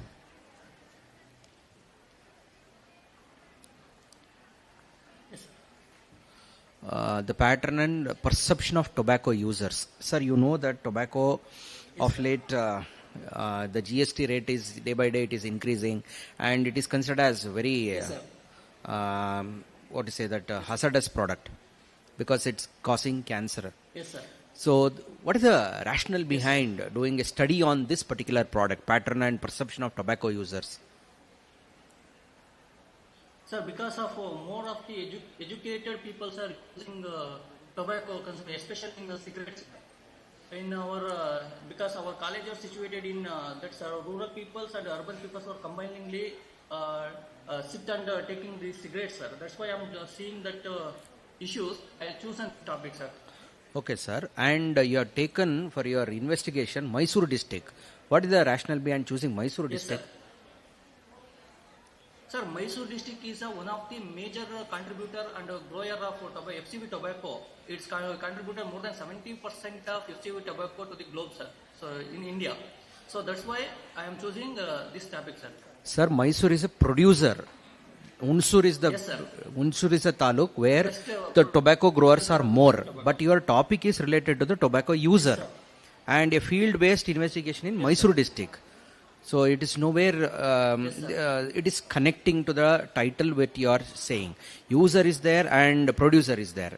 So just we need some clarification regarding this. Otherwise it's a very good presentation, sir. Thank you.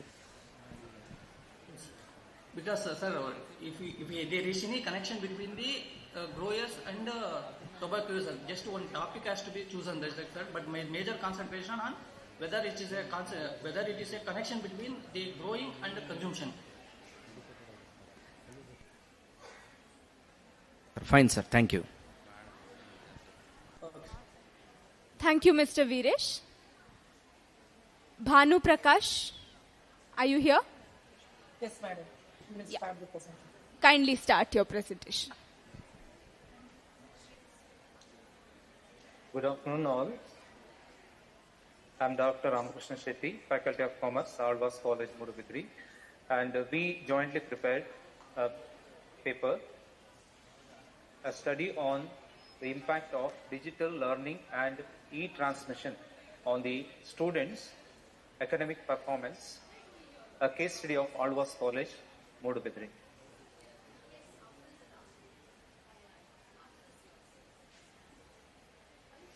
The objective of this study to identify the types and frequency of digital tools used by Alvas College students, to evaluate the effectiveness of digital learning on students' academic performance, to assess the student engagement and motivation on digital learning, to identify the key challenges students face while using digital platforms, to examine students' perception and suggest improvements for digital learning at Alvas College. The research hypothesis formed in this study: there is no significant correlation between understanding of course content through digital platform, the students' engagement doing lessons. Second hypothesis: technical issues faced during digital learning.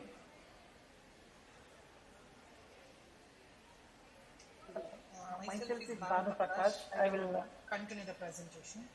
The second hypothesis is technical issues faced during digital learning do not significantly affect the students' perceived academic performance. Moving on to the research methodology, the period of the study in the month of August and September 2025, the total population is the BCom stream students of our college, that is 572.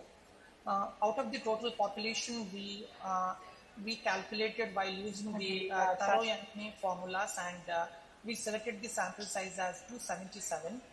Regarding the data collection, we used both primary data as well as the secondary data.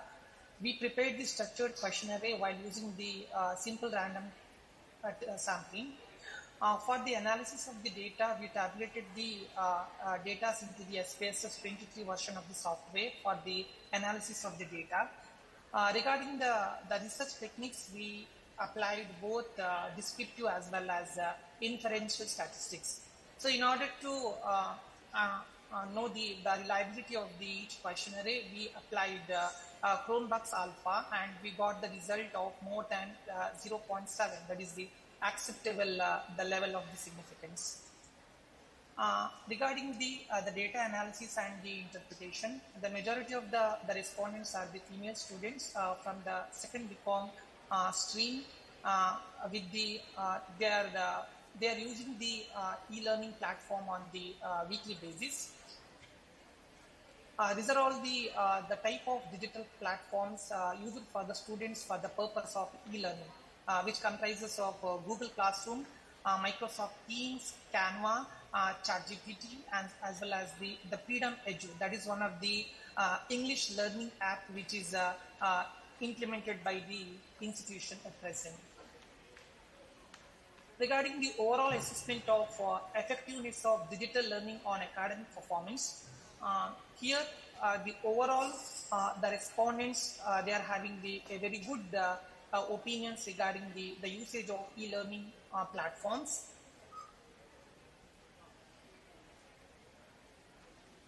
In order to test the hypothesis, here the first hypothesis, that is null hypothesis, there is no significant correlation between the understanding of the course content to digital platforms and the students' engagement during the lessons. The p-value is 0.000, which is lesser than 0.05. So here we can reject the null hypothesis and accept the alternative hypothesis. For the second hypothesis, in order to test the second hypothesis, we applied regression analysis to know the cause and impact. Here also the B, that is the beta value 0.000, which is lesser than 0.05. Here also we can reject the null hypothesis and accept the alternative hypothesis. These are all the major suggestions what we can suggest from our study. The institutions need to focus on improving the infrastructural enhancement, and they need to conduct the regular training programs for the students as well as the teachers in order to boost the confidence regarding the digital learning platforms. And there should be more interactive sessions need to be conducted by the college. Then support access is also needed. There should be a proper mentor and supporters in order to clarify the doubts.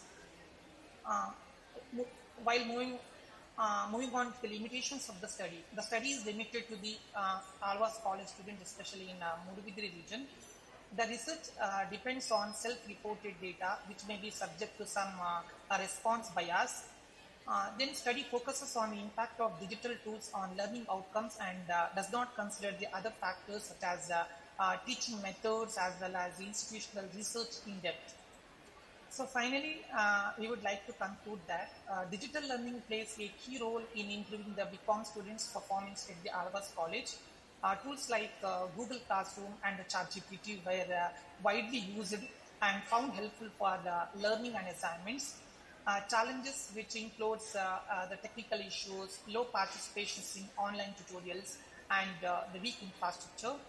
Students are mostly satisfied with the digital platforms, but engagement and supports which is needed for the further improvement. Thank you. Thank you. The floor is open for questions.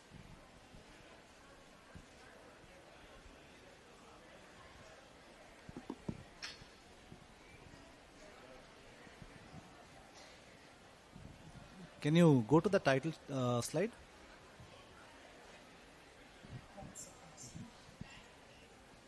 Can you go to the title slide? Okay. 1 second, sir.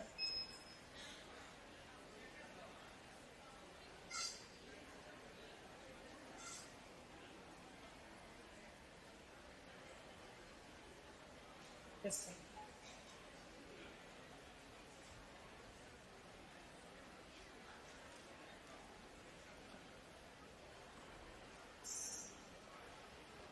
Okay, come to the research analysis or research methodology slide you have put, right? Okay, here, what is that bivariant regression analysis? Sir, in order to test the second hypothesis, okay, we have considered the two variables, only the two variables. That is why we have used the bivariate regression analysis, not multivariate analysis. Can you come to the analysis and show me the beta value?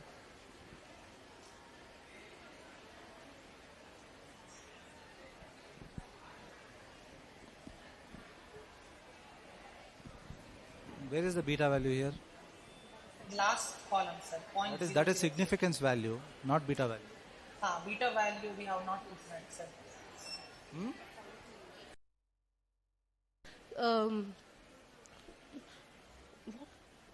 It's good for environmental condition. It increases biomass and it can reduce malnutrition. Thank you. Okay.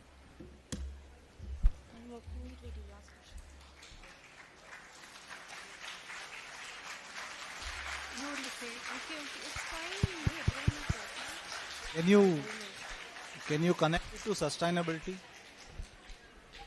Are you able to hear me? Yes, sir. Yes, sir. Sir, we can't hear. Can you connect it to sustainability? Sustainability? Yeah. Yes, sir. Here we are reducing the animal waste and plant waste. So we are making compost from that and animal waste and plant waste, sir. From that we are making compost. Sir, our project attains 7 sustainable goals, sir. for example, sustainable goal 2, zero hunger. As it increases the nutrition, the hunger and the malnutrition is reduced. And sustainable goal 3, good health and well-being. It is chemical free, so it is good for the human body. And sustainable 6, clean water and sanitization. To avoid the runoff, chemical runoff, it is good that we use chemical-free fertilizers. And for eco-friendly, sustainable. And for sustainable 12, responsible consumption and production, we use waste to management. We use our hostel waste to produce these plant waste. Sir, as compared to other compost, the plants which are grown in plant compost and animal compost. Okay. Now tell me, how is this? Can be this? What you said? This composition. Kunapa, wild boar Kunapa meat. jala can be farmers can do it. Is there awareness about that to the farmers? No, sir. It is not much aware. So what you are planning next? How you are going to take it? Sir, as we started this as a small scale project as a student effort, we actually like to improve this study on large scale, sir. And we can also give them as a training program and small kit. I saw some dung collected from Tumkur or Dodbalapur or something. Yes, sir. So why don't you start doing that from there itself?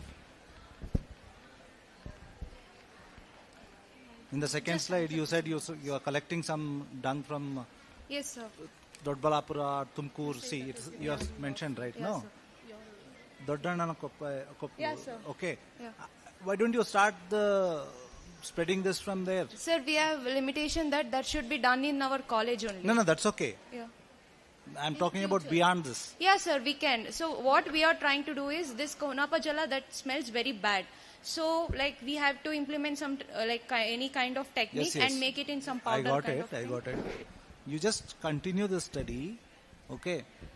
Take it to the next level, okay? So that it can be implemented and it can be used by the farmers. Yes, sir. Because what are the ingredients or what are the material you are telling, it is all available, locally available. So if you can somehow manage it with some local and you can expand the research there, I think maybe it can be even patentable. Like if this works out well, you can even go for a patent. Yes, sir. Definitely. Okay, thank you. Thank you, sir. Thank you, sir.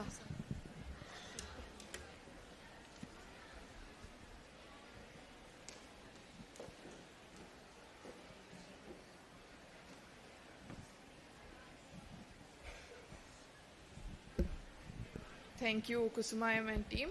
Now we'll call upon Swati NK for her presentation. Ms. Swati NK.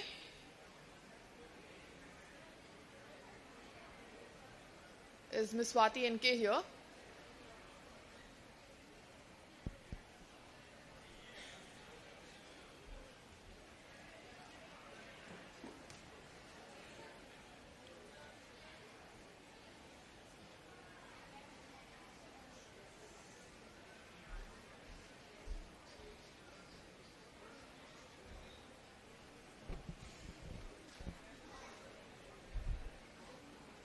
Good afternoon, sir. I am here to present my paper on yield response of tomato to commercial fertilizer application under natural conditions. Agriculture has been the backbone of Indian economy and will continue to remain so for a very long time, and it contributes majorly to the GDP of a country.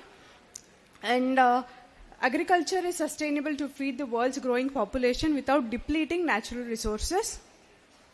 To grow a healthy plant, there is a requirement of healthy environment, which includes soil, water, nutrients, sunlight. Soil fertility is an important factor which controls the yield of the crops. In soil, there are macro and micronutrients. Nitrogen, phosphorus, and potassium are the three primary macronutrients which are essential for crops' growth. Coming to fertilizer, fertilizer is a natural or artificial substance containing the chemical elements which helps in growth and productivity of plants. Fertilizer can be chemical or biofertilizer.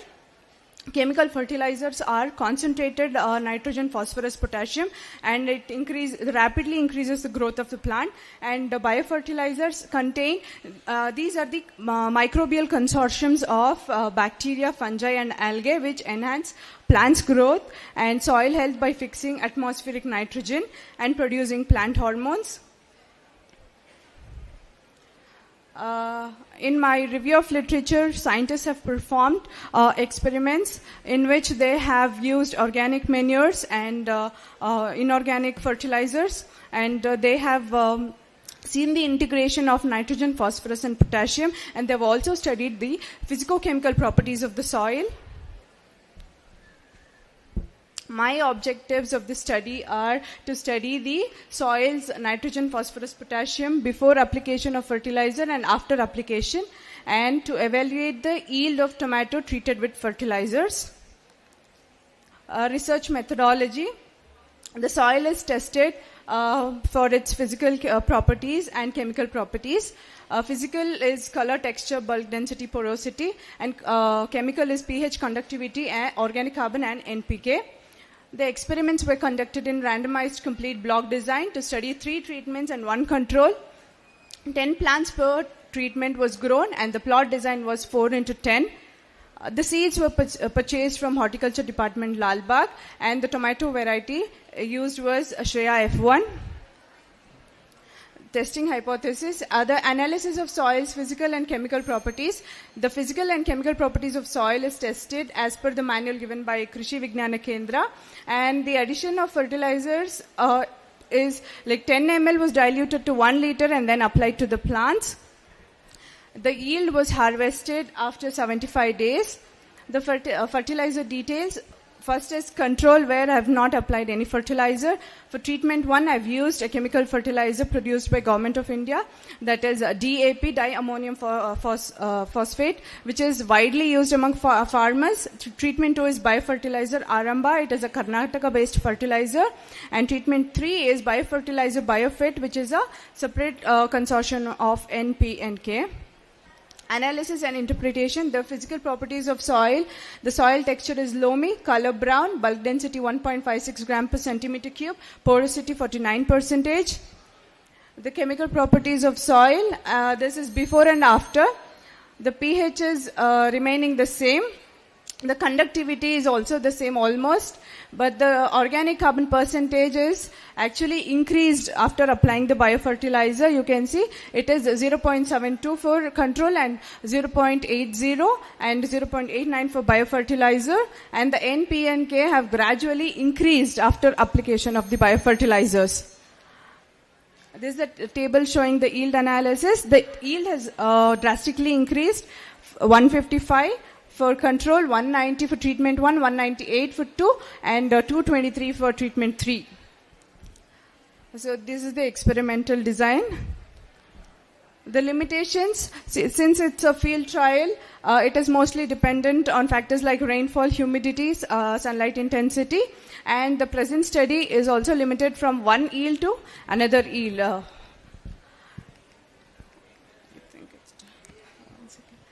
The findings suggest that the biofertilizer contribute to better crop yield compared to chemical fertilizers, as they not only enhance nutrient availability but also improve soil structure, long-term fertility, and making them more sustainable option for agriculture. And when compared to chemical fertilizer, biofertilizers are expensive, which is why biofertilizer are not so commonly used. If widely used, they can enhance the soil fertility as well as the yield of the crop. Okay, good. Can you tell me how long you took for this? Sir, I've been performing this experiment for past 3 years. No, this particular treatment. Treatment, 3 months, sir. 3 75 months. days almost. 75 days. Okay, can you connect it to the sustainable goals? Sir, that is what biofertilizers will sustain, because I've studied the physical and chemical properties, and also they have shown that they are affecting the soil NPK, but not like chemicals. They are not increasing NPK, sir. They are not harming any of it, but they are increasing NPK. So farmers are not using this. If they are only using chemical, it will deplete all the nutrients present in the soil. So you can use biofertilizers keep all the nutrients intact and make it available for the next crop, and also you can increase the yield. So yield is also increasing and nutrients are also the same. So it is a win-win situation, sir. So it is sustainable. Okay. Have you suggested this for any farmers or something like that, or you are still in the process? I have to suggest, sir, but people are not ready to accept it, sir. They're always, the conventional farmers have this notion that the gobra antaralva, sir. So they think that gobra is only given by government of Karnataka. So they are not ready to purchase biofertilizer. They think that these are chemicals. They tell it is aushadhi, we will not do it. It will harm the soil. So they have this notion. So if we change it, definitely we can see the change, sir. What is the contribution of GKVK here? GKVK, maybe few tests, sir, but I have not taken any help from GKVK. I'm from Bangalore University. I've done it all by myself using... I think I suggest you to visit GKVK, some professors. I have visited, sir, but they are doing a lot more researches like this. In my department, this is the only research, and if you go to GKVK, this will be the primary research. They are doing many genetic advancements. That's the reason I'm telling you, like, you can take it to the next level, no? Okay, sir, definitely. That is my suggestion, because I've been associated with GKVK also. So okay, sir. You just you can take it to the next level. Sure. What I thought is good, but you can take it to the next level. Sure, sir, definitely. It will have an impact on your PhD also. Yes, sir, definitely. Thank you so much.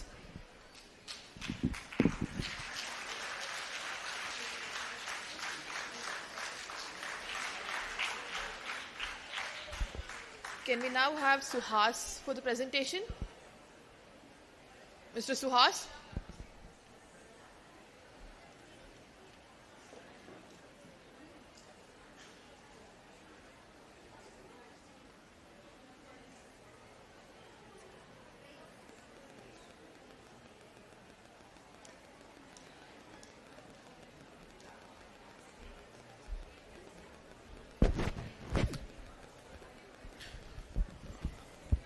Very good afternoon, everyone.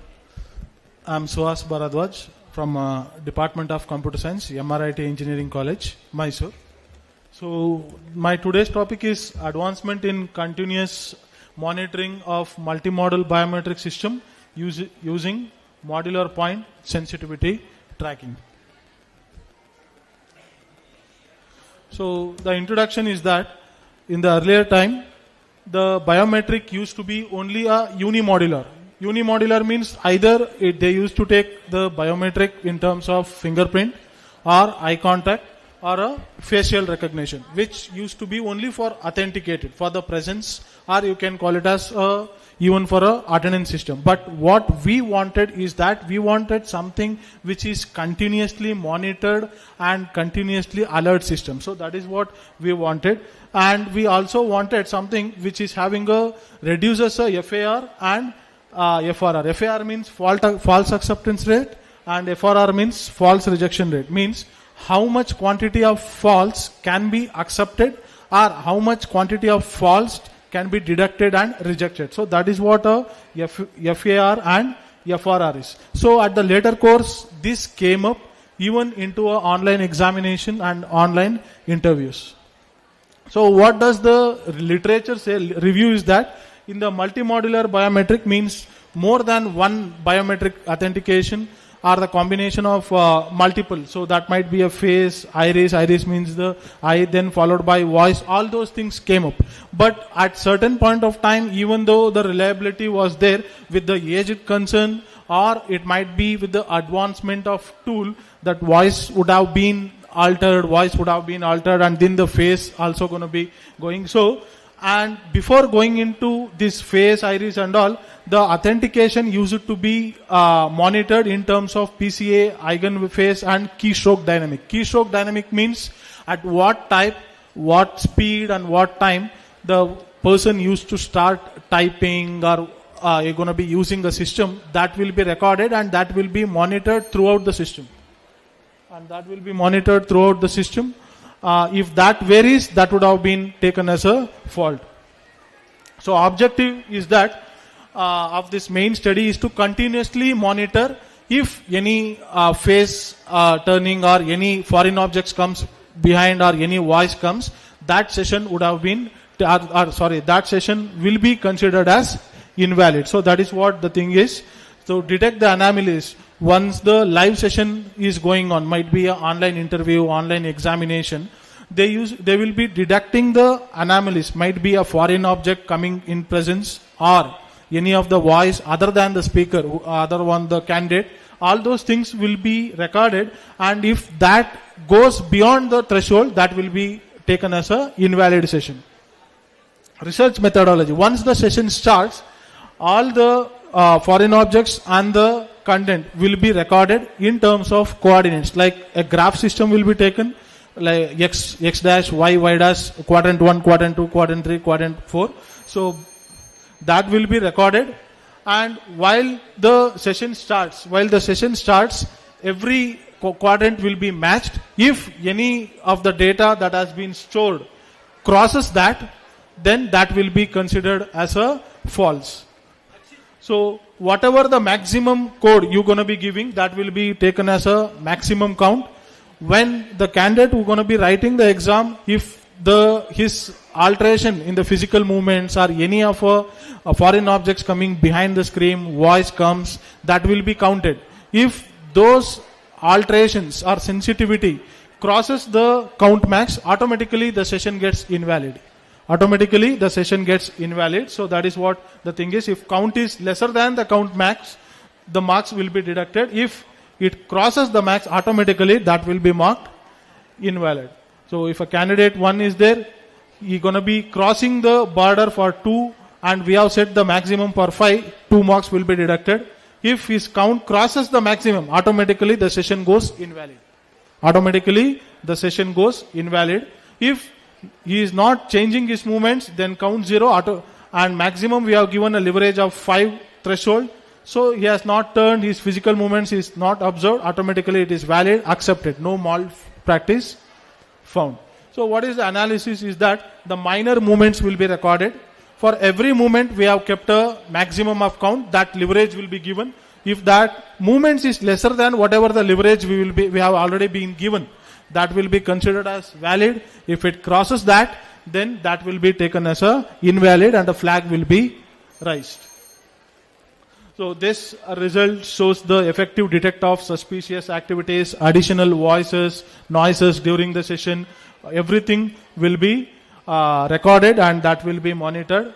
So the limitation is that while taking up the online examination or online interview, if the light fluctuations happen, might be recording that with the graphical coordinates, might gonna be little bit of fluctuation. As I already said, our force head position might be what you can say, that is also flexible, plus or minus 15 degree.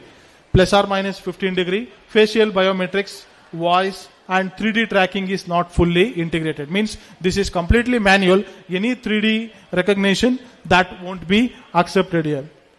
Then what are the findings is that continuous model biometric monitors the authenticity and integrity in the online exams. Because while conducting the online exam, at the starting of giving the authentication, it is very important to monitor them throughout the session, which is quite difficult. So we have set a program such a way that a little bit of modifications have been given and certain sensitivity. If they're going to be crossing above that, automatically the session turns invalid. So that is what the findings we have got. The suggestion is that to improve the adaptability in terms of 3D, means it's just like a cricket, like the spinner bowls, how exactly the actual ball will gonna go without turning and how much the degree it has turned, like that.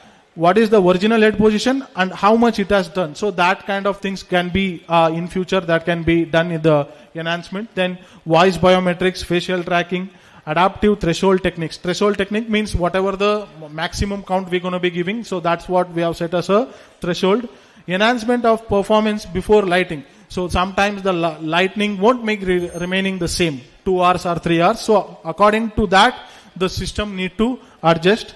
So expanding the usability for interviews, online transactions, everything. So I would like to conclude this, that the proposed system strengthens the security, reliability with the remote examination and the interviews, cross-verifying the location, foreign objects which has been set behind the user or a candidate. Everything will going to be monitored and recorded. Any anomalies that will be taken it as a cheating. Fusion continuously monitors the technique with the robust protection. Since it is being continuously monitored, the reaction is quick. So that is what I have mentioned as robust protection. Deviation is log, penalty applies, because that's what I said. Whatever the penalty, if the count increases the maximum, automatically that will be penalized and the session goes invalid. So overall, the approach enhances trust in digital examination and recruitment process. Thank you. Is this system anywhere implemented?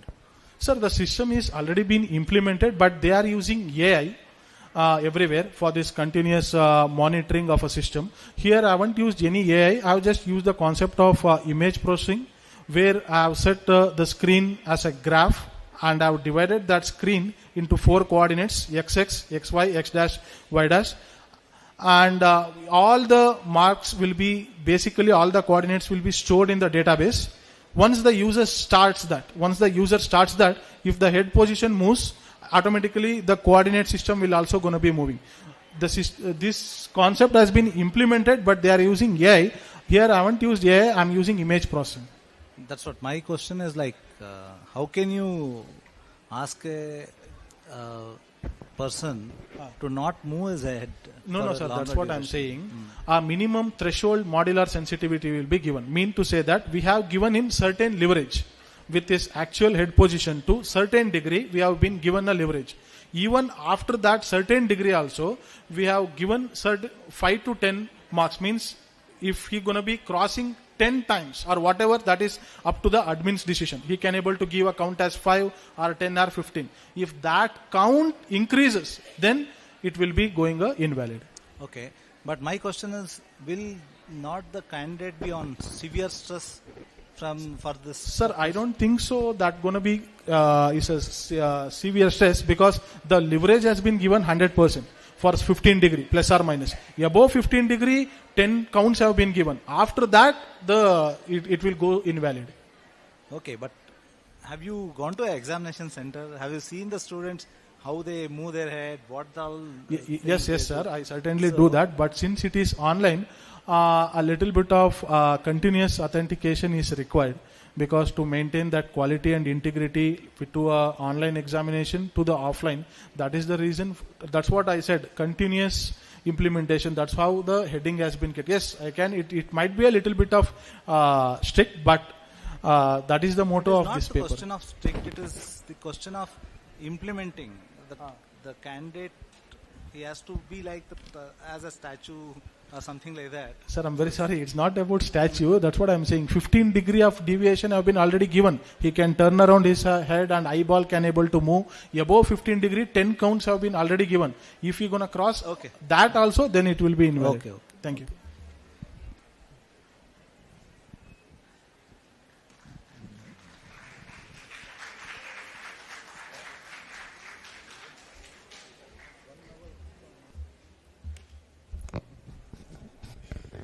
Thank you, sir. I would like to take this moment to invite one of our chairpersons, Dr. Komal Dave, Associate Professor, St. Joseph's College of Commerce, Bengaluru, to deliver her plenary address.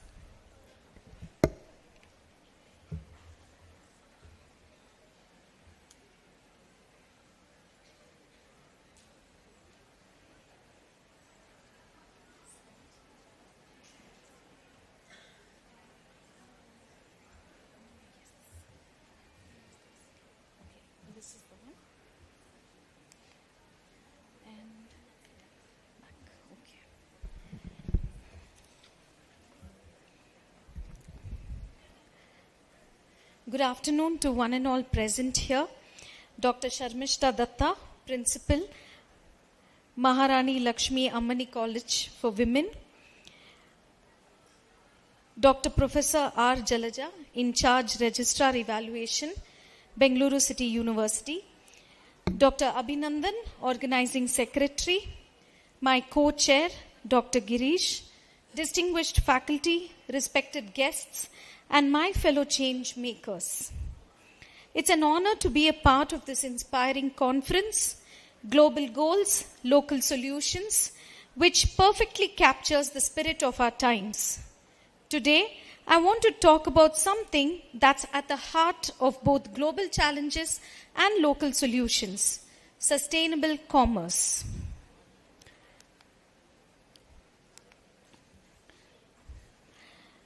The problem with business as usual, as you can see, the image depicts linear economy. For too long, the primary goal of business has been profit, regardless of the cost. This has led to a linear take, make, dispose economic model. We take resources from the earth, make products, and then dispose of them, creating mountains of waste and polluting our planet. This model has fueled economic growth, but it's fundamentally unsustainable. It contributes to climate change, resource depletion, and social inequality, issues that directly undermine the very global goals this conference seeks to address. We've created a system where business success is often measured by what we extract and consume, not what we preserve or restore. So this is where sustainable commerce comes into picture. So what's the alternative? It's sustainable commerce, a new paradigm for business and trade that prioritizes people and the planet alongside profit. It's about redefining success. This isn't just about corporate social responsibility or a marketing gimmick. It's about a fundamental shift in how we do business. Sustainable commerce is built on a few key pillars. The circular economy.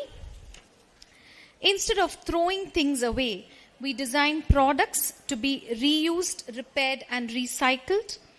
Think about companies like Patagonia, which encourages customers to repair their gear rather than replace it. Or IKEA, which is moving towards a business model where products are leased rather than sold outright. Ethical supply chains is the second solution. This means ensuring fair wages, safe working conditions, and no exploitation across the entire supply chain. It addresses SDGs like decent work and economic growth, which is SDG 8, and reduced inequalities, which is SDG 10. Resource efficiency. It involves minimizing waste and reducing energy consumption at every stage, from production to delivery. This directly supports responsible consumption and production, SDG 12, and climate action, SDG 13. I have two case studies to quickly present to you. The first one being the power of local solutions. It is Fool. The first case study is related to a startup called Fool. The beauty of sustainable commerce is that it's not a one-size-fits-all solutions. It is driven by local innovation. Consider Fool, a startup from Kanpur that recycles temple flowers from the Ganges River to create sustainable products like incense and vegan leather. They are not only cleaning the river, but also providing livelihoods to local women. This is a perfect example of a local solution creating a global impact. Similarly, I would like to show you the second case. If you look at this, think about how local artisans are leveraging e-commerce to sell handcrafted sustainable products, bypassing middlemen and directly empowering their communities. This digital transformation is fostering inclusive growth and preserving traditional skills, aligning with SDG 9, which is industry, innovation, and infrastructure. And here, if you look at the second case, this is on an artisan e-commerce. There are many websites that are promoting artisans. In fact, one of the papers which was presented on Madurai Singudi saris, I think this is one of the ways in which they can preserve their culture. These local initiatives prove that we can integrate sustainability into everyday business practices. They demonstrate that acting locally, whether through small businesses, social enterprises, or even our own consumer choices, can collectively drive progress on a global scale. My concluding remarks. It is a call to action upon. We are at a pivotal moment. The choices businesses make today will define our tomorrow. As students, entrepreneurs, and consumers, we have the power to demand and support a greener, more ethical way of doing business. Let's promote local more than global. Let's move beyond the old unsustainable models and embrace a future where commerce is a force for good. Let's build a world where every transaction contributes not just to a company's bottom line, but to the well-being of our planet and its people. Thank you.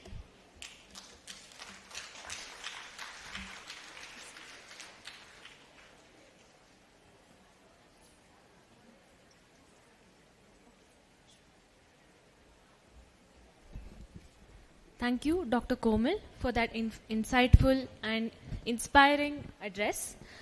I now call upon Dr. Sharmishta Datta, Principal, Maharani Lakshmi Amani College for Women, to felicitate Dr. Komal.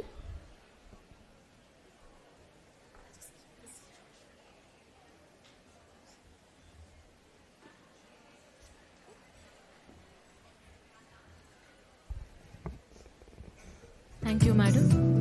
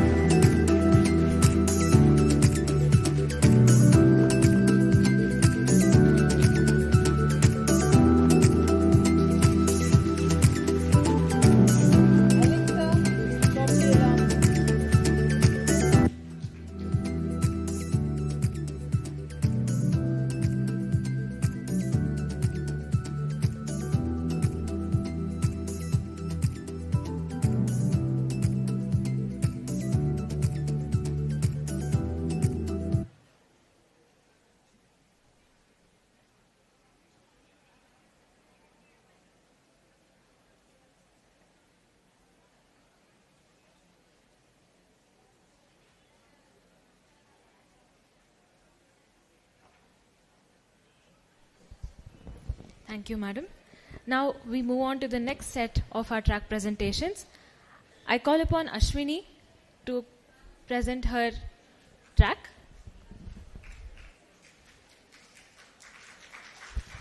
I request all the participants to strictly abide by the time allotted.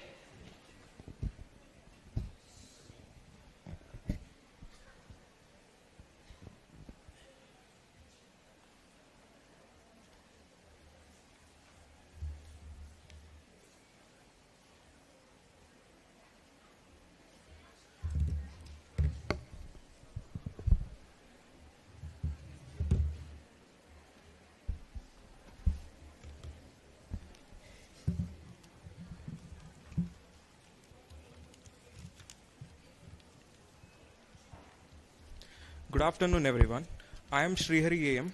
From Sheshadripuram College, pursuing my MBA first year. Today, our topic is effect of micro-lending SGH on women entrepreneurship and livelihood in rural Chennai. And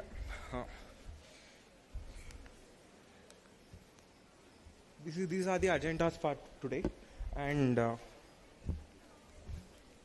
introduction part.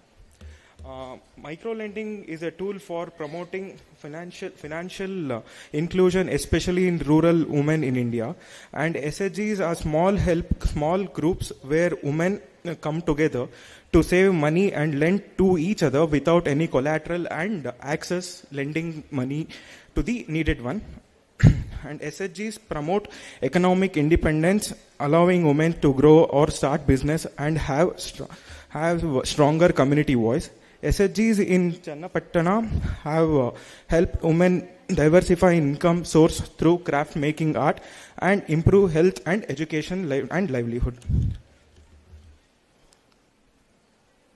And the purpose of this paperwork is to examine the impact of micro lending on overall performance of women entrepreneurship in rural Channapattana and analyzing the effect of micro lending on development and livelihood.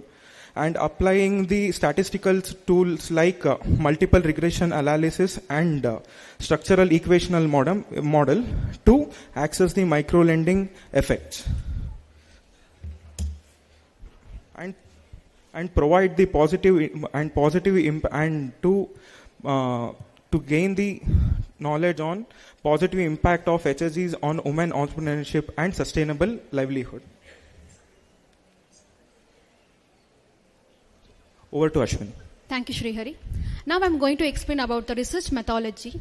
The study uses a quantitative research design with a descriptive and empirical approach. So we have used a primary data more majorly with a structured questionnaires and interviews with a 150 sample.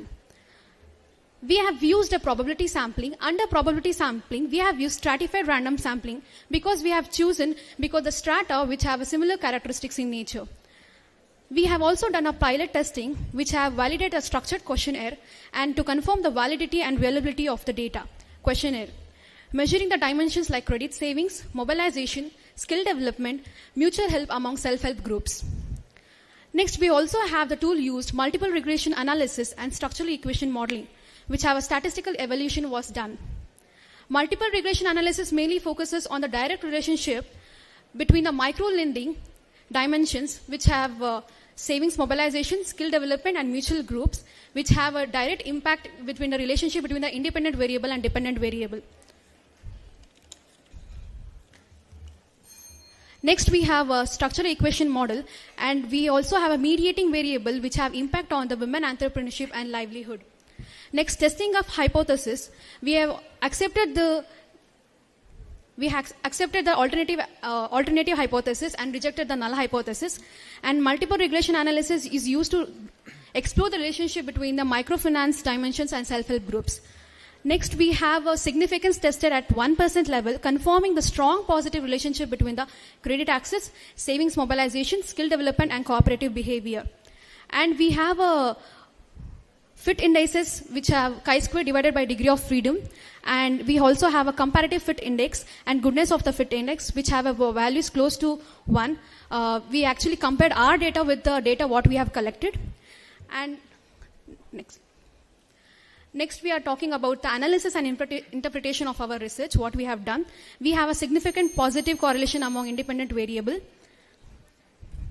Over to the limitations. Thank you, Ashwini. The study is limited to rural Chennapatana and may not generalize to other regions.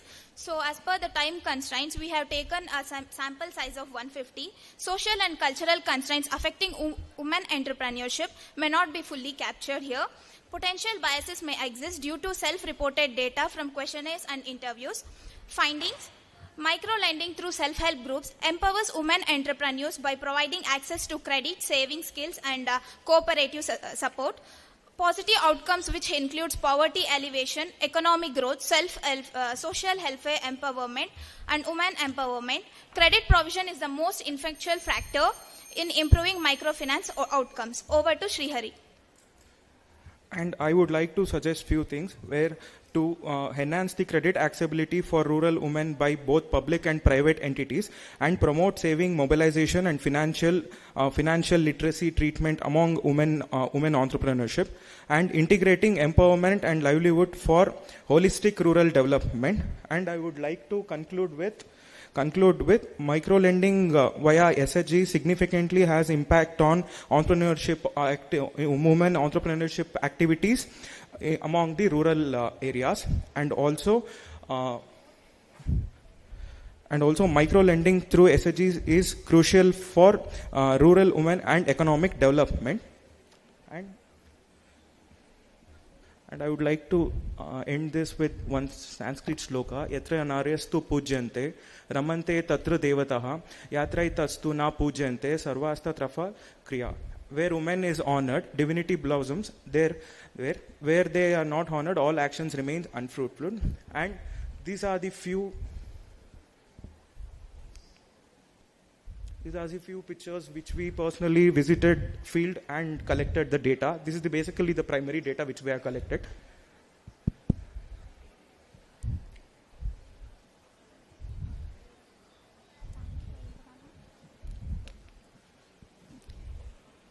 Okay.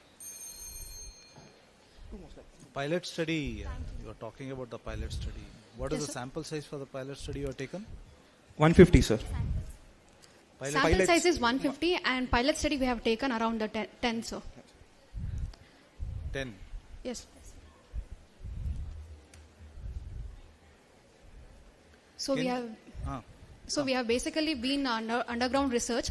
So we have asked the women entrepreneurs about that, how we are facing the things, and is it benefited the self-help groups to your thing? The microfinance has been benefited or not? So we have done. And to understand the questionnaires, we also have been translated the questionnaires to the local language, which could be understood by the women. So these are things. Was it a questionnaire or a scheduled? Sir? Was it questionnaires or scheduled? Sir, it was questionnaires, sir. They filled it. Sir? They filled it. They filled the questionnaire? No, sir. We personally interacted with each and everyone. So what is the difference between a questionnaire and a schedule? It was in English language, sir. We translated. That's okay.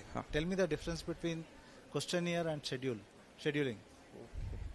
Questionnaire and? Questionnaires and schedule difference.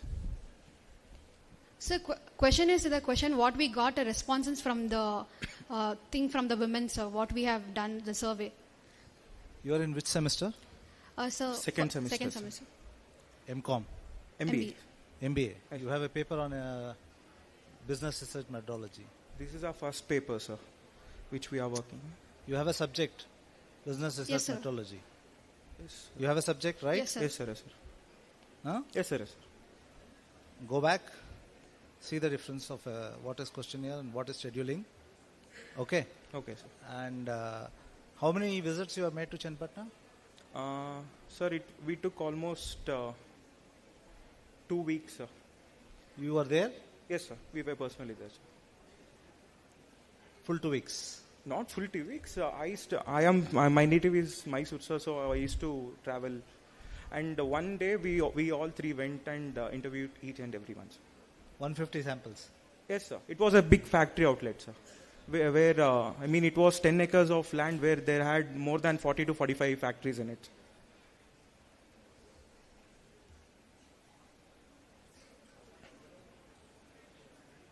Sir? So we have made, we had made a slots of how can we go and approach them, sir. So we took a time of 2 weeks. So in that 2 weeks we could have completed with the 150. Sir. Okay. Thank you, sir. Thank you, sir.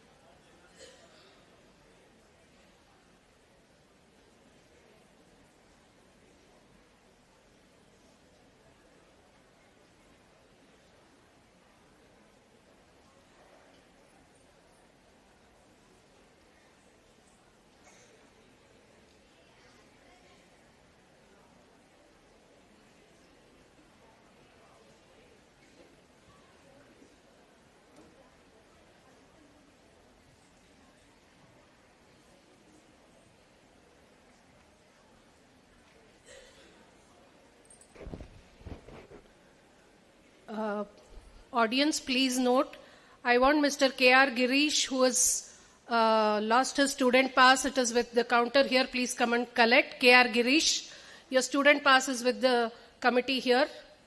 K.R. Girish.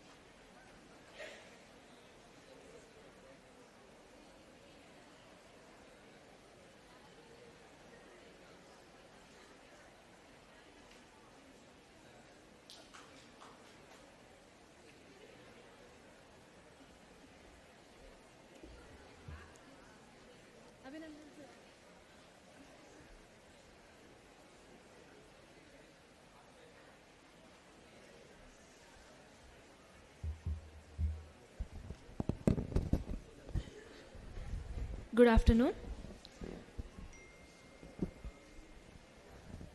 I will take this moment to express gratitude on behalf of the organizing committee to our main sponsors of the two-day international conference, Global Goals, Local Solutions. I call upon Adya Institute.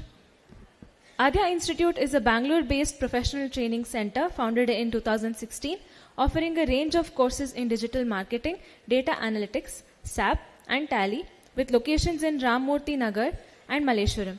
The institute focuses on creating skilled professionals with hands-on, real-world experience and aims to provide internationally recognized certifications to enhance job readiness for students, job seekers, and professionals. I request Dr. Sharmishta Datta and Dr. Nanda Kulkarni to felicitate.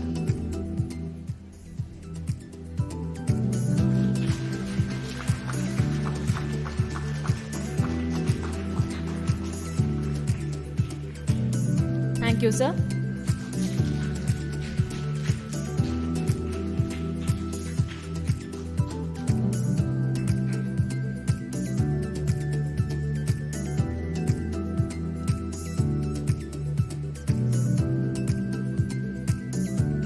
Thank you, sir. Thank you, madam. We move on now to the next track presentation for this session. I call upon Dr. Sushmita to deliver the track presentation.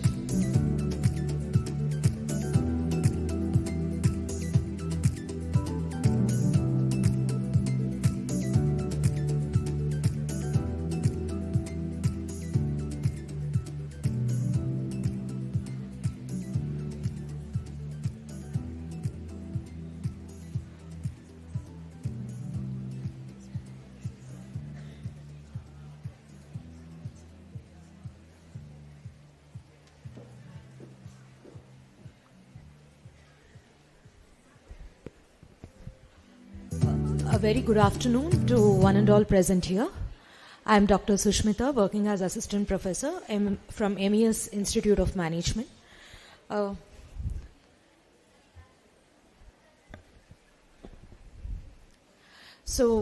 topic is about the service quality and its impact on the commuter satisfaction in the selected cities of the South Zone, India. So the two objectives of my study.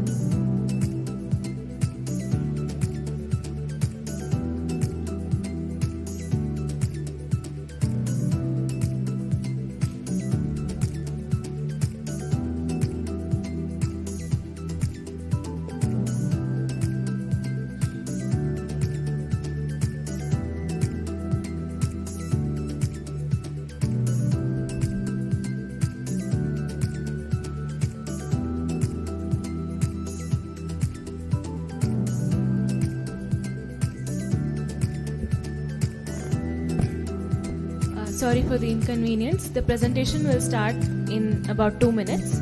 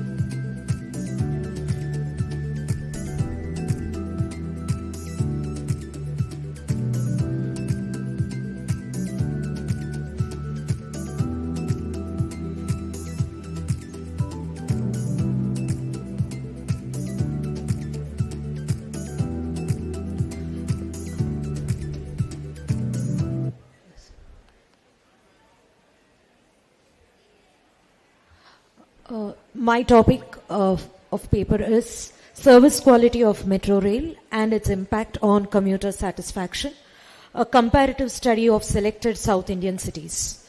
So, as we all know, transportation is a quintessential requirement for all of us, and the demography of all the communities are increasing day by day. So to meet the challenges, we definitely need improvisation of the transportation facility, and metro is one such solution where we can also combat the traffic issues. So the study is based on the metro services. I've taken two main components, service and quality. Service is any intangible economic offering that's going to help in satisfying the customers. And quality is the ongoing impression of the customers about the services. So it's a judgment about the services. Ultimately, that leads to satisfaction. And I have taken service quality model, which has been given by PZB, Parashuraman, Zetmil, and Berry in 1980s, and it's been improvised, for a lot of studies. And it's a measure that is helping us to quantify the services, because service is intangible, so quantifying services is a challenging thing. So service quality model is one such technique that will help us to quantify the services. So initially when it was started, 10 dimensions were introduced, but it has also been reduced to Ratter model. So reliability, assurance, tangibility, empathy, and responsiveness. But for my study, I have taken 10 dimensions for the comparative study. And then there are 5 qualities: process quality, output quality, physical quality, interaction quality, and organizational quality. This is from the theoretical perspective of the study. And review of literature, I've taken almost more than 100 articles for the study, wherein 80 international articles and 20 national articles. And especially Srivatsava has done a similar study based on Delhi Metro. So similar study I've done, but Srivatsava has done for metro services exclusively across all the stations in Delhi Metro. But I have taken Bangalore, Chennai, and Hyderabad Metro services, and I've done the comparative study. Research gap, of course, there is no evidential study that's been done in south part of the India, so I've taken this as a research gap. And this gap will help us to know what are the, service quality dimensions where we lag, and to get some improvisation in these lagging areas. And the research questions, of course, the demographic factors, service quality, and how the service quality variables will differ from one metro service to another metro service. Then when it comes to statement of the problem, of course, there is a pressing need for us to identify and improve the service quality on a regular basis, so that the commuters' requirements will be addressed. And then objectives. There is significant difference in the service quality across different metro services. That is one objective. Another objective is to study the impact of service quality on the commuter satisfaction. And hypothesis, of course, null hypothesis states that there are no significant differences, and alternative states there is a significant difference. And again, hypothesis 2, based on my objective 2, there is no impact of service quality on metro rail, and there is significant impact of service quality on metro rail. Research methodology, I have taken convenience sampling. 814 samples are taken for this study. According to Morgan-Crazy sample technique, for any population which is greater than 10 lakh, 384 samples are sufficient to provide a sample size. But I have taken 814 as sample technique. Cronbach alpha variables are also used to check the consistency of the variables in the study. And 81 variables across 10 different dimensions are taken for this study. And 5-point Likert scale has been taken. And 50 questionnaires were first done for the pilot study, and later on we collected for 814 samples. Primary data from the published resources, and secondary data, primary data from the respondents, and secondary data from the study. Limitations, of course, I have not covered Kochi and Visakhapatnam in my study, and that is one limitation. And it's a time-bound study, so there might be a lot of changes also as of now. And coming towards the analysis and interpretation of data, one is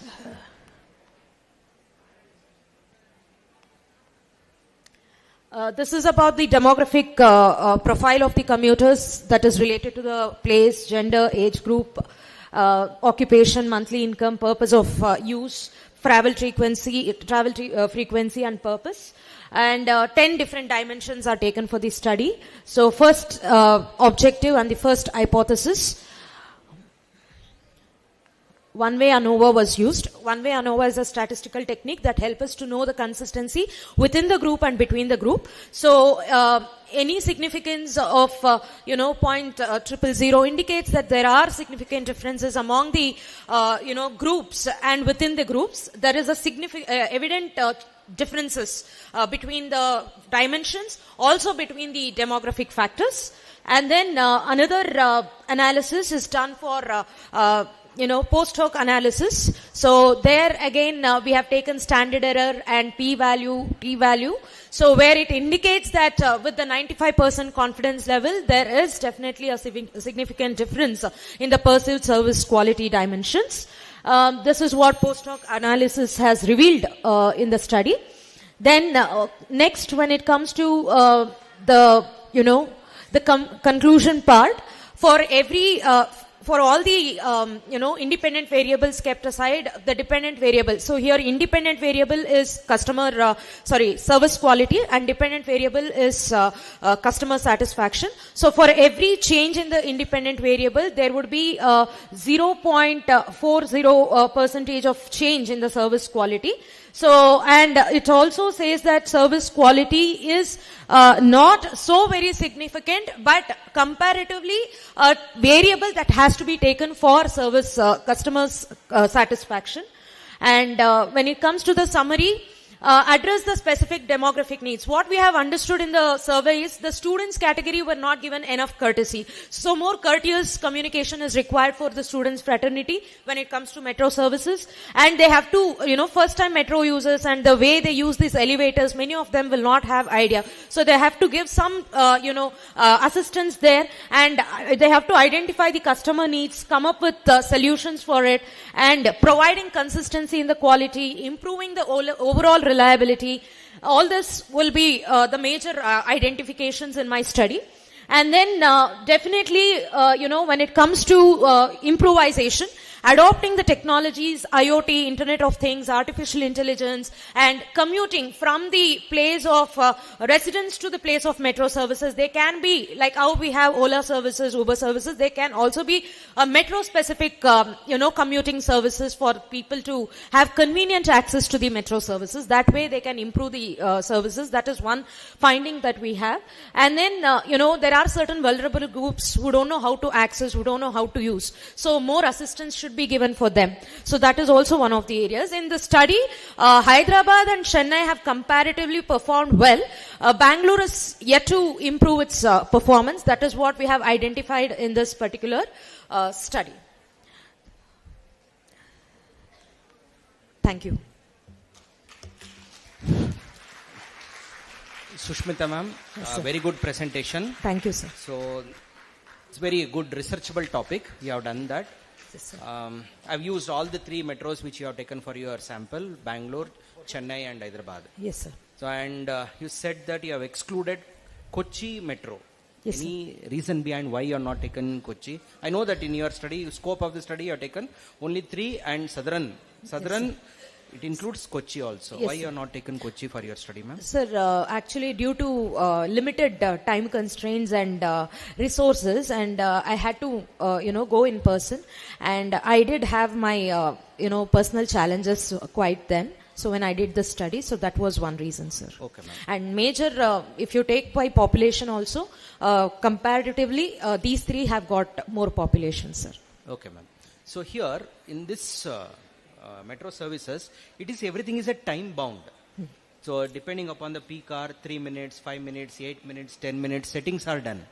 So already they are using the technology, IoT of things, artificial intelligence they are using. Security measures are very good. Comparatively, from those days, now security measures are increased. So according to you, what exactly the service quality can improve these metro services? Apart from what you said. So you said that there should be a easy access communication, transportation mobility from the house or our residence to the metro. So that is also available. So now we have Ola, Uber, even feeder buses are there. So apart from that, anything which you expect which is not there in southern metro but which is there in northern metro? Sir, in terms of connectivities, we can increase the connectivities, and if at all, if we have to say the deadlines given for the projects, they are not able to meet up to the deadlines. It's almost going beyond 1 year than expectations. So that is one reason which we have as an issue. Another thing is, sir, if we compare the BMTC services and metro services, the cost is also one of the factor where the customers are facing it difficult, sir. Especially the lower income people, when we see the demographic profile, the lower income people are now facing difficult to access for metro services because of increased cost. So that is one challenge.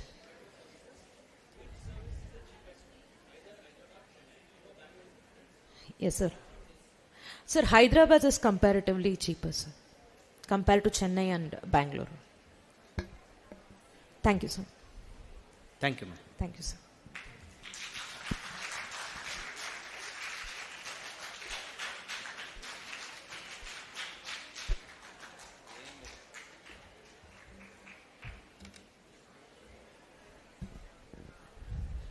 Thank you, ma'am. It is our honor to acknowledge Malgudi Amrita Chaha as a principal sponsor of today's event. Established in 2021 by Mr. Shivraj Kumar in Bengaluru, the brand began as a modest tea stall with a vision to offer wholesome, affordable tea while creating meaningful employment opportunities for rural and underprivileged youth. Rooted in tradition and inspired by the timeless legacy of Malgudi days, their tea is crafted with premium natural ingredients, including sulfur-free sugar and selected condiments, offering a refreshing and health-conscious experience in every cup. We extend our sincere gratitude to Malgudi Amrita Chaha for their generous support and enduring commitment to community, tradition and excellence. I call upon Malgudi Chaha, Amrita Chaha and team on the stage. We would like to extend our token of gratitude. I would request Dr. Sharmishta Datta, Principal, Maharani Lakshmi Ammani College, to felicitate the team.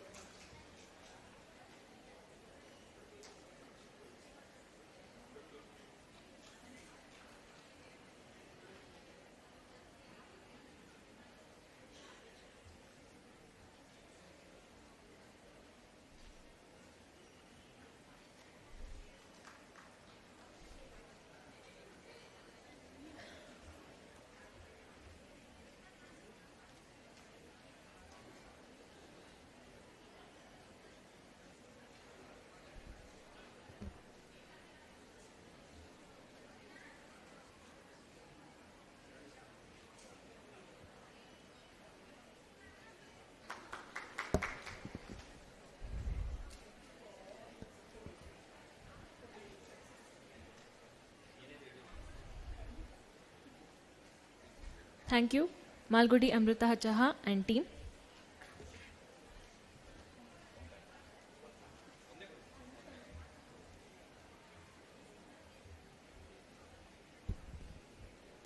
I would now like to call upon the next presenter for the day.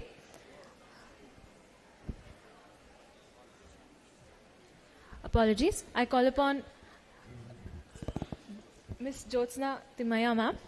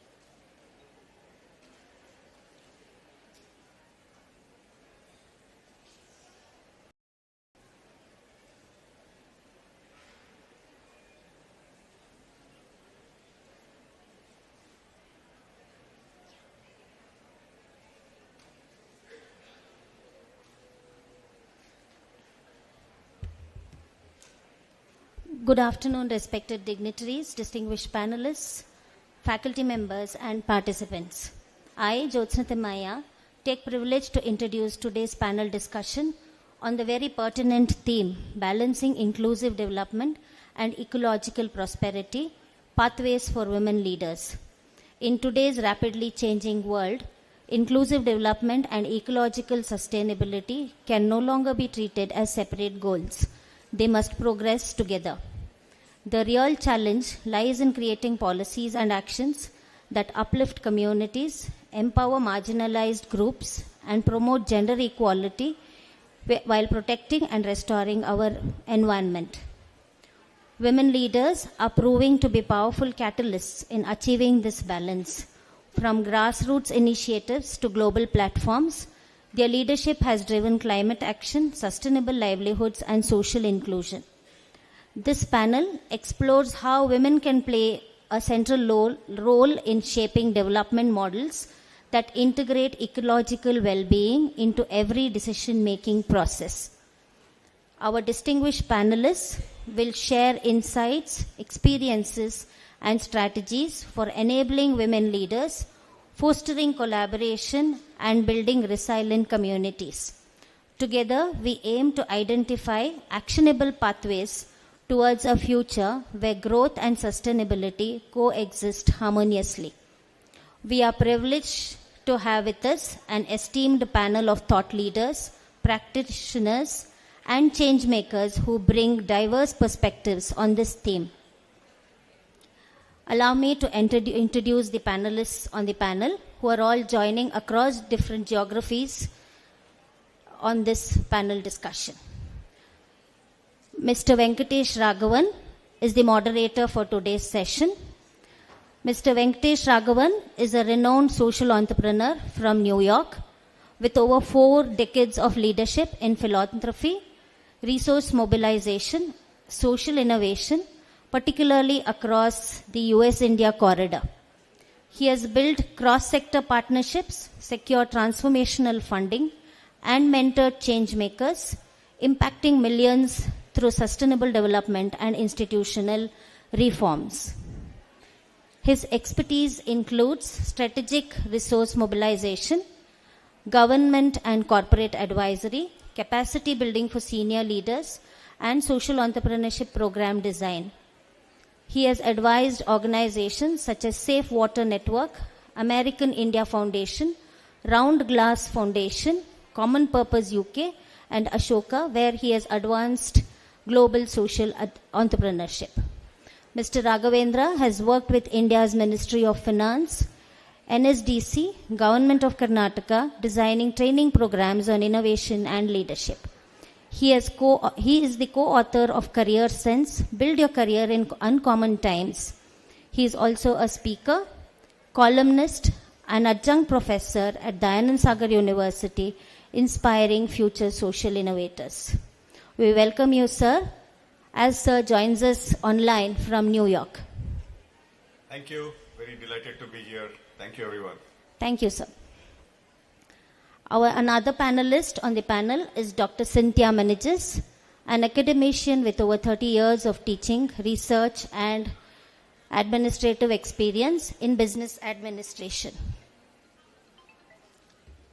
She superannuated as a professor, Canara Bank School of Management Studies, Bangalore University, where she also served as a Dean of Commerce, Director of Management Studies, and acting VC. A PhD in Business Administration, she has guided over 14 PhD scholars and numerous MBA dissertations. A sought-after resource person, she continues to contribute to academia as a NAC Peer Committee Chairperson and mentor. It's a pleasure to welcome you, ma'am.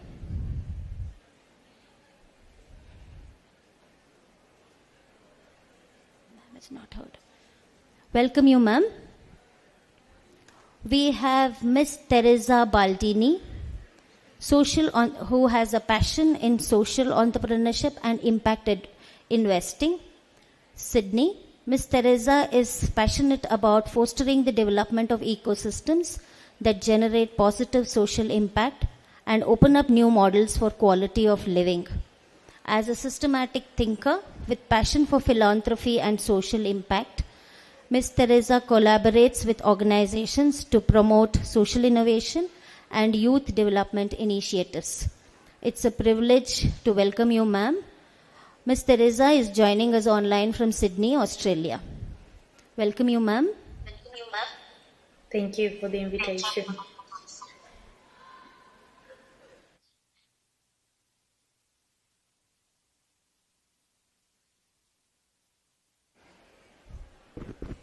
Professor Fasila Banu is an accomplished academic and an administrator with over 2 decades of experience in IT, ITES and higher education, including 15 years at Amity, Mauritius. She has served as Deputy Director, Registrar and International Partnership Manager, overseeing strategic decisions, academic operations and collaborations with global universities.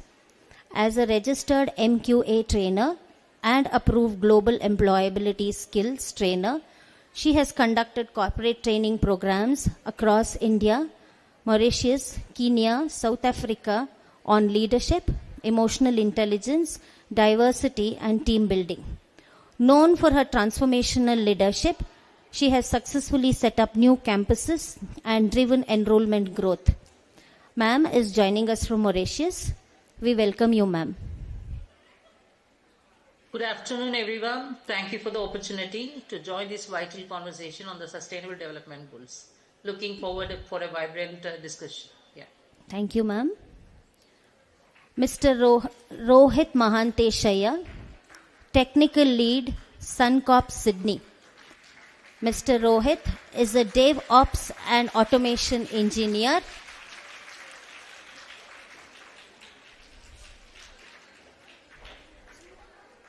Thank you for the invitation.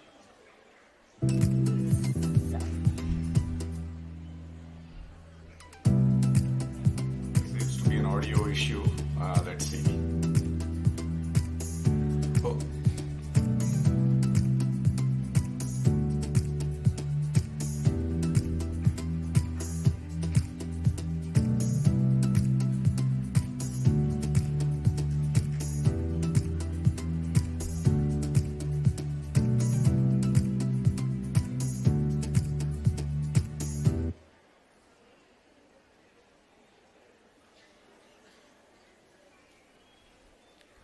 I continue the introduction of our esteemed panelists.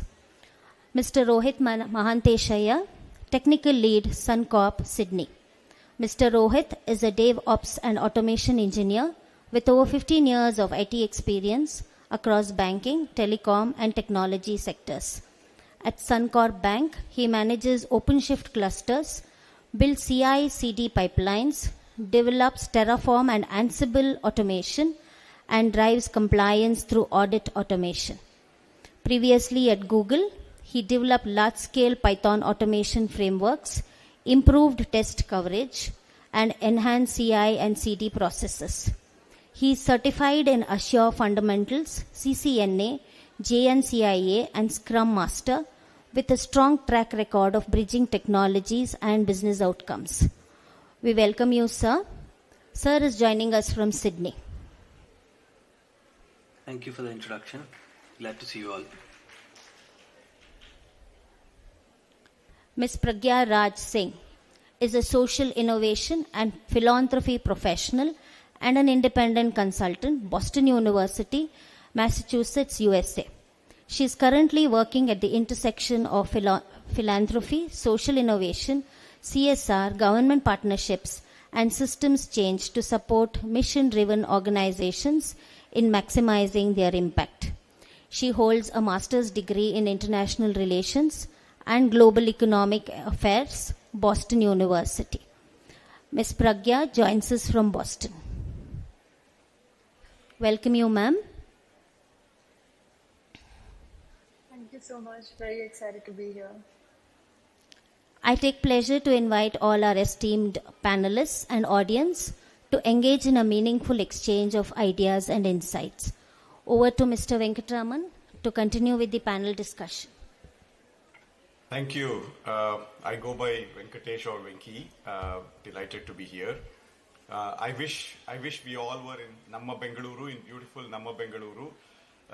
But it's nice to have this hybrid format, and we are all scattered in different parts of the world. I'm, as it was mentioned, I'm in New York City.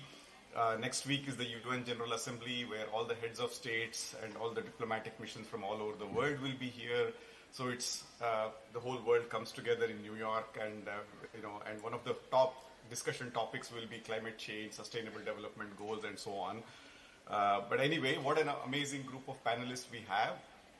We were originally given 90 minutes. I hope we can still use that 90 minutes to engage in a meaningful discussion despite the delays.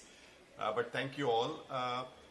The goal here is to really draw on the rich experience of this group of panelists, make it very relevant to the context, in India, where MLAC and the Bangalore University context to keep in mind. I can't think of a better person for us to kick us off on this discussion than Cynthia ma'am. She brings such rich experience and has seen the ebb and tide and the various trends in higher education, in the role of students as leaders and future leaders. Cynthia ma'am, I want to start off with you, and I want to make it a very conversational style, if my panelists will allow me. Cynthia ma'am, you have seen how education has evolved, the technology has come in, so many changes, amazing transformations have happened. But somehow it always feels that there is the academic path, there are all these topics and subjects that students study, and sustainable development goals, and all of that is always on the periphery. How do you feel, ma'am, that this can be made more mainstream and made more integrated into the day-to-day conversation that students and academicians have? Thank you. Hello, everyone. Pleased to be here. See, I have worked for MBA, for the MBA department, designed the curriculum all my career, about 27 to 30 years.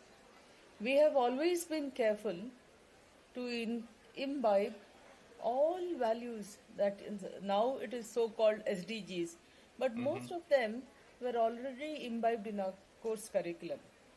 Like, for example, we have subjects like business ethics, corporate governance, environment, all these things, and legal aspects and all that. Sadly, what happens is, as when you look at the commercial side of it, everybody who comes into an MBA course is looking for employment and gainful employment at that. In these things, what happens is, these values get sidelined. When you are set in a course and your salary package is good, it's like the pyramid, Abraham Maslow's pyramid. Only when your stomach is full and you have a good night's sleep will you think about your neighbor, or you think about improving yourself mentally, spiritually, etc. So this is the same thing that happens in MBA. However much, what we have tried is encourage students, when you go for immersion, internship, we ask them to do, in this. Now, like this, suppose I'm interviewing a carpenter for a job, I would see his work. But when you interview an MBA, what would you see? Their projects, dissertation reports, project reports. So if the project reports show you something on the human values side or sustainable development side, I don't know how many industry people would appreciate that, honest to God. Suppose you are doing something in finance or marketing or research, they would immediately walk in, like marketing is a green subject. So this is the problem. Not that we have not imbibed or not taught, etc. There are. Now, for this, what comes to my mind is, in our country, it has been mandated that 1.5% of your profits go into CSR. But who does CSR? How does CSR really happen? This corporate social responsibility is taken as a part of, that's something that is first of all, being mandated is shameful. Come on, let's agree with that, right? So secondly, how serious are we in CSR? So what is done in Indian industry is we find an NGO, non-government organization, for those who do not understand Indian terminology. Excuse me for that. So what they do is they find an NGO who's looking after maybe children, and then they will give them some money and like this.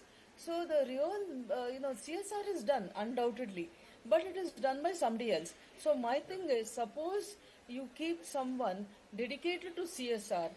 We MBA faculty will teach CSR for a batch of students who will go into industry to do CSR and get as much gainful employment as the other students. Great point, ma'am. A quick follow-up question, and then I'll turn to the other panelists. Ma'am, so you bring up a great point about how there has to be a change of heart in the industry as well, not completely focus on the profit side of things. But ma'am, one quick question. You've seen a lot of students over the generations and over the years. Do you see a change in the mindset of students with regard to passion, social change, social commitment? That's what I hear and see. But we just wanted your opinion on that. Sir, it is definitely there.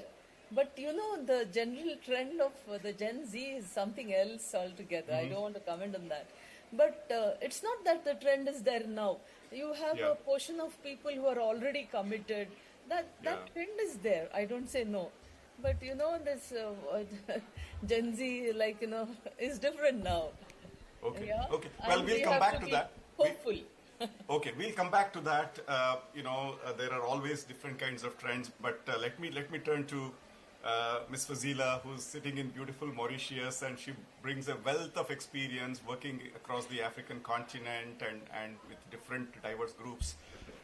Ms. Fazila, what do you see? Do we have Mr. Gokul in the venue? Since this is a women's college we are talking about, and there was a very specific focus on women leaders, how do you see the positioning and the openness to encourage women leaders across the globe, across the context that you have worked, and in comparison to India? Any observations that you can shed some light on? Yes. So thank you once again, and all the mentors there, all the policymakers, the dignitaries of DICE and everything.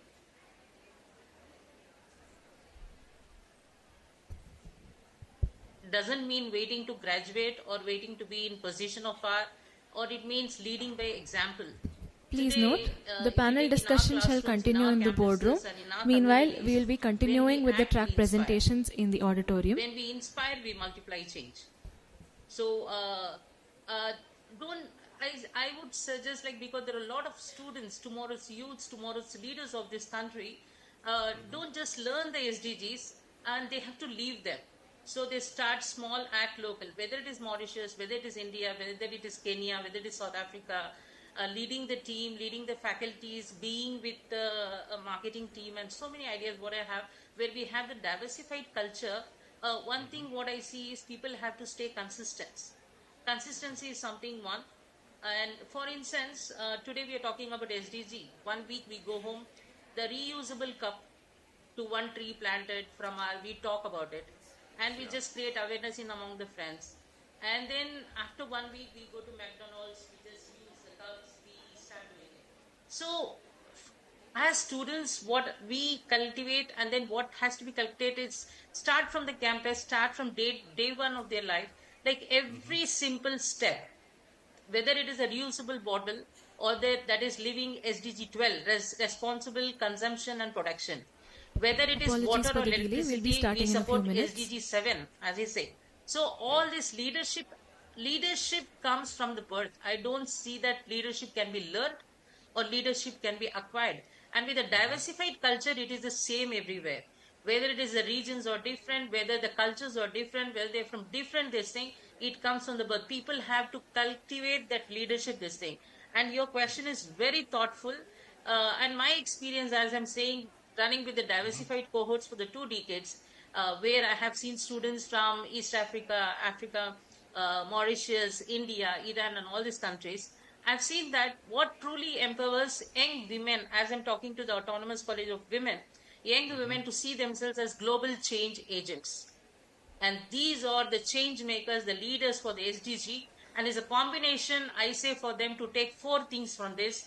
I'll just take 1 minute to talk about this. First, there'd be representations and mentorship. When young women see other women, like when they see the other women leading in sustainability, whether it is climate change, whether it is welcome back our entrepreneurship, whether chairpersons they are for the track policymakers, presentations. they begin to believe. I call upon So Gokul the and team belief is something to which give should their be there in a track woman. presentation. If she can, so can I. So that word should not be forgotten. So mentorship then turns them into belief, into confidence, which I have seen in the students here. Second is we as mentors, we as teachers, we as being in front of them, we have to cultivate them in them. Second, safe and inclusive spaces. Good afternoon, one and all present here. I am Nakshay and this is my co-presenter Ritvik, and we are from second year commerce. We are from SSMRV College and our topic is sustainable human resource practices. Ideas, give them the solutions where you bring the SDGs involved into that and not just hurt but we value it. So this validation is a powerful catalyst for leadership. So that they have to believe in. Third is education and opportunities. So equipping young women with skills in research. Research is something which is going to inculcate their leadership into a vast thing. So digital literacy, project management, all this comes into this, where our students have seen they translate passion into action. So giving them leadership roles early, whether in campus, So, sustainability is a key priority in the 21st century, and human resource management is now viewed as driver of long-term sustainable development. Sustainable HR focuses on eco-friendly, socially responsible and employee-centered practices. For India, the vision of Viksit Bharat 2047 highlights the catalyst for building a green workforce for education is going to be SDG 4 and driving inclusive, sustainable growth. She sees that her action ripples for beyond her immediate environment. Literature review. Sustainable leaders. Existing research. So in short, studies confirm that sustainable human resource practices improve employee engagement and reduce attrition. That will help our young women who are today Key findings. to help them Studies confirm that sustainable human resource Thank you.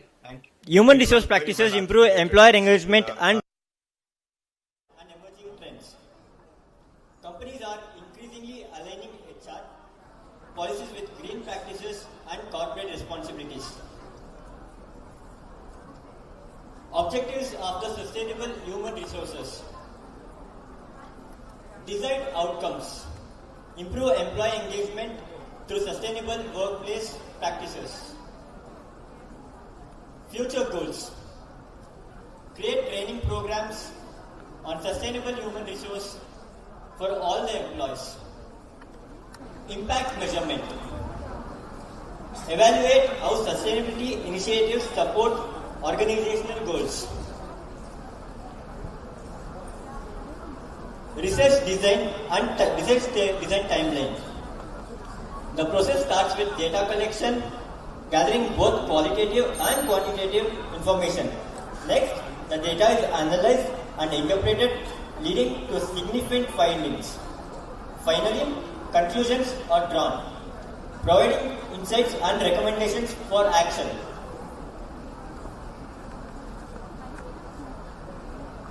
Testing of hypothesis.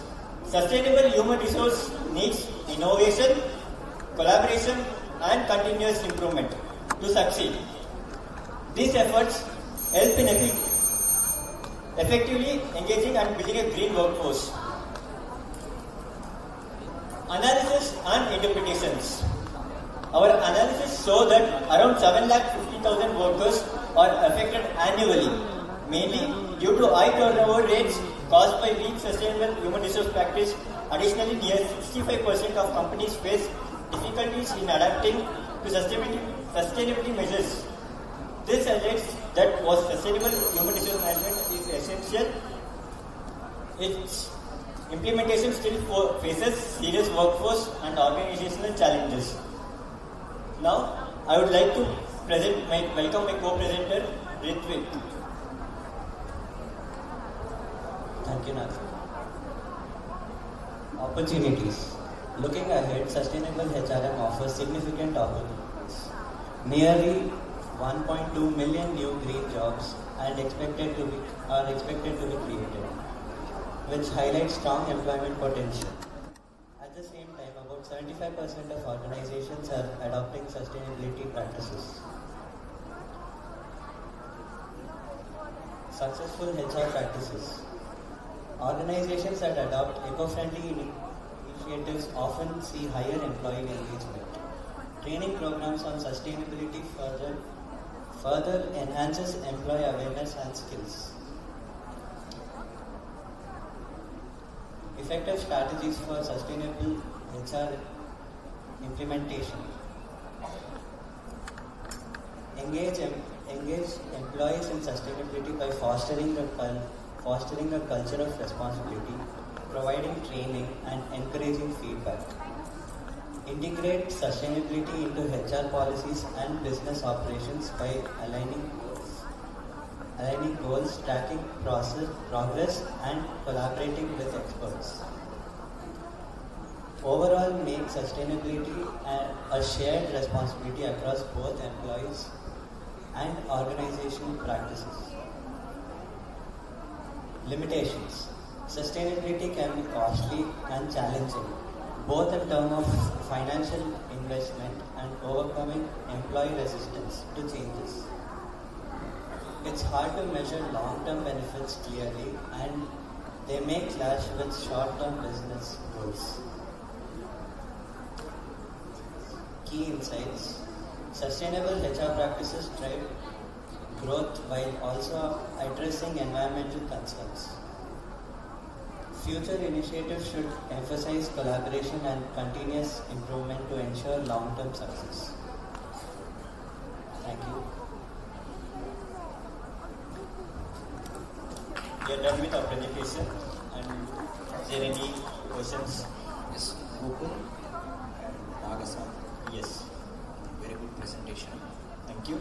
So, according to you, what are the best HR practices?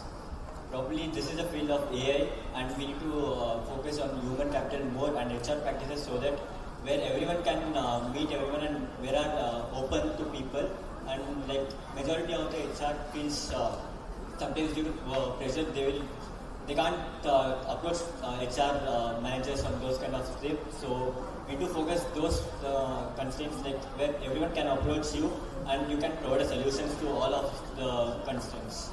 So those are the best HR practices, where we can give like few on and off board training sessions also where providing training to the employees on how to operate, how to deal with work, how to deal with their personal life or personal pressure also.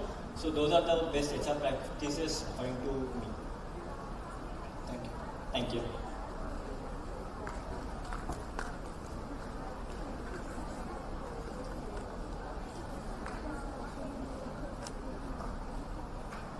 Thank you.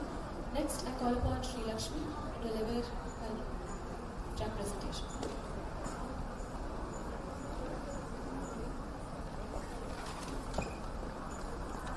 Good afternoon, Anna. My topic is a study on investigating ethical reasoning and IPR literacy in the digital academic practice.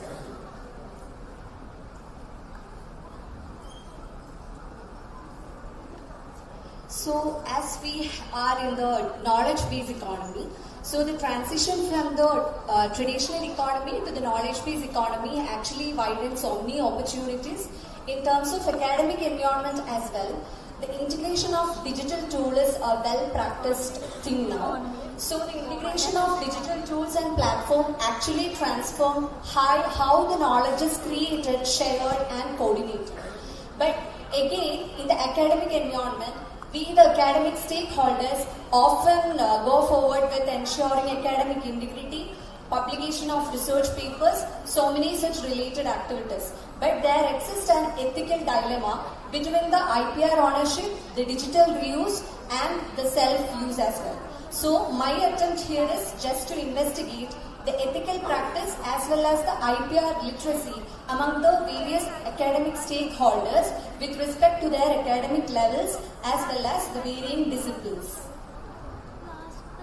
So I have conducted 20 plus reviews and I have gathered here only the major one. And to summarize the review of literature, what I have done, the major part is that majority of the studies focus were actually given to ensuring academic integrity or plagiarism detection as well, or this copyright practices and all. Only limited researches has been conducted with respect to ethical reasoning as well as IPR literacy as an integration. So that is the research gap here. So this is the objective of my study. First, to assess the ethical reasoning ability across academic stakeholders in digital academic context, and to understand the level of IPR literacy across the academic disciplines, and to examine the participants' perception to the various academic misconducts. So the research design is, I have adopted descriptive and analytical research design, and the academic stakeholders, which include the UG, PG students, PhD scholars as well as faculties, I have taken for my study. A sample size of 200 I actually got, but out of that only 122 I considered for analysis, since the remaining were half filled and all. And that sampling technique I have used is this non-probability purposive sampling, and the primary data which is collected through structured questionnaire from academic stakeholders. So the tools I have used for the hypothesis testing was Crystal Vallis test and the Friedman test with the help of SPSS. So yeah, the validity of the questionnaire I have checked with the help of Ronsback alpha, and all the construct exhibited the internal consistency with a value above this threshold limit 0.7. So moving to the first hypothesis, there is no significant difference in the ethical reasoning ability across academic stakeholders. So here I have used the Crystal Vallis test with the grouping variable of academic levels. As I said, academic levels I have chosen UG students, PG students, PhD scholars and the faculties. So based on the result, the faculty members ranked highest with a mean score of 86.1.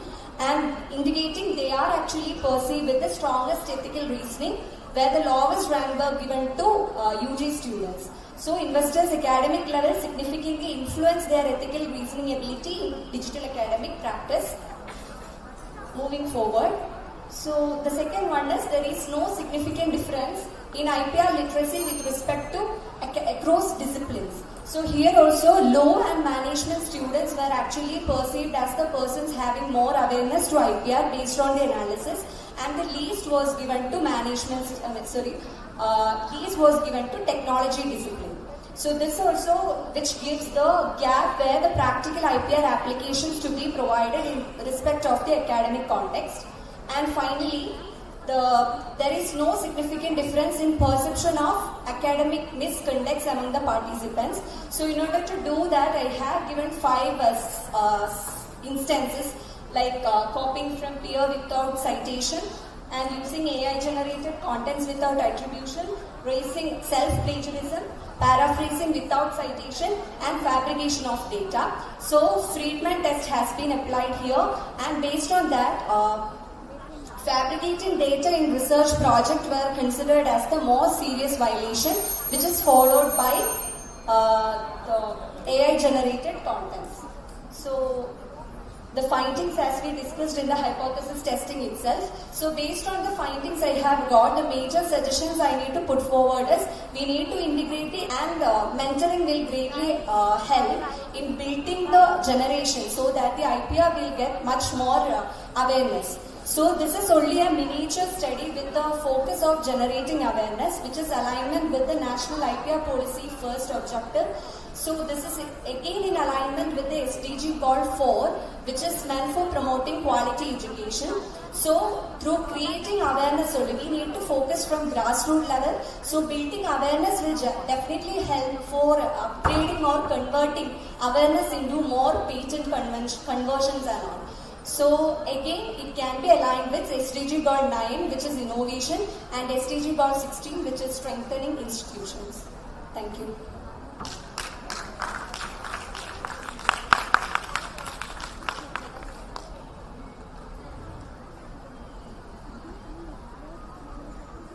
Madam, you are a scholar in which branch? Commerce.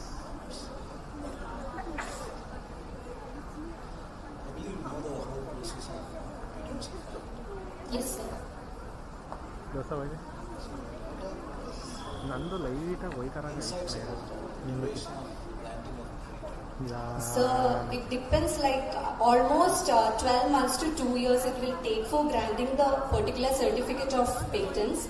And if we file the examination form, like form number 18 and all, there is an option, even early, granting of certificate can also be done.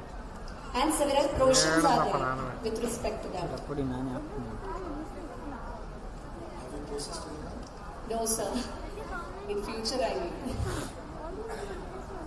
Thank you. Thank you, sir.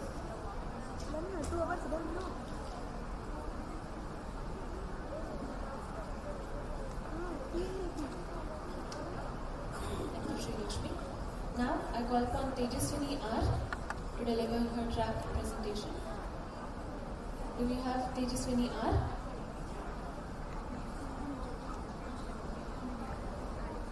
Tejaswini R? Okay. We move on to Akshata.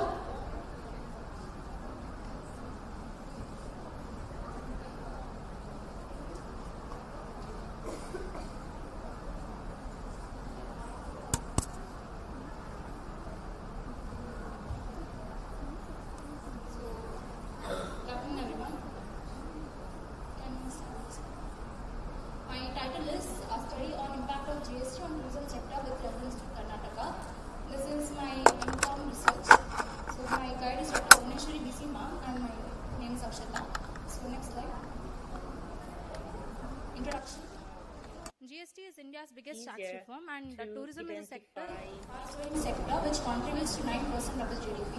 Karnataka, why I have chosen is it has a mix of heritage, eco-wildlife and IT-driven urban tourism, making it ideal for analysis. Review of literature. I have done 54 review of literatures where the data was collected from both primary and secondary data. The research gap which I have identified is most of the researches which have been done was either based on stakeholders or government, and specific focus was not given to Karnataka state. So that is the research gap. Objectives of the study. There are two objectives: to examine the GST as influenced tourist travel choices, frequency or spending patterns in Karnataka. The second one is to understand how GST affects tourist satisfaction and value for money perception in hospitality and travel services. Research methodology. I have received 249 responses, and the sample design is population tourists in Karnataka post GST have been using services. Sampling unit is individual tourists who have received the services. Sampling type which I have used is convenience sampling. Data collection and tools. Direct interview and questionnaire was used. Analysis I have used Microsoft Excel and IBM SPSS. The limitations of the study are: the study is restricted only to Karnataka state, and the duration of the research project was limited.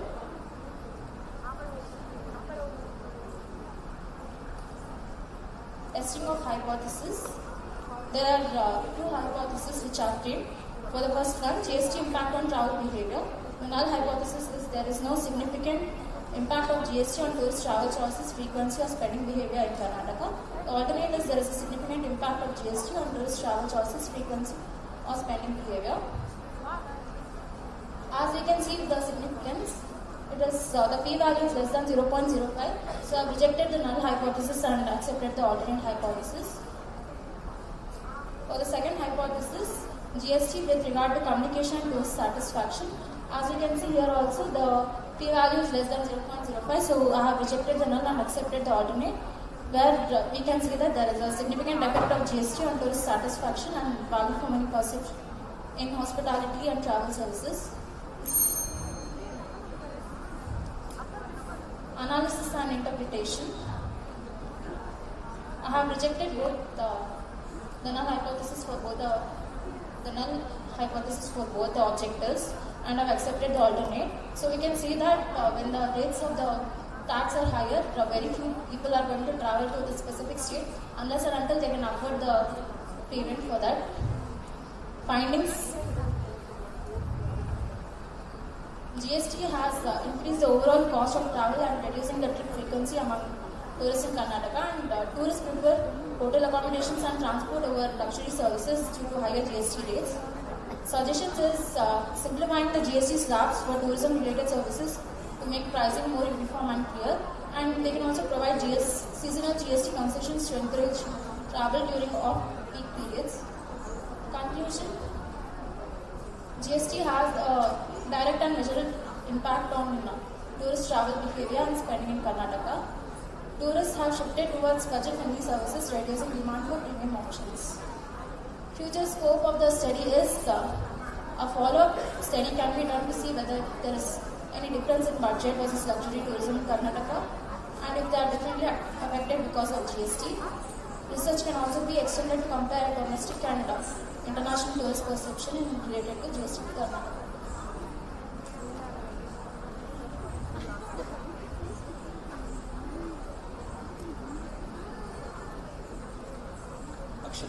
Yes, sir.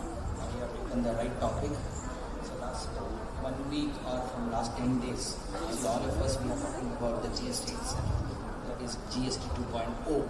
What is your view on that? You have done extensive review of literature. Yes, sir. And your topic is on GST. So what is your view on GST 2.0? So GST 2.0, there are few various changes which has been happened.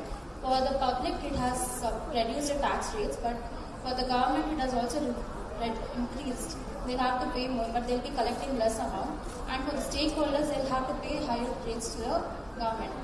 And in case of tourism services, Hotel Authority of India had told that they can make the GST rates as 5% if possible, so that the number of tourists they can increase and pay less taxes and enjoy more budget-friendly and luxury tourism services. So now, based on this GST 2.0, so any new perspective for your study which you are looking for? Yes, sir. In GST 2.0, if they could include tourist refund scheme, it would be better, sir. Because in other countries, they have implemented that, like Singapore. So if it's implemented to India also, there will be a huge impact so that foreign exchange can be more, and to international tourists who are going to visit India, they'll get the refund amount for that. It's very good. Good answer. Thank you.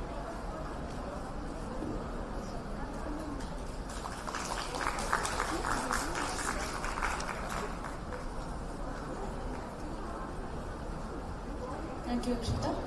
I now call upon Monica AR to deliver her track presentation.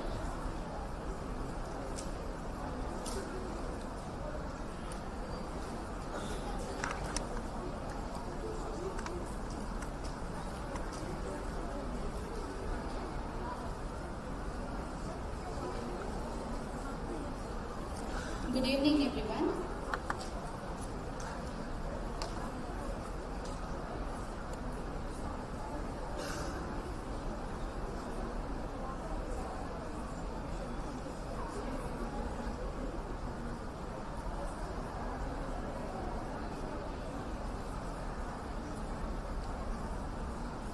Good evening, everyone. I'm Monica AR. My guide is Dr. Bhuneshwari BC, and my research title is A Study on the Effect of GST on Customer Preference for Branded versus Unbranded FMCG Products with reference to Bangalore Urban.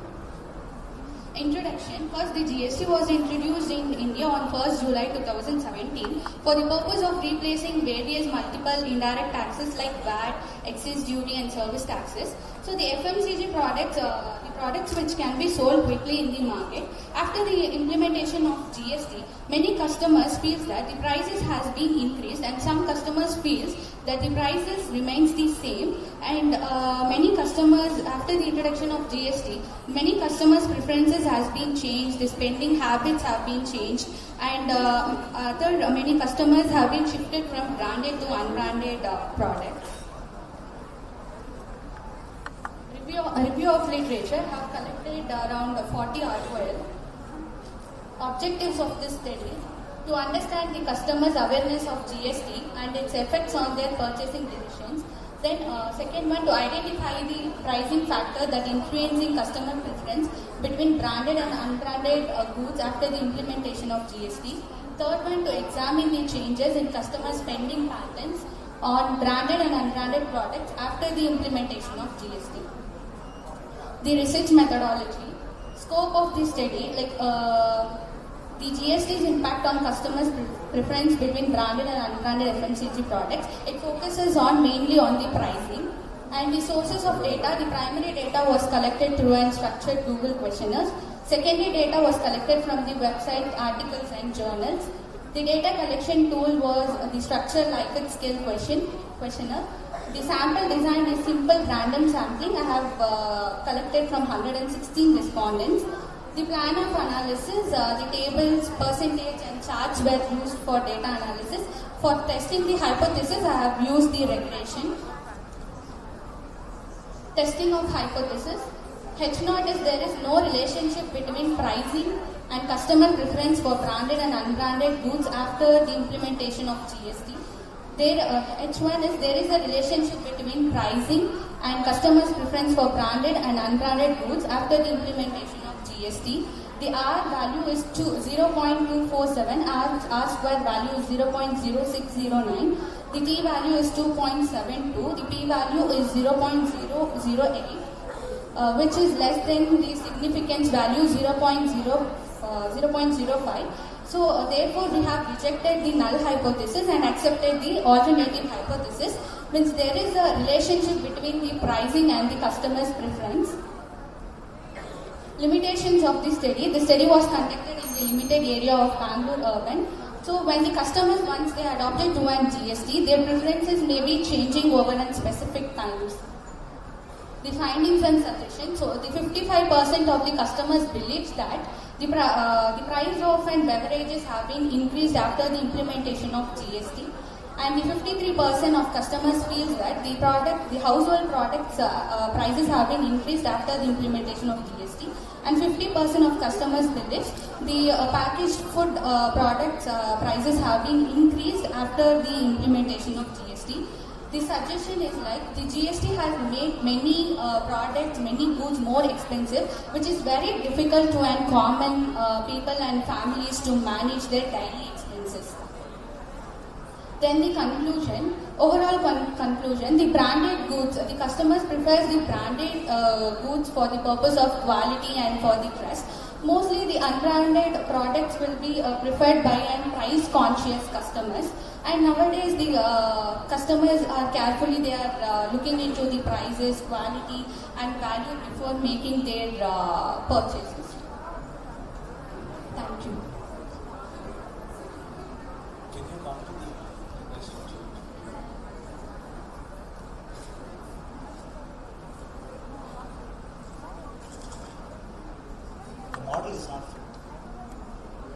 So it was, the regression test was used by the JAMA.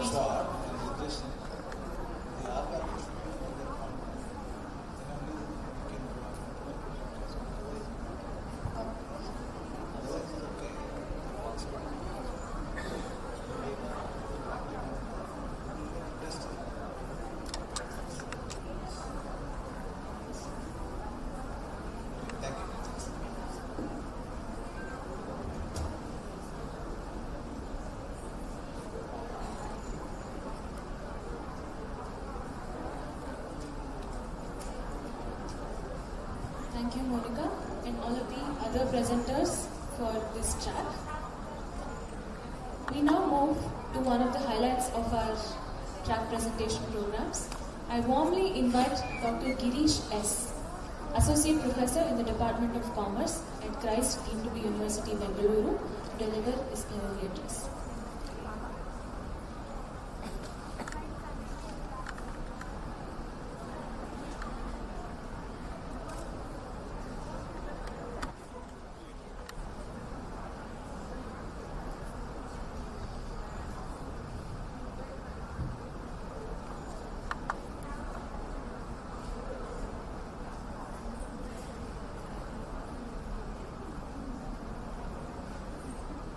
Good evening to one and all present here. Respected Principal Ma'am, Saurashtra Ma'am, Organizing Secretary, Women Sir, my co-chairperson, Madhu Sir, and all the faculty members of Maharani Lakshmi Mani College and Bangalore City University, and my dear students.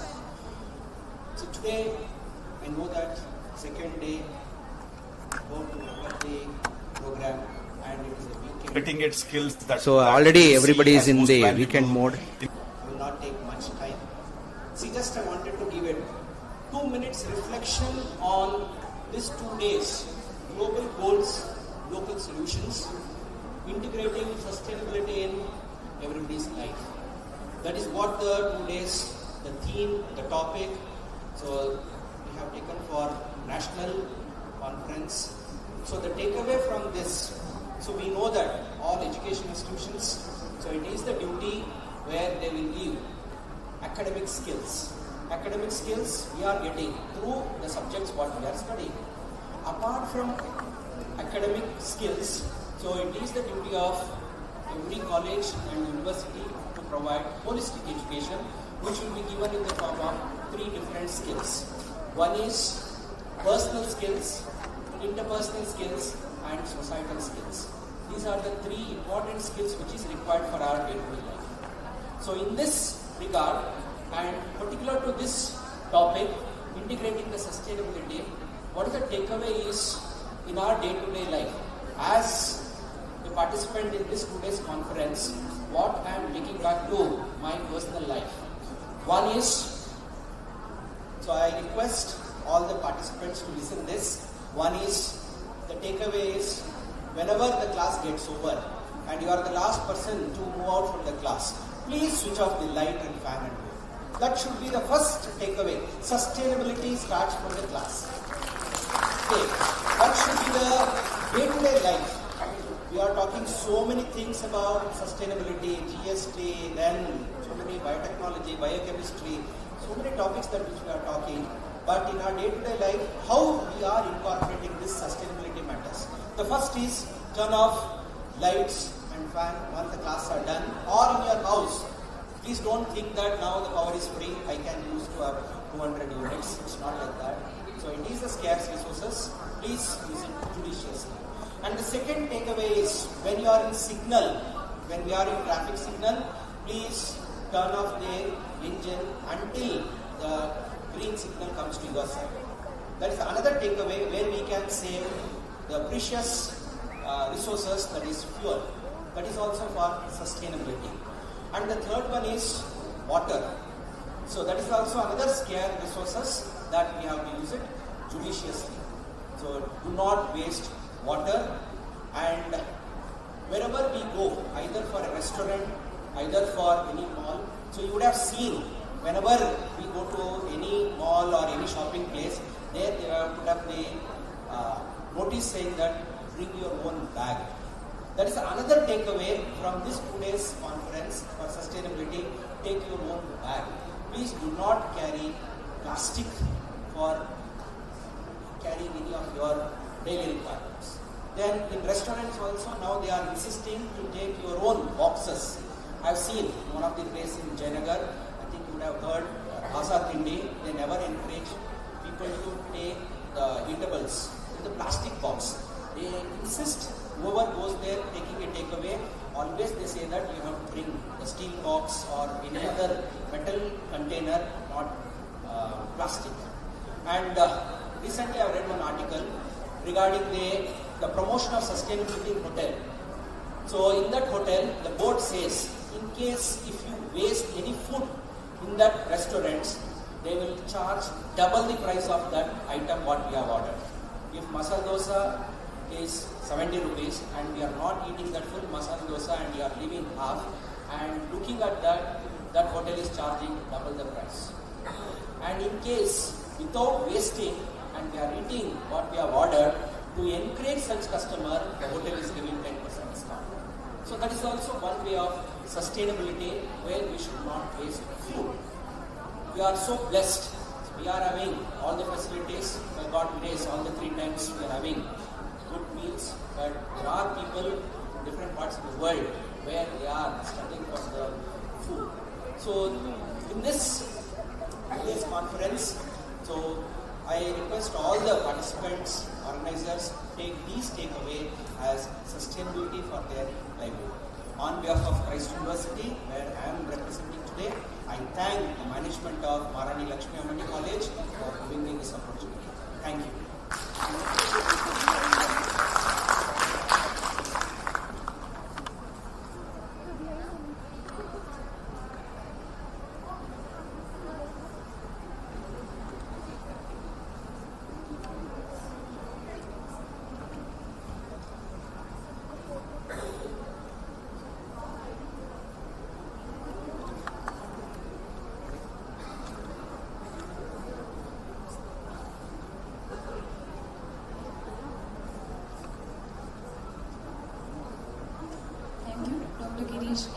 For that insightful and inspiring address.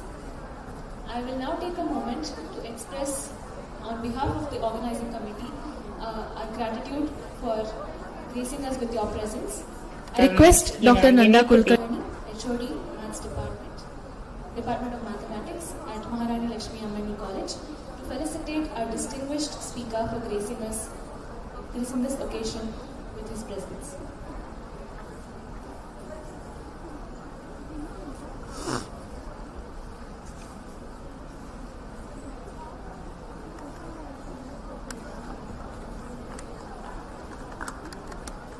To rethink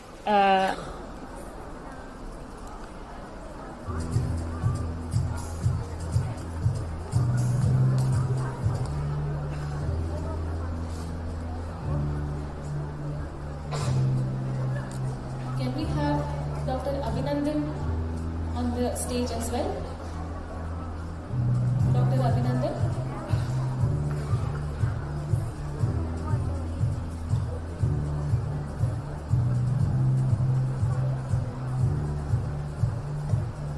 I also invite Dr. Saurashtra Weaving, Principal, Maharani Lakshmi Ammani College, to felicitate our speaker.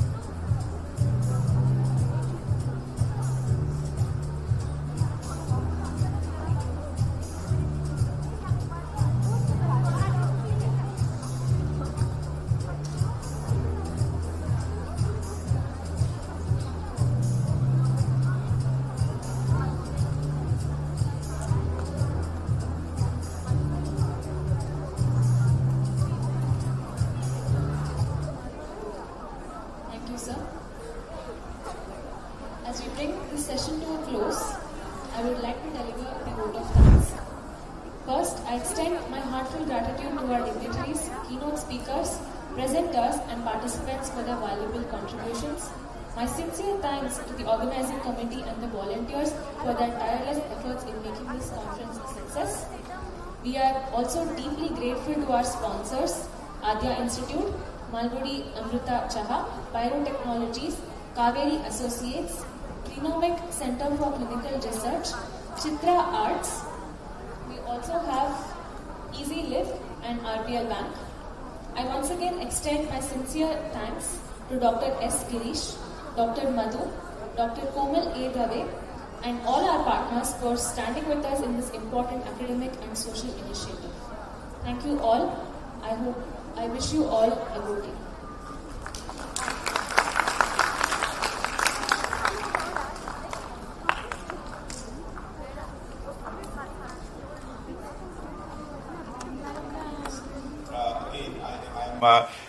Even within an hour, we have just almost coming to an hour of our discussion. I already feel I know all these people for many, many years. Such wonderful, warm conversation and such energy that all of you are bringing. It's very heartening. Again, I'm very, very grateful to Bangalore City University and MLAC for creating this opportunity. I hope we are capturing something that will that is meaningful for the students there. I'm very grateful to Jairaj sir, who's the managing trustee of MLAC, for introducing me to this amazing institution. We hope all of the panelists, and we are all making some commitments here. Rohit, we remember all the ideas you gave, so we are going to put you on the spot. So we want to express our commitment to advancing the goals of this amazing institution, MLAC in particular, and Bangalore City University. I think we might be sitting in Sydney or New York or Mauritius or wherever. I think we are one global community. I think the borders are disappearing in that sense. So let's all collaborate and really support this amazing institution. And such an honor to be associated. I also want to thank all the academic staff members of MLAC who worked so hard to make all this happen. So I'm going to go around, ask for one. The story of the eagle, the story of the mud ball, they all have now imprinted in my mind such inspiring stories. But I want to go around quickly in 1 or 2 minutes. Can you share, and I'm going to just choose a very random order. Can you share one instance, one anecdote that really changed or was an important moment in your professional life, in your personal life, that was a turning point for you? So, Pragya, I'm going to start with you. Thank you for starting with me. I was smiling because I had an answer that maybe a lot of the students there would be able to relate to. But after my undergrad, I was in Delhi University. I was preparing for UPSC and I wanted to do civil services. And that's the only thing I knew since I was 11 years old. So I had been doing the constitution notes since I was in high school and everything was on its path. And at some point midway during the preparation, I realized that the world is bigger and I feel like a lot of the challenges I see, I wanted to get a bigger perspective, and it's such a commitment where I didn't know kind of like what we were talking about, passion and fulfillment and values. I was like, I need to trust my gut and I need to trust my instincts. So I did the complete opposite of leaving and doing my master's, and I think that the journey's been so beautiful. So I think that inflection point of trusting my instinct, even though it's not something that in Indian society especially we would assume that would have better returns than maybe becoming and doing bureaucratic services. But personally, I think in terms of aligning with myself, it did. So you just have to follow your gut and instinct and it will fare well and you'll be where you need to be. So, yeah. Thank you, Pragya. Cynthia ma'am, your story, your thoughts, please. Yeah, definitely. See, my story is about how negative brickbats to you can lead to something positive. Okay, see, I'm a repatriate from Kuwait. Saddam Hussein invaded Kuwait and we lost everything and we came and I wanted to get into a job. So then there is something, I like teaching, so I wanted to become a college teacher. There's something called National Eligibility Test, which is supposedly quite tough, okay? So this is the year 1996, 6 years after coming back, and my child has grown up. I have a son who was born in 1990. So I called up one lady who has allegedly passed. I'm in a tier 2 city, not in Bangalore, and says, can you help me? I want to pass NET. So she says, just because I passed, you think you can pass? I was very hurt. So I go to my husband and I tell him this. So he says, she's right. I said, what? My husband, you're my husband. So he says, yeah, she's right. You are much better than her, he said. Wow. That motivation I still carry to this day. Thank you. The importance of having supportive people around us, so important. Thank you for sharing that wonderful story. Rohit, can you share one important professional or personal turning point for you? Yeah, sure. I mean, there are a few, but then the thing that I would like to emphasize here, right, is, all my IT career, I was in one technology, and then I was thinking, okay, this is it, I'll be here. But then, with technology changing every day, we should not be kind of bound to one thing. So the thing that I want to share here is I started with traditional IT, but then I realized the world was moving very quickly towards cloud. And then at first it was very overwhelming. There were so many things to kind of learn, but then I was not sure I was ready. I mean, this would apply to everyone that is listening to this. Instead of waiting till you find yourself 100% confident, I would say just jump in. once you jump in, you can just learn it like on the fly. Like you find a lot of mentors, a lot of people who would kind of help you along your way. You will definitely make mistakes. The mistakes is what would kind of make you a better person. For me, I mean, the decision to embrace cloud and then moving into this, right, like a few years back has helped me kind of grow in terms of professionally as well as personally. I would say to all young people, don't wait until you're ready perfectly, but then just jump in. Also, there's a saying, consistent ugly beats perfection. Thank you. Rohit, again, that's so profound, and you bring up the aspect of risk taking, right? We have to take risks. The calculated risks in life is what takes us to the next level. Thank you, Rohit. Teresa, your quick story, please. Thank you, Anki. One story that changed how I see the world was when I was studying at Stanford. I was studying technology entrepreneurship, and I was this startup that was called General Magic. It's called the startup that has created the biggest impact in the world, but nobody knows of. It was a spin-off of Apple at the times of Steve Jobs, and it was the startup that Mark Forrest, founder, built the first smartphone. And we're talking about the early 80s. And the story is that from that startup wasn't able to really bring on the market a product that was useful for the customers. And so the company basically failed 10 years after that. But the crazy thing is that, like, inside that bubble, there were incredible people that, beside that story, were able really to change the world. And they were some of the founders of LinkedIn, the founders of Adobe, eBay, some work for the US government at the Obama administration. So, like, it's really all the time about people, and it's finding, if you're looking for a journey, an entrepreneurial journey is looking for the people that are right to you, for you, and they are complementary in terms of skill and competencies, and but they share the same values.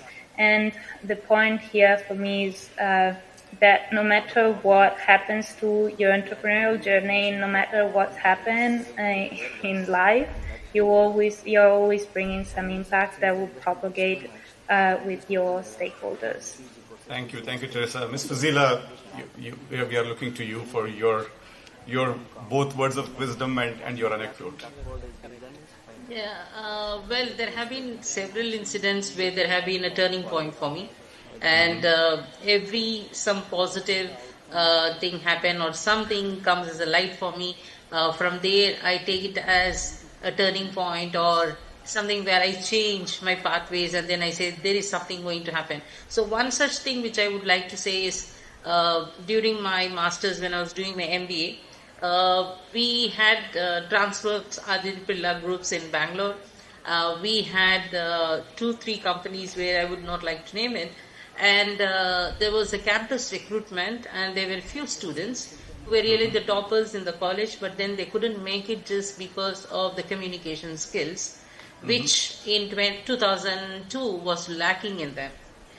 And we, being from Christian schools, we had a pool of, group of students who could really do well, and it was like you could discriminate those things which we have seen, which really motivated me that I should start some training center where there are people who could really train them. Then we started as a project, and I never discuss, even in my office they don't know this, so something which I'm putting it on the platform.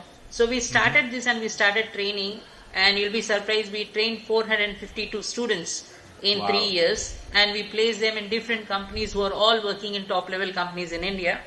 And from there, every year we are a group of 18 friends. So usually my vice chancellor used to ask me, what do you do in the night, because you send late night emails. I didn't tell him. I said I work late night. But then the reality is we train, and I have currently mentoring around 9 students. So we mentor them. We have a time what we give them in the evening. So that is the time we mentor them, we train them, we refer them to the companies from any part of the world. They can contact me through LinkedIn. So we groom them, and then we see that they're placed. This is something which happened to me in a place called Ambur. A student used to hire a bicycle.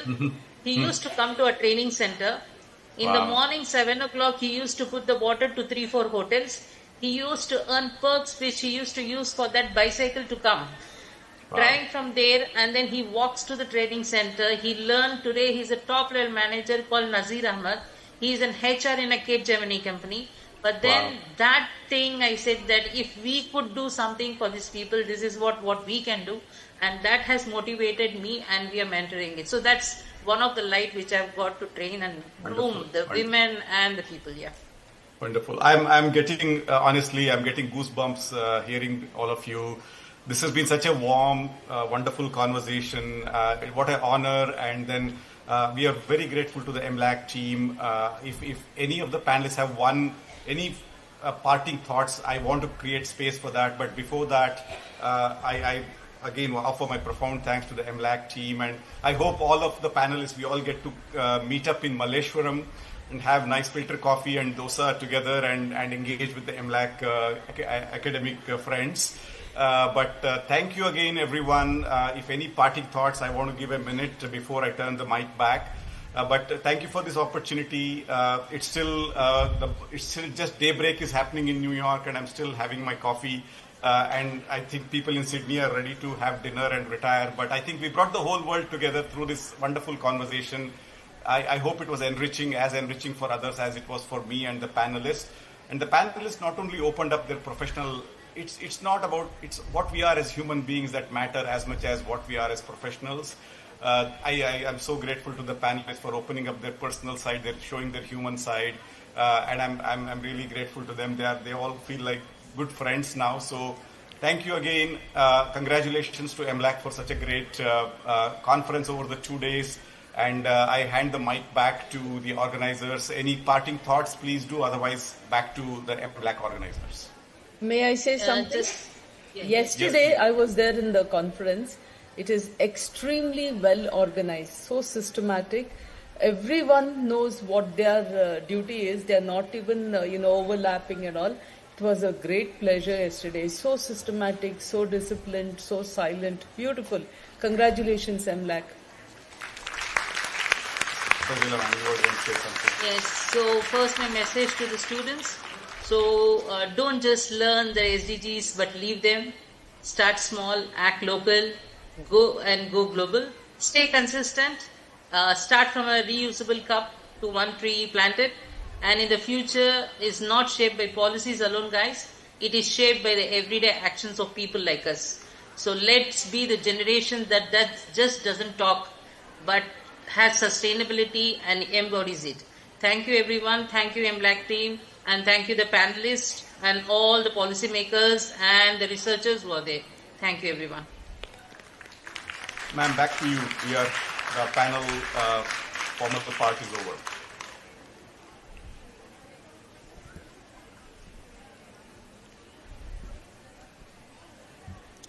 Thank you everyone who has joined us from across the world for this truly enriching discussion. Today's panel brought together diverse voices, perspectives and experiences, reminding us how powerful global collaborations can be. A special thanks to our panelists for sharing such thoughtful insights and to our audience for your participation and questions that kept the conversation meaningful and engaging. Even though we are separated by distance and time zones, today's dialogue has shown that learning and idea sharing know no boundaries. Let's carry forward the knowledge and inspiration gained here to create impact in our own communities. On behalf of the organizing team, I express my heartfelt gratitude once again. We look forward to meeting you all in future global conversations. Until then, stay connected and stay inspired. Thank you. Thank you. Best wishes to everyone. Bye-bye. Thank you all. Thank you. Thank you.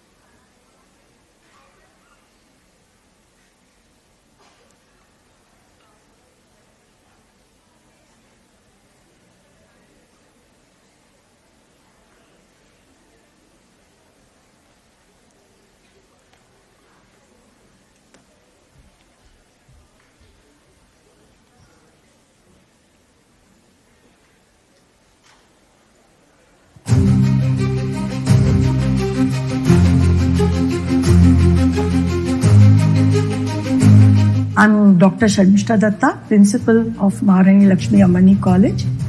It gives me immense pleasure to announce that MLAC is organizing a 2-day international conference on global goals, local solution, which is integrating to the everyday life.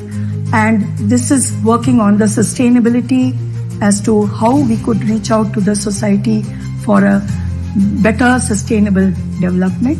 This platform is extended to the research scholars, to the academicians. We'll have the industry experts who will be coming and deliberating and sharing their knowledge. And I would extend a warm welcome to all these participants who will be coming to the college, to the university, and sharing their knowledge for this conference.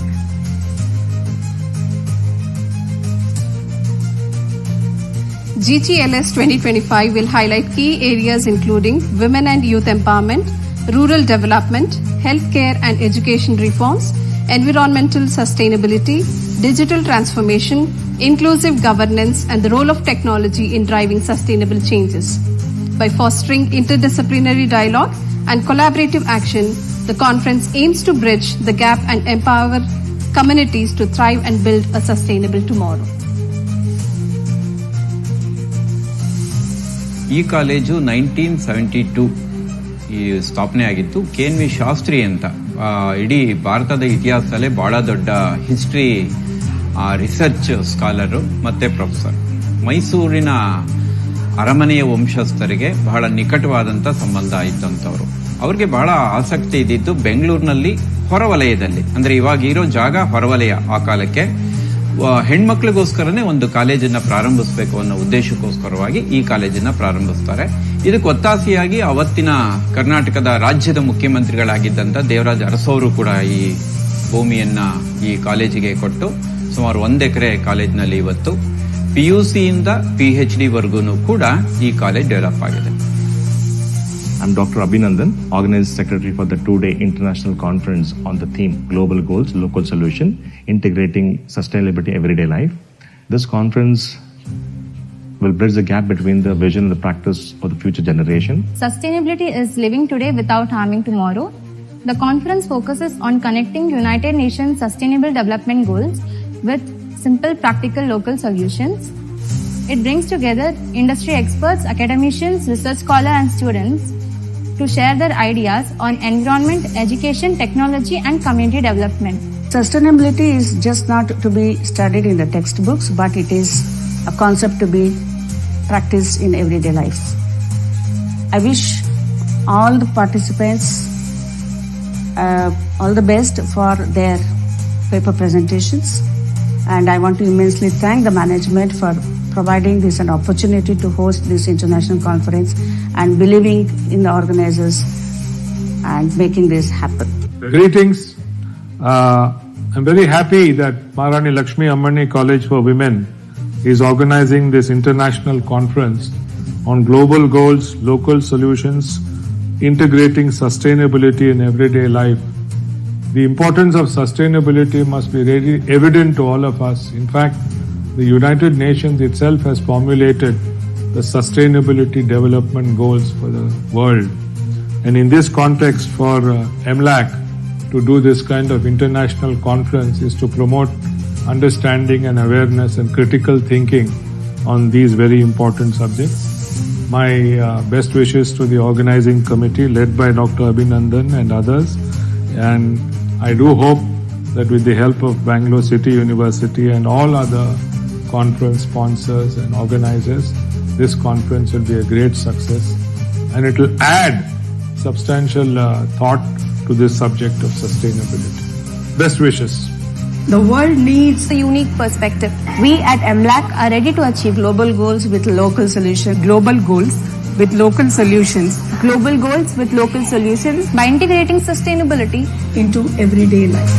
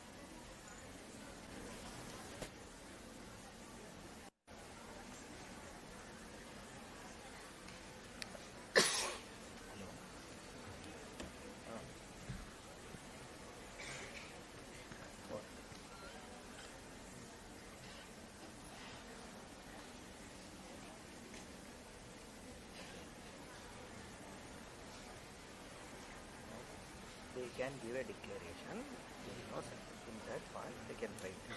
So then they can leave that blank, they need not do anything. If they can't,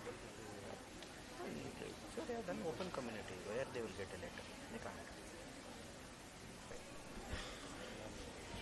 Culture is the mirror of the society. It reflects our traditions, values and creativity and collective spirit. We have a small performance by our students.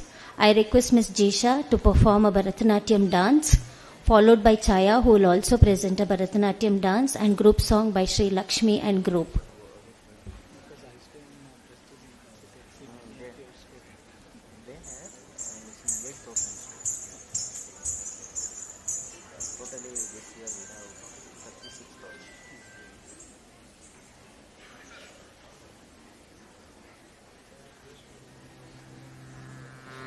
Ganapati ಕವಿತ್ವಂ ತಾಳ ತ್ರಿಶ್ರ ಗತಿ ಏಕತಾಳ ರಾಗ ವಿಟಪಿ ರಚನೆ DV. Prasannakumar ಸಂಗೀತ ಸಂಯೋಜನೆ ಬಾಲಸುಬ್ರಹ್ಮಣ್ಯ ಶರ್ಮಾ.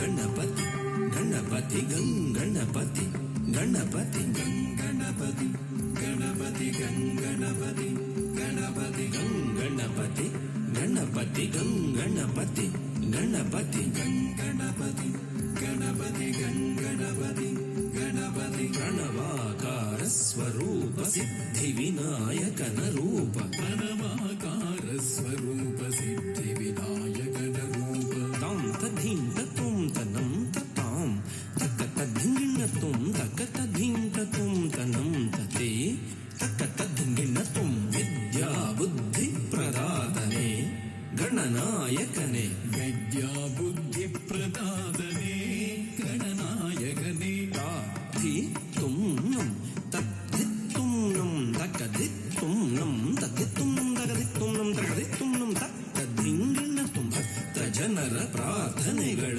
ಆಲಿಸಲೆಂದೇ ಇಹುದು ಗಜಕರ್ಣ ಗಜಕರ್ಣ ಗಜಕರ್ಣ ತಡ್ಡಿಂಕು ತಕ್ಕ ತಡ್ಡಿಂಕು ಕಿಟತಕದ ತಡ್ಡಿಂಕು ಲಂಬೋದರ ಲಂಬೋದರ ಲಂಬೋದರ ಮುರಗಧರ ಶ್ರಿತ ಜನ ಪಾಲನಧರ ಆಶ್ರಿತ ಜನ ಸಂಕಟಹರ ಶ್ರಿತ ಜನ ಪಾಲನಧರ ಆಶ್ರಿತ ಜನ ಸಂಕಟಹರ ತಾಂ ತಜ್ಜಂ ತಾಂ ತಾಂ ತಜ್ಜಂ ಧಿಂ ತಜ್ಜಂ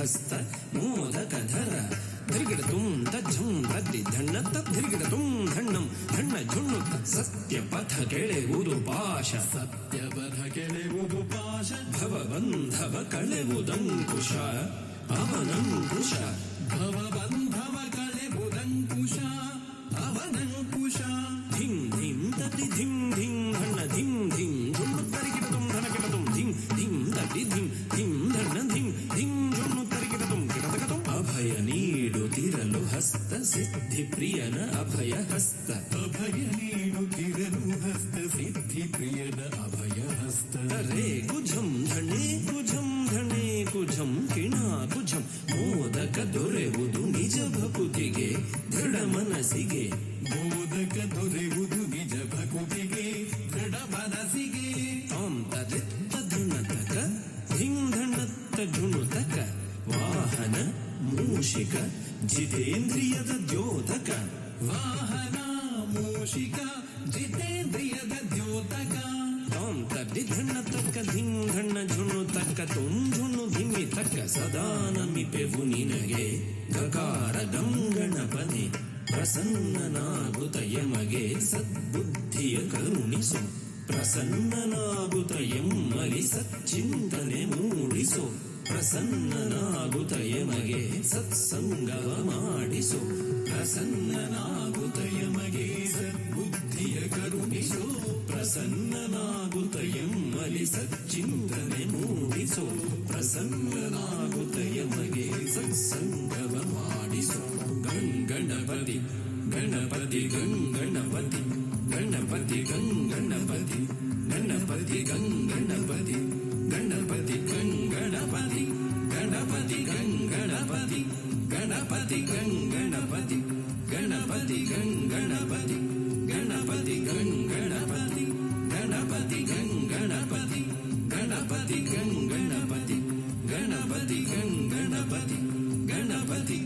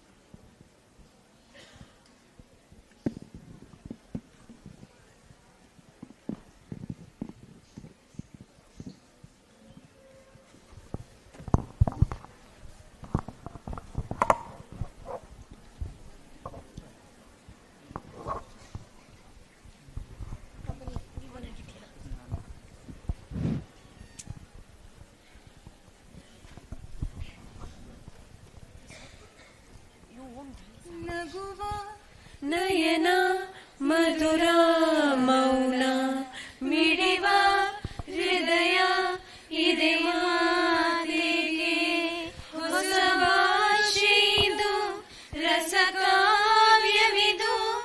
ಇದು ಹಾಡಲು ಕಲಿಬೇಕೆ ನಗುವ ನಯನ ಮಧುರ ಮೌನ ಮಿಡಿವ ಹೃದಯ ಇದೆ ಮಾತಿಗೆ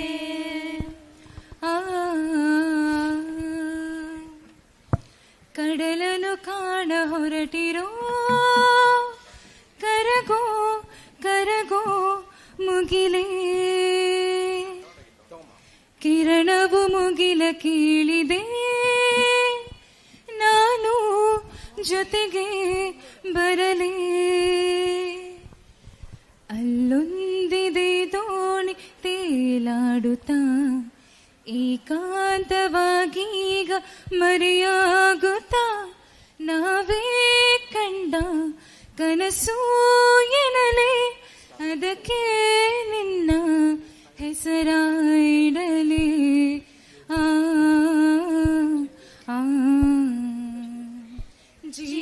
ಜೀವವಾಗಿದೆ ಭಾವಜೇನಾಗಿದೆ ಬಾಳು ಹಾಡಾಗಿದೆ ನಿನ್ನ ಸೇರಿ ನಾನು ಜೀವ ಹೂವಾಗಿದೆ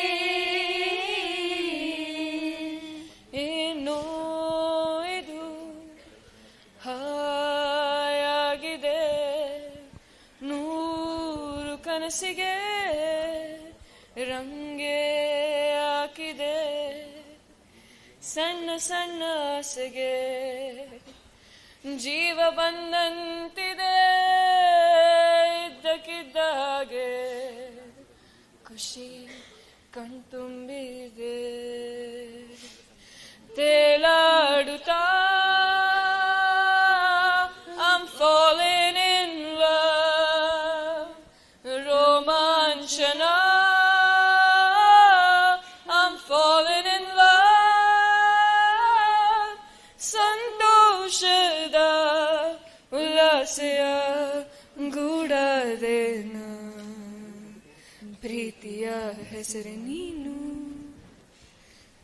ನಿನ್ನ ಜೊತೆ ನನ್ನ ಕತೆ ಒಂದೊಂದು ಸಾಲು ಜೀವಿಸಿದೆ ನನ್ನ ಜೊತೆ ನಿನ್ನ ಕತೆ ಬೇರೊಂದು ಲೋಕ ಸೃಷ್ಟಿಸಿದೆ ಇಂದು ಹೀಗೆ ಹಾಗೆ ಇಲ್ಲ ಏನು ಇದರ ಸೂಚನೆ ನೂರು ವಿಷಯ ಇದ್ದರೂ ನಿನ್ನದೊಂದೇ ಯೋಚನೆ ಇಬ್ಬರಲ್ಲ ಒಬ್ಬರೀಗ ನಾನೆಂದು ನಿನಗರ್ಪಣೆ ನೀನಾದೇನಾ ನೀನಾದೇನಾ ನಿನ್ನೊಂದಿಗೆ ಈ ಜೀವನ ನೀನಾದೇನಾ ನೀನಾದೇನಾ ನಿನ್ನೊಂದಿಗೆ ಈ ಜೀವನ ದೂರ ದೂರಾನಿ ಯಾಕೆ ನಿಂತೇನಿ ಮೌನದಲ್ಲೇ ನೀ ಮಾತನಾಡೇನಿ ದಾರಿ ಮಧ್ಯೇನಿ ಕತ್ತಲಾದಾಗ ಬೇರೆ ಏನೆಲ್ಲ ದೀಪವಾಗೋನಿ ಉತ್ತರವನ್ನು ನೀಡುತ್ತಾ ಕಣ್ಣಲ್ಲಿ ಉತ್ಸಾಹವನ್ನು ತುಂಬು ನೀ ನನ್ನಲ್ಲಿ ಸಾಂತ್ವನ ನೀಡಿದ ಈ ಹುಚ್ಚು ಸಂತೆಲಿ ಈ ನಿನ್ನ ಪ್ರೀತಿ ಒಂದೇ ನನ್ನ ಸಂಜೀವಿನಿ ಮುಗಿಲ ಹೆಗಲ ಮೇಲೇರಿ ತೇಲುತ್ತಿದೆ ಹೃದಯ ಮಡಿಲ ಕೊಡುಗಿ ಎದೆ ಬಾಗಿಲಿಗೆ ಬಂತು ಪ್ರಣಯ ಕವಿತೆ ಕವಿತೆ ನೀನೇಕೆ ಪದಗಳಲ್ಲಿ ಕುಳಿತೆ ಕವಿತೆ ಕವಿತೆ ನೀನೇಕೆ ರಾಗದಲ್ಲಿ ಬೆರೆತೆ ನನ್ನೆದೆಯ ಗೂಡಲ್ಲಿ ಕವಿತೆಗಳ ಸಂತೆ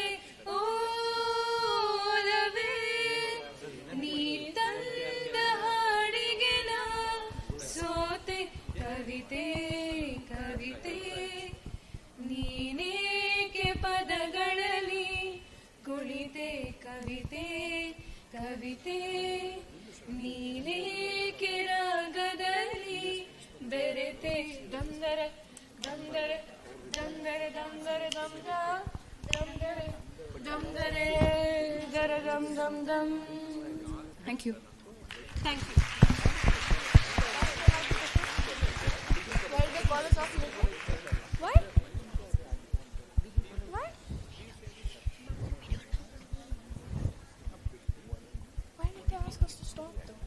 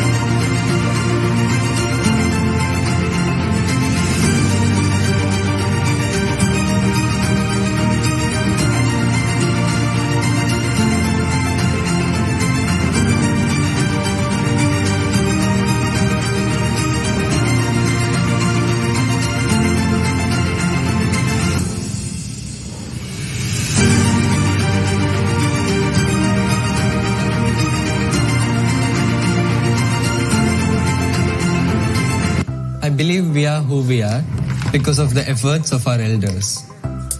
And that is why I respect and value their experience. And so does RBL Bank. With doorstep banking, mobile banking, and much more, RBL Bank makes banking for senior citizens more convenient. I believe we are who we are because of the efforts of our elders.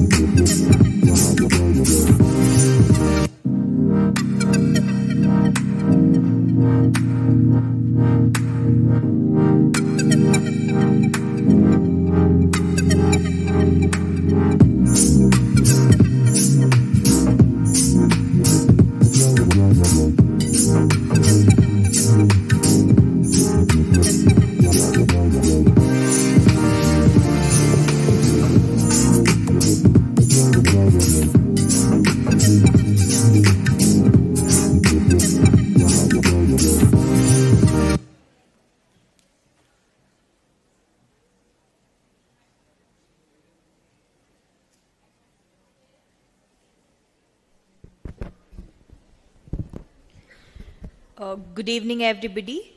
As we all know, our sponsors are the lifeblood of any such international conference, without whose support it's impossible to have a grand affair like this.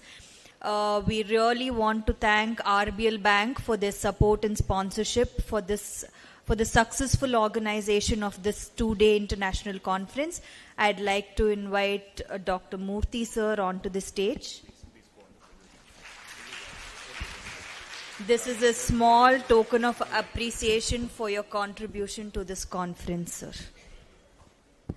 I welcome Principal Ma'am, Annadani sir, Sharmishta Datta ma'am, Annadani sir and Narayan Subramanya sir to do the felicitation.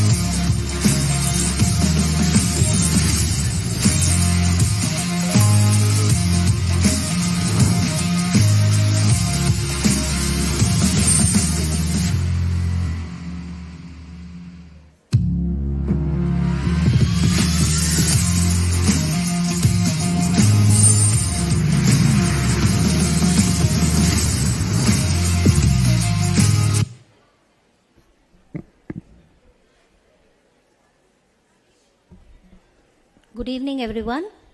I request the dignitaries to kindly occupy the seats in the dais. I welcome Dr. Vivek Gupta Ramranayan, Vice Chancellor, Amity University, Mauritius. Our beloved Principal, Dr. Sharmishta Datta, Dr. Nanda Kulkarni, HOD, Mathematics Department, Dr. B.A. Anadanesh, Administrative Officer, MLAC,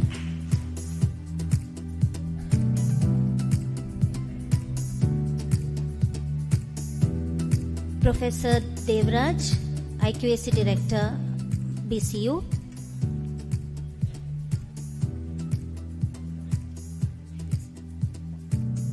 Professor Aruna HK, IQAC Coordinator, MLAC, and Dr. Abhinandan, Organizing Secretary of the conference.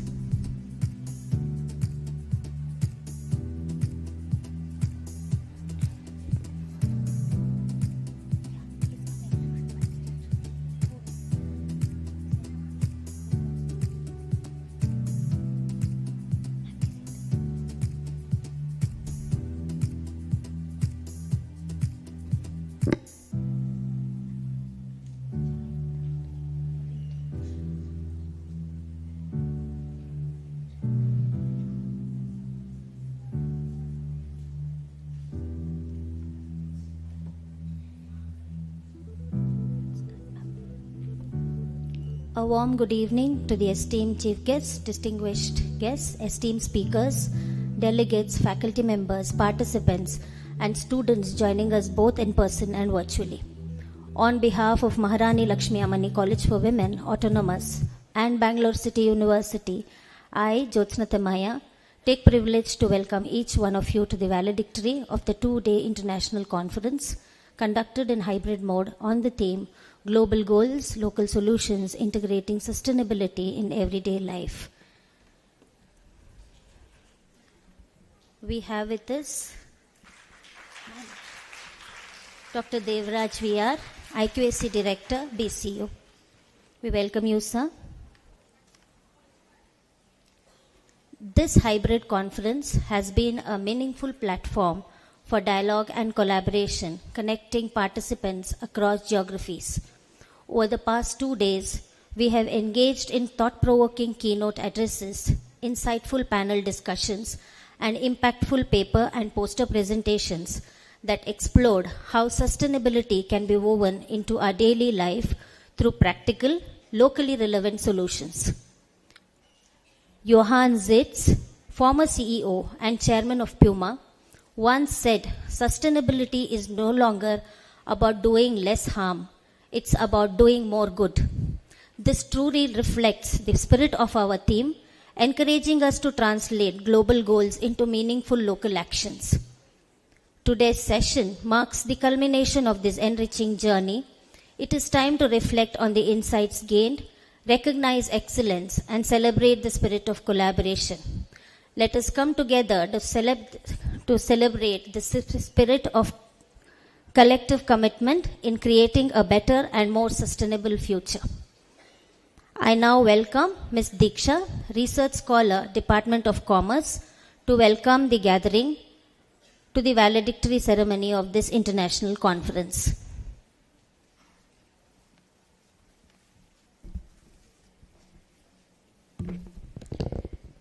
Your Excellencies, distinguished chief guest, esteemed delegates, honored guests, and ladies and gentlemen. Sustainability is not about doing less harm, but about doing more good, consciously, consistently, and collectively in our everyday lives. A very good evening to one and all present here, physically and virtually. On behalf of MLAC, College for Women Autonomous, and Bangalore City University, it is my privilege to warmly welcome all to the valedictory ceremony of the two-day international conference on global goals and local solutions. I am Diksha S. and it's my honor to deliver this welcome address today. Over the past 2 days, this conference has been a true confluence of global perspectives and local communities, with distinguished international panelists from United States and Australia, and with global paper presenters joining from different parts of the world and within India, we have together explored ways of aligning international frameworks with regional realities. We are deeply honored to have with us this evening our chief guest, Dr. Vivek Guptaram Narayan sir. Your distinguished contributions and leadership in your field are truly inspiring, and we are privileged to have your presence as we conclude this global academic dialogue.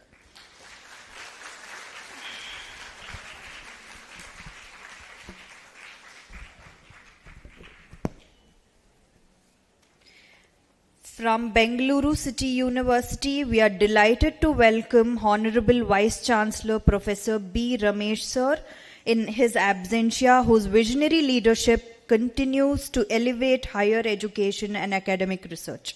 We also extend a warm welcome to our Registrar Admin sir, Shri Naveen Joseph, and Professor K.R. Jalja ma'am, in charge Registrar of Evaluation, in their absentia.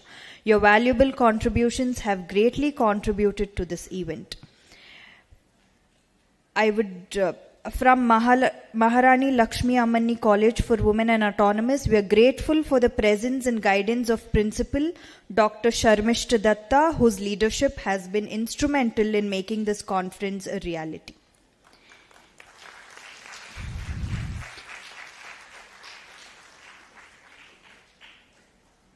We also extend a warm welcome to Dr. Aruna ma'am, IQAC Coordinator of MLAC, and Professor Devraj sir, who is the IQAC Director of Bengaluru City University.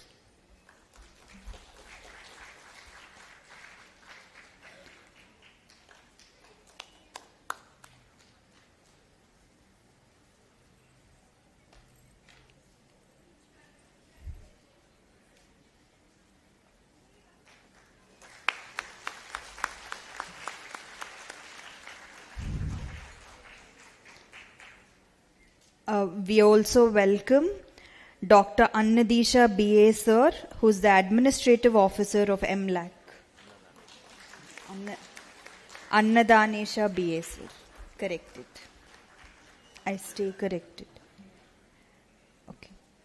A special acknowledgement goes to the organizing secretaries and coordinators, Dr. Tandav Gowda sir from Bengaluru City University, and Dr. Abhinandan sir as the organizing secretary from MLAC, and also the joint organizing secretary, Miss Sumanjali ma'am from MLAC.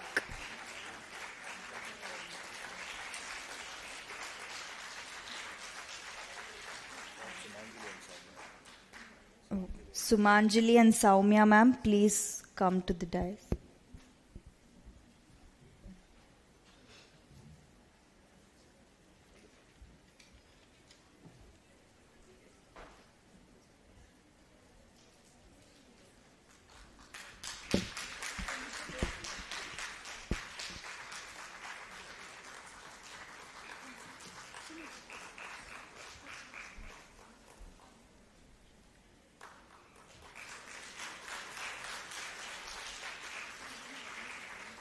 Your tireless work has made GGLS 2025 a grand success. A heartfelt welcome also to our delegates, scholars, keynote speakers, panelists, and students from across the globe. Your insights, research, and participation have been the heartbeat of this conference, transforming it into a vibrant platform for knowledge exchange and collaboration. We also extend our gratitude to our friends from media who have helped take the spirit of this event beyond these walls. As we gather here at the close of GGLS 2025, let us remember that the conversations we began over the last 2 days are not ending here. They will continue to inspire action, collaboration, and meaningful change in the days to come. With that, I once again extend my warmest welcome to each one of you to this valedictory ceremony. May the reflections shared this evening guide us forward, and may the connections forged here continue to flourish. Thank you.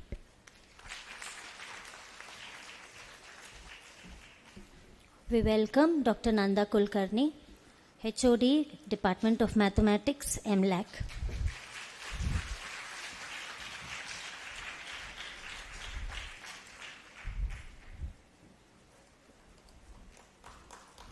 Thank you, Diksha, for your wonderful welcome address. I now request Ms. Jayashree, Assistant Professor, Department of Biochemistry, MLAC, to introduce the chief guest, Dr. Vivek Gupta Ramnarayan.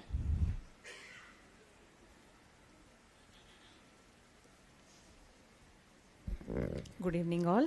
It's my privilege to introduce our chief guest for today, Dr. Vivek Gupta Ramnarayan, the Vice Chancellor and Director at Amity Institute of Higher Education and Amity Global Business School, Mauritius, who has graciously accepted our invitation to grace this occasion. Prior to this, he served as an acting head of Quality Assurance and Accreditation Division at Quality Assurance Authority and the Ex-Tertiary Education Commission, Mauritius. Over 16 years, he facilitated the development and implementation of institutional quality assurance mechanisms, conducted external audits and for tertiary institutions, accredited private sector programs, and determined recognition and equivalence of qualifications. He has also participated in higher education auditing across SADC region, including South Africa, Namibia, Seychelles, and Mauritius. Dr. Ramnarayan has nearly 20 years of teaching experience in marketing and management at undergraduate and postgraduate levels across public and private universities in Mauritius. He holds a BSc Honours in Chemistry from University of Delhi and an MBA from University of Pune and a doctorate in Business Administration from Leeds University, UK. He also holds graduate diploma in law from University of Central Lancashire. He actively contributed to the International Network of Quality Assurance in Higher Education in helping organizing INQAAHE Forum 2018 in Mauritius and serving as board member and treasurer. Passionate about sports, he played volleyball at the national level, served as vice president of Mauritius Volleyball Association.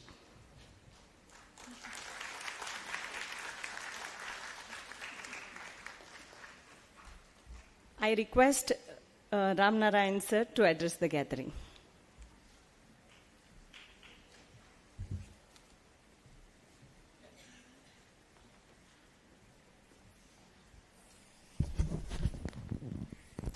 Thank you for the nice introduction and reminding me what I did in my career. Actually, I'm in Bangalore after 15 years.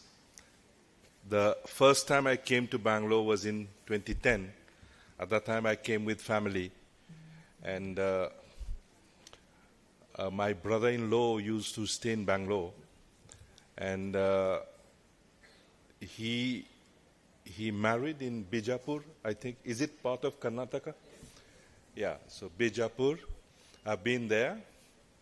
And we were on a family visit with my wife and my 2 daughters, and had a nice time going to Mysore and to Uti by road. But then that time it was good to meet my colleagues from India in the field of quality assurance at the NAAC. And luckily, I'll be meeting one of them tomorrow. He was the president of the International Network for Quality Assurance Agencies in Higher Education for some time, Dr. Jagannath Patil, a very good friend of mine. We attended several conferences together in Estonia, in Fiji, in Sri Lanka, in India, in UK, and so on. Actually, I feel honored and privileged to be here today. All throughout my career, I have been in the field of quality assurance in higher education, and we have developed guidelines, regulations, which kind of standardize the offer of programs or the quality of programs, worldwide. And today, when I see IQAC, so it is an initiative of the Internal Quality Assurance Cell of MLAC to organize a conference of such, I would use a French word, I don't know whether it can be used in English, such envergure means, such impact and such seriousness. I feel really proud to be associated with this conference. I know organizing a conference is not an easy task, especially those who are behind the scene, preparing everything, preparing the papers, discussing the papers, selecting the papers, getting the speakers, the chairpersons of panels, organizing all these things is really not an easy thing. And I think, little I know of him, he's really done a great job, Dr. Abhinandan. I think he deserves a big round of applause. And gathering all these research scholars, all these students, all the faculties, and also ensuring that the finances are correct, the sponsorship is right. It's really, I would say, kudos to Dr. Abhinandan and team, and obviously the management of MLAC. So I was a bit taken aback, but I would go back to my notes, and because this is very important, and I just prepared a list of protocol items. Sri Naganan, Chairman, MLAC, Professor Ramesh, Vice Chancellor, Bengaluru City University, Dr. Datta, Principal, MLAC, and dignitaries, researchers, members of organizing committee, and all protocols observed. I think now my opening, my speech is not complete, yet to complete with a thank you at the end, but I think this protocol part is very important. And if you don't do this, sometimes at the end they will tell you or they will talk about you, oh, you did not follow the protocol. But this is very important in such a gathering. I was about to say, like a simple drill that we do, especially all the men, when we shave, we open the tap, we let the water flow. Do like this, put the shaving cream, or start using the razor, but what we are doing at the same time, the tap is still flowing. And we don't close the tap. So what we have done, we've wasted water. I went to a place in Cape Town recently, it was last month, in South Africa. And there, some people, they can manage their whole day, obviously not the shower part, but the use of water limited to 2 to 3 liters. And when we shave, at one time, we are wasting 3 liters of water. And now, just imagine if we're in our morning ritual, toothbrushing and whatever, we still leave it open. So this is just one simple example that we do in our lives, that we have to, that comes a point in life, we have to realize that we should not have been doing such conferences, such research activities, to be able to know that we have to stop to all these things. We have so many resorts in Mauritius. We have so many hotels. You know how much food is wasted every day? Like, we go on what we call an all-inclusive basis. So you get your breakfast, you get your lunch, you get your dinner, you get your drinks, whatever. everything is included in the package. So we have a tendency, we have paid, so we're going to eat till here, till we are suffocating, or we waste. Then I talked to the hotel people, the management, and they say, no, we don't waste the food. We collect everything and we give it to animals. So in a way, it is a good thing. At least we are using it differently. Global goals, local solutions. Very challenging, right? What is happening globally and how do we adapt them locally? Sustainability is a term that has been well thought of, well talked about, to such an extent that we have the Sustainable Development Goals developed by the United Nations. And we can see that we are doing many things. For example, I am very happy to be associated to a college which is devoting its time to education of girls and women.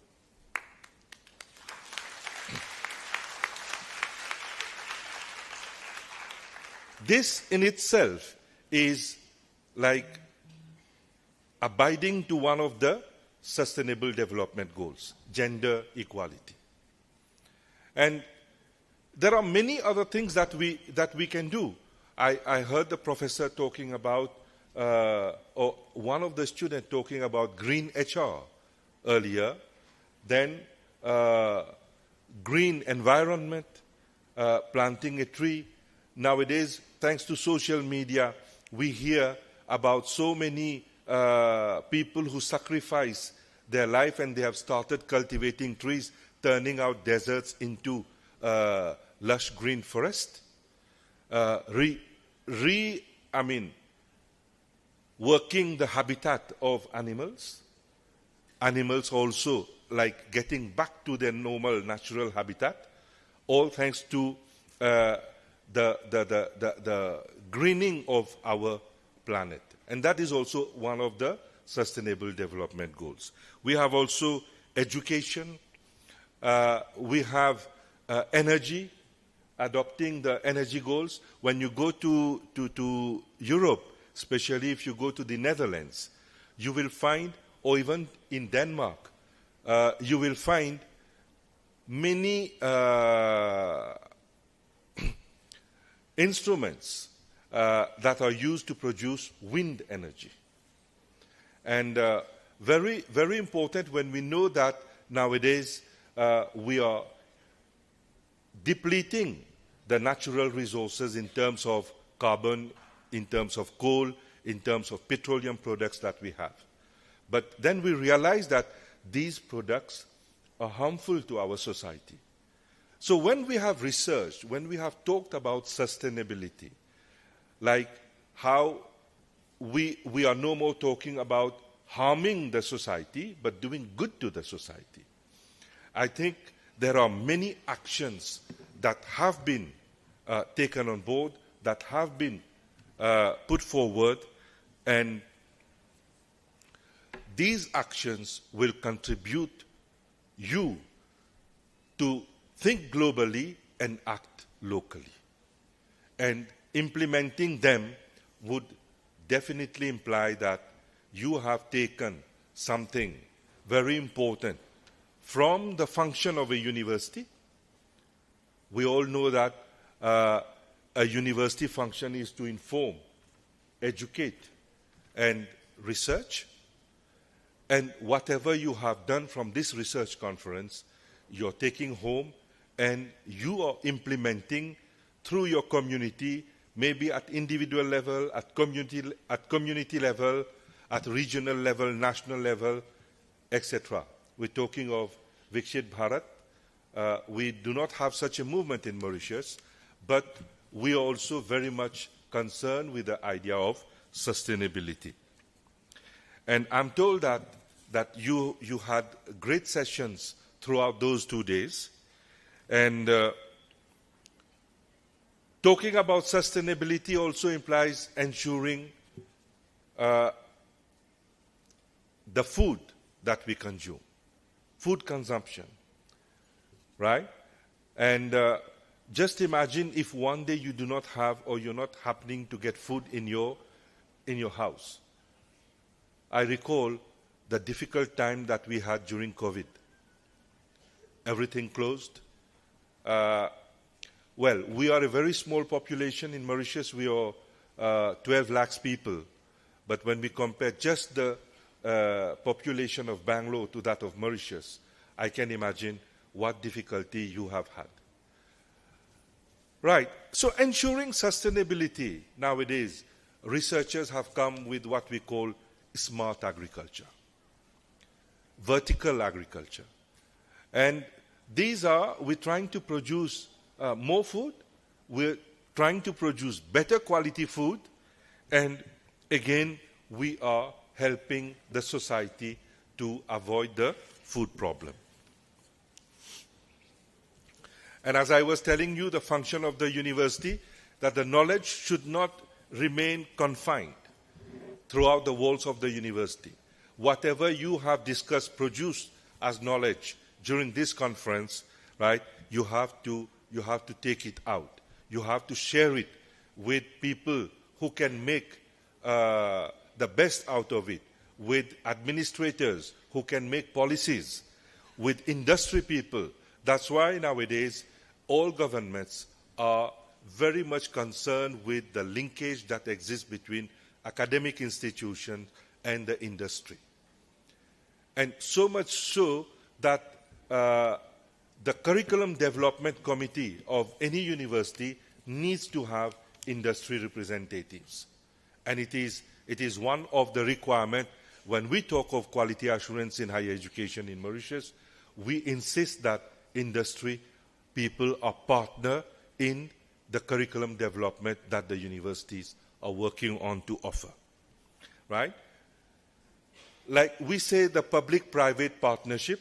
So if we take these things, if we move on with the outcome of these conferences with the industry people, I'm sure the collaborative effort that would result would really take the goals of sustainability, the outcomes of this conference forward and meaningful and helpful to the society.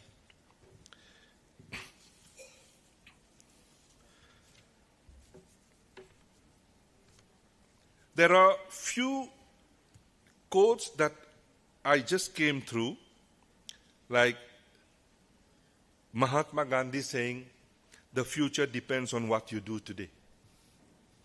So if you have worked on sustainability as a major theme, and if there are outcomes that you're taking home from this conference, right?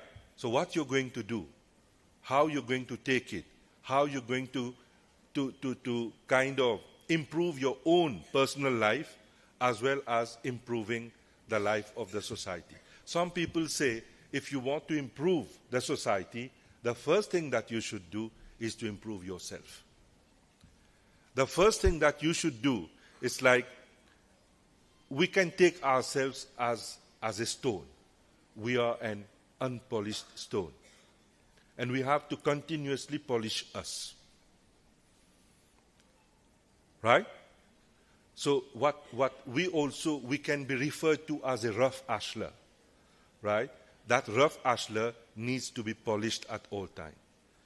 Sustainability teaches how to polish ourselves to make our society better. And this is very important that we take home. And also, Ban Ki-moon, the former Secretary General of the United Nations, he said, "Sustainable development is a pathway to the future we all want. Let us work that pathway together, transforming global aspirations into local realities." And this is what the theme says here. The theme that has been taken for the conference over the 2 days. I congratulate the organizing team. I congratulate the principal of the MLAC College. And I think under her able leadership, this conference was really a success. And as I said, I congratulate all those who have contributed in one way or the other in making this conference a success. Research scholars, because if you're not there, the conference is not there. Students, if you're not there, we are not here. If you were not there, I would not have come to Bangalore. So there, you see how an important integral part of the higher education system that you are. Congratulations to everyone for making this event successful, and I wish you, how to say, a happy, sustainable future. Thank you very much.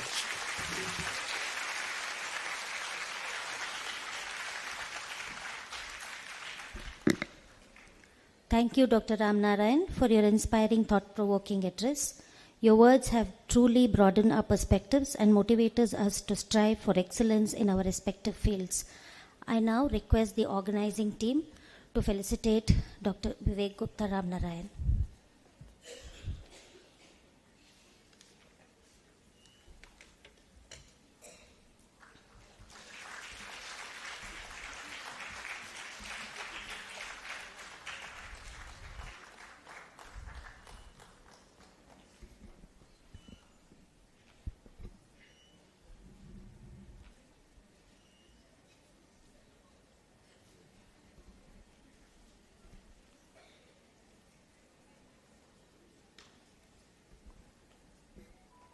I now invite Professor Aruna HK, IQAC Coordinator, MLAC, to present a brief report of the two-day international conference, highlighting its key sessions, discussions, and outcomes.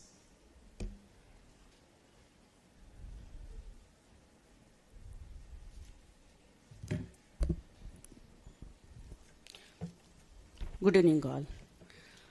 A two-day international conference on global goals, local solutions, GGLS, was inaugurated in Agnihotra Auditorium yesterday on 18th.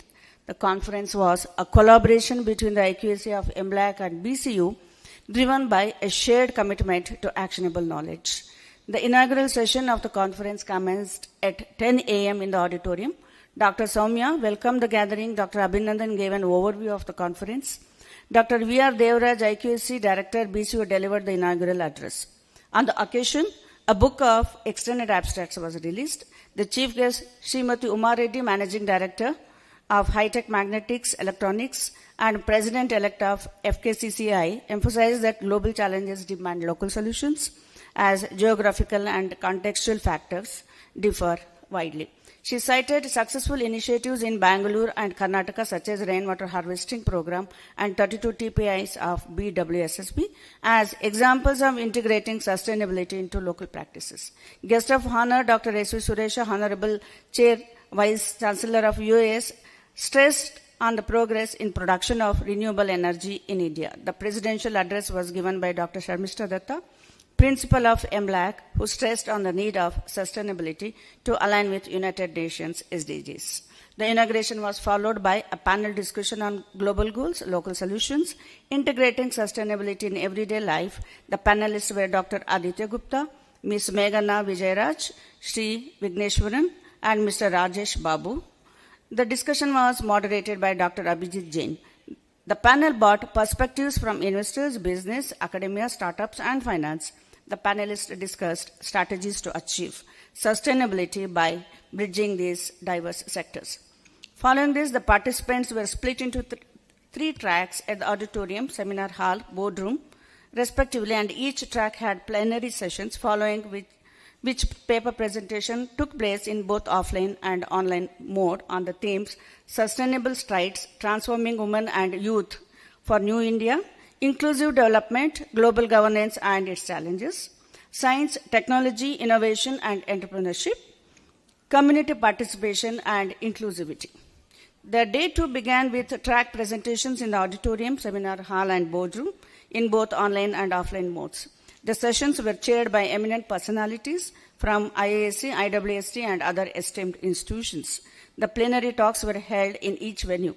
The poster presentations took place in the open venue between 2 to 3. The participants presented their valuable knowledge and opened a vast arena of questions for further research. The conference brought together various fields like commerce, science, arts, humanities, and technology to achieve the goal of sustainability.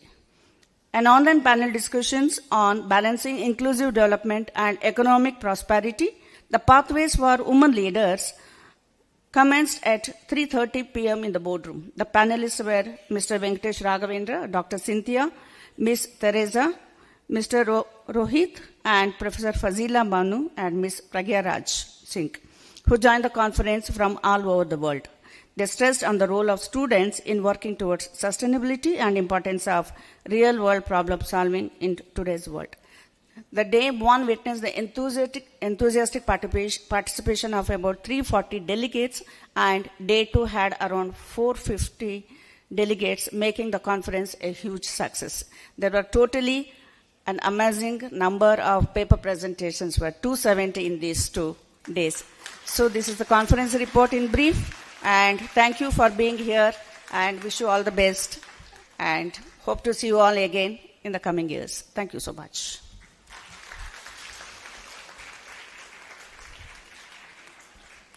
We now come to one of the most awaited and exciting moments of this conference, the awards for the best paper and best poster presentations.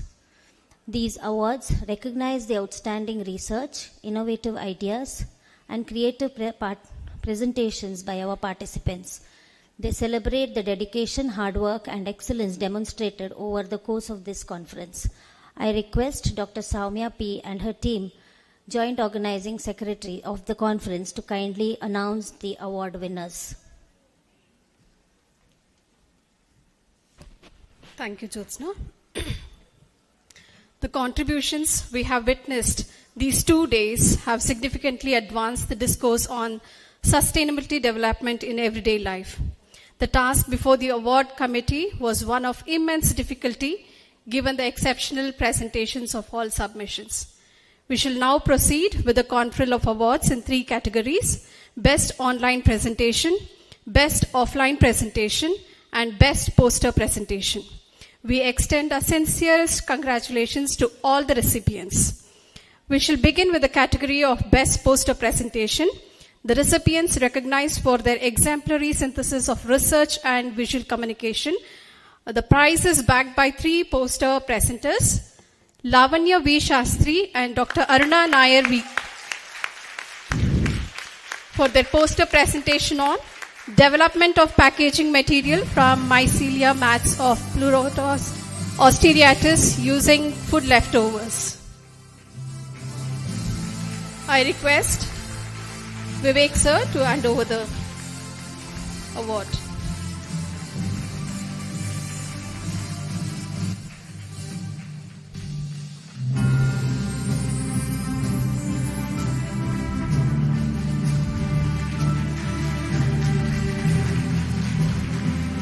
Congratulations, Lavanya. Next we have Swati Lakshmi and Vinita Balasubramanian for their poster presentation on isolation and characterization of a plastic degrading microbe from the insect gut.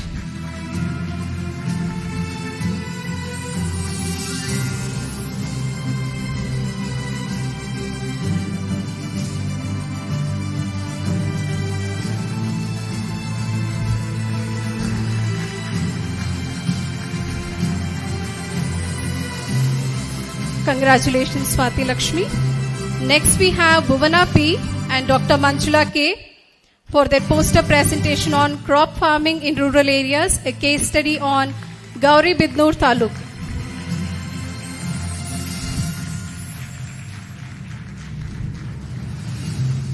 Can I request Megha to receive the award, please?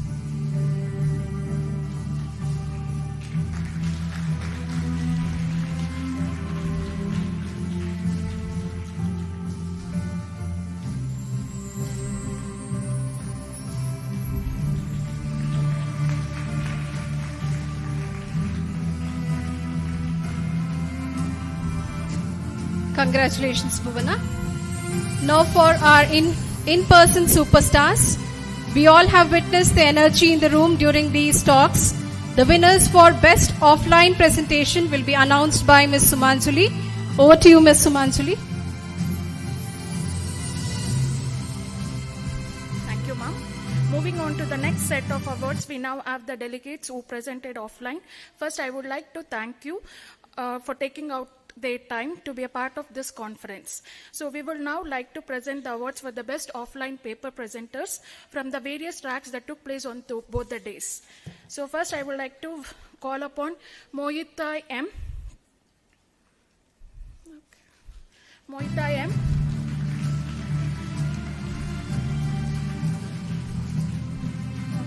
So we'll move on to the next one.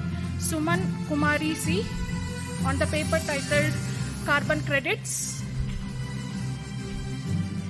Move on to the next. Radhika R. Kamath, Effect of Radhika R. Kamath. Okay.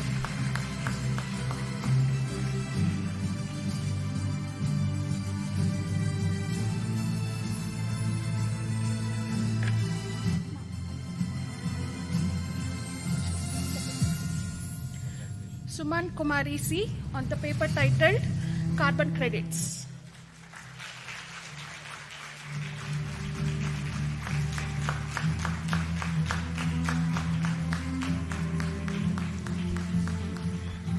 Congratulations, ma'am.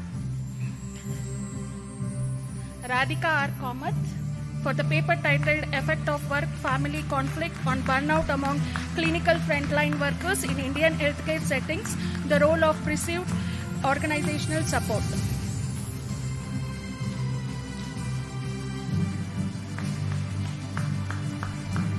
Congratulations, ma'am. Moving on to the next winner, Abhinandan and team for the paper titled Writing for Change, the Role of Writers in Advancing Global Goals and Local Solutions. Neha.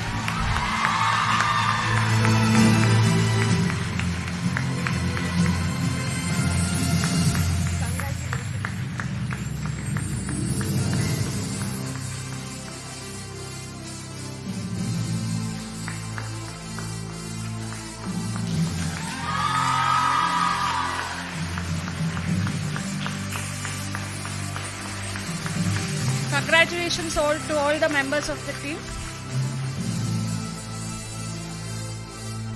Moving on to the next awardee, CM Mohit Kumaran for the paper titled A Study on India's Most Sustainable Method for Human Waste Management of Indian Railways.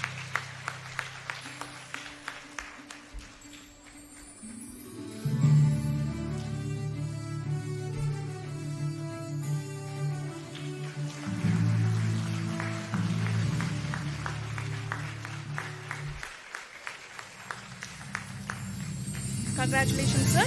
Moving on to the next awardee, Swati GR. Swati GR.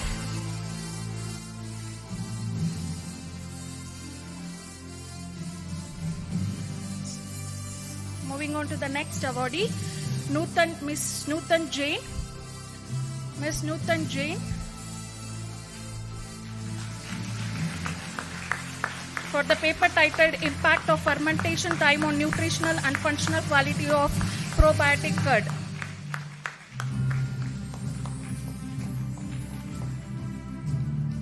Congratulations, Ms. Nutan Jain. Moving on to the next, Mahadevamma S. Mahadevamma S.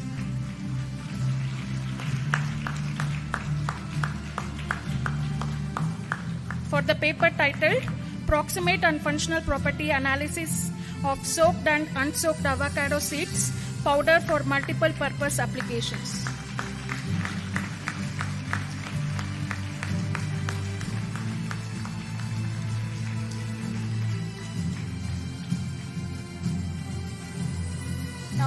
Now I would like to call upon Diksha to continue with the winners. Next up, we have Pravalika Paul. Her study was a bibliometric study on decentralized finance adoption and digital transformation in urban contexts.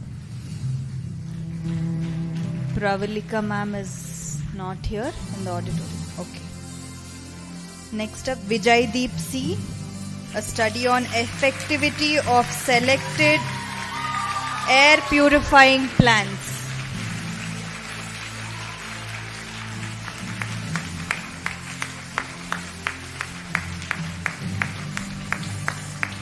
Mighty congratulations, madam.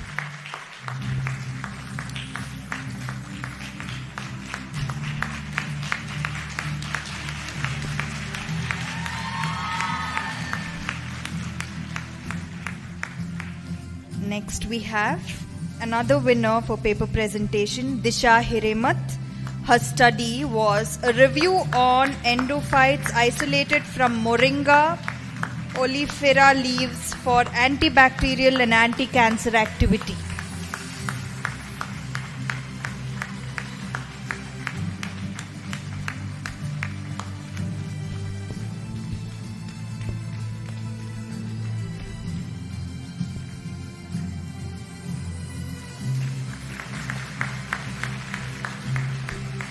Our next winner is C.R. Balaji.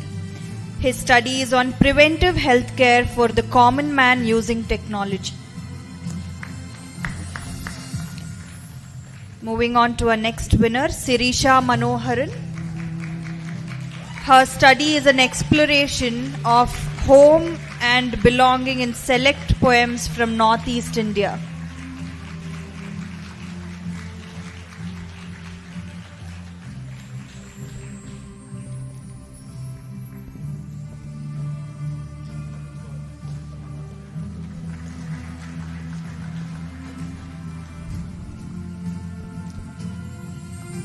Next up, we have Srinidhi Arkere. Her study is on limitality and the commons in selected poems by Jayata Mahapatra. Congratulations, madam. Our next winner is Kusuma M.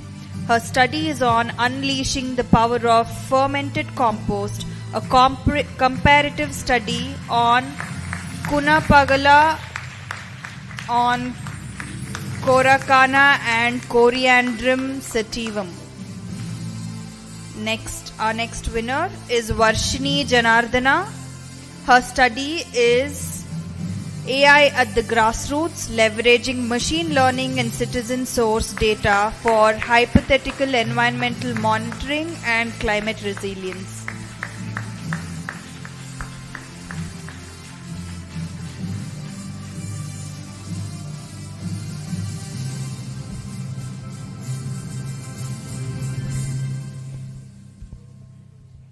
Next up, we have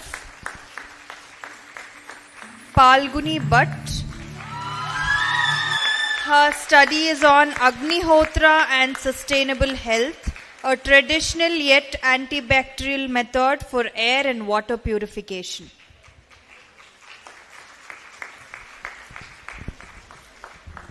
We have another Kusuma as the winner, bacterial biophilus as sustainable biofilters for wastewater remediation.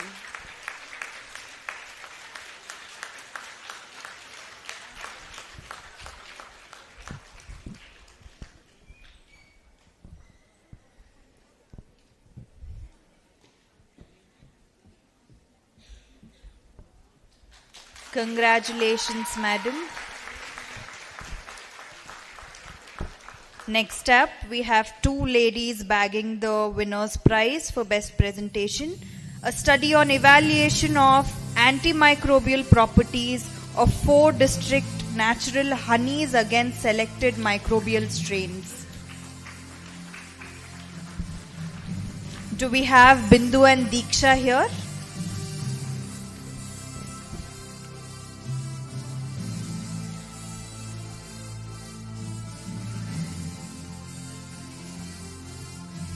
A round of applause.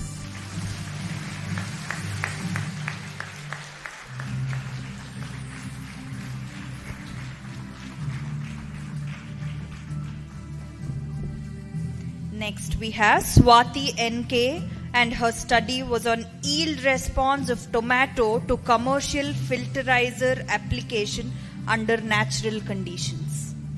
Swati NK, hearty congratulations.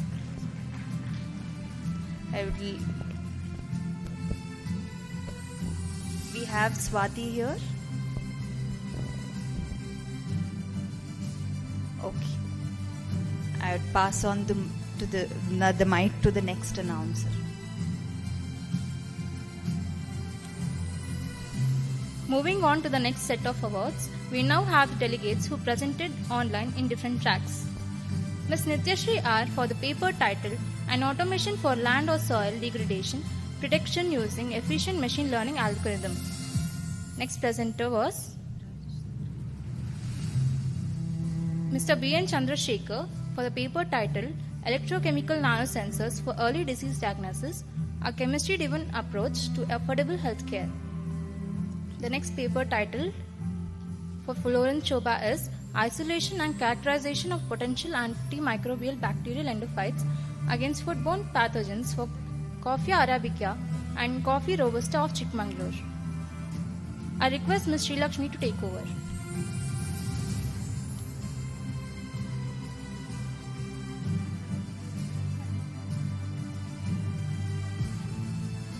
Moving on to the next, we have Dr. Geetanjali PA for the paper titled The Promising Future of Microalgae as a Feedstock for the Synthesis of Bioactive Compounds. Congratulations. Moving on to the next, we have Dr. Zara Razak for the paper titled Economic Inequality and Sustainable Development in Indian States, a panel data perspective for the year 2018 to 2023. Congratulations, ma'am. For the next, moving on to the next, we have Rohini SS for the paper titled Perception, Values and Adoption, a study of investor behavior towards socially responsible investment. Congratulations. Moving on to the next, we have Dr. Divyesh Kumar for the paper titled AI in the Classroom, Building Digital Readiness for Future Business Leaders. So congratulations to all the prize winners, and thanks to all the participants who have joined us physically and virtually. And thank you for all the delegates for giving away the awardees. Thank you.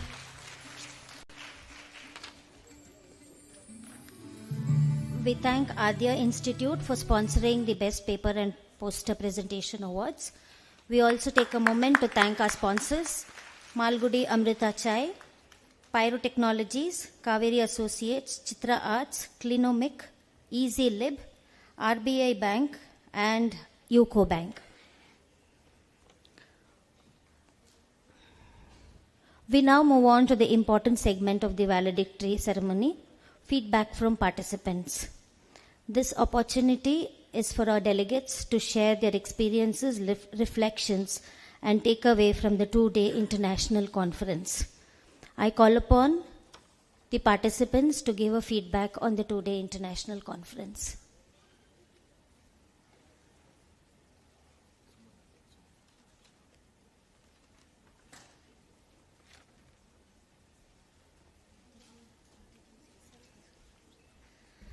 Good evening, respected dignitaries on the dais and off the dais. Good evening to all the participants. First of all, I would like to thank MLAC and BCU for successfully organizing. The best part for the entire event was multiple tracks. Frankly, when I saw the schedule, I was like, kya chal raha hai ye? It was so confusing. I mean, in the sense, 6 tracks together. Are these people humans or robots? And for sure, I was like, कुछ ना कुछ mess होगा. I was for sure कुछ ना कुछ गड़बड़ होगा. But the way each faculty, the way each student handled here without a single mess. Hats off to you guys for organizing this entire conference successfully. Right from the abstract, extended abstract, paper submission, online, offline, presenters list, track list, again in the tracks, track 1, track 2, track 3. In fact, if I'm not wrong, today altogether 12 tracks were running simultaneously. So I must appreciate the entire team of MLAC is having supernatural powers for sure. I must thank the efforts behind. and the speakers also. Let it be the day one, the inaugural session, or now the valedictory, or the panel members who were present, and the judges also. The information what they gave was actually made us inquisitive again. Okay, why didn't I think in this way? Okay, my research can go ahead in another way. And students also. In fact, in one of the track, there was a student who was +2, 12th standard, second PU student. She participated. And we being PhD scholars, we are confident right now to come up on the stage. The students are already in the second PU level are coming here. I must thank you guys for giving us this opportunity, and congratulations to the girl if she's here. Hats off to her, and thank you very well for organizing it once again. Thank you so much. Thank you.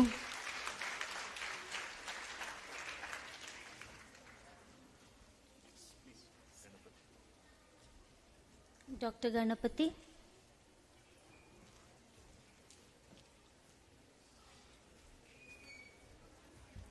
அனைவருக்கும் மாலை வணக்கம்.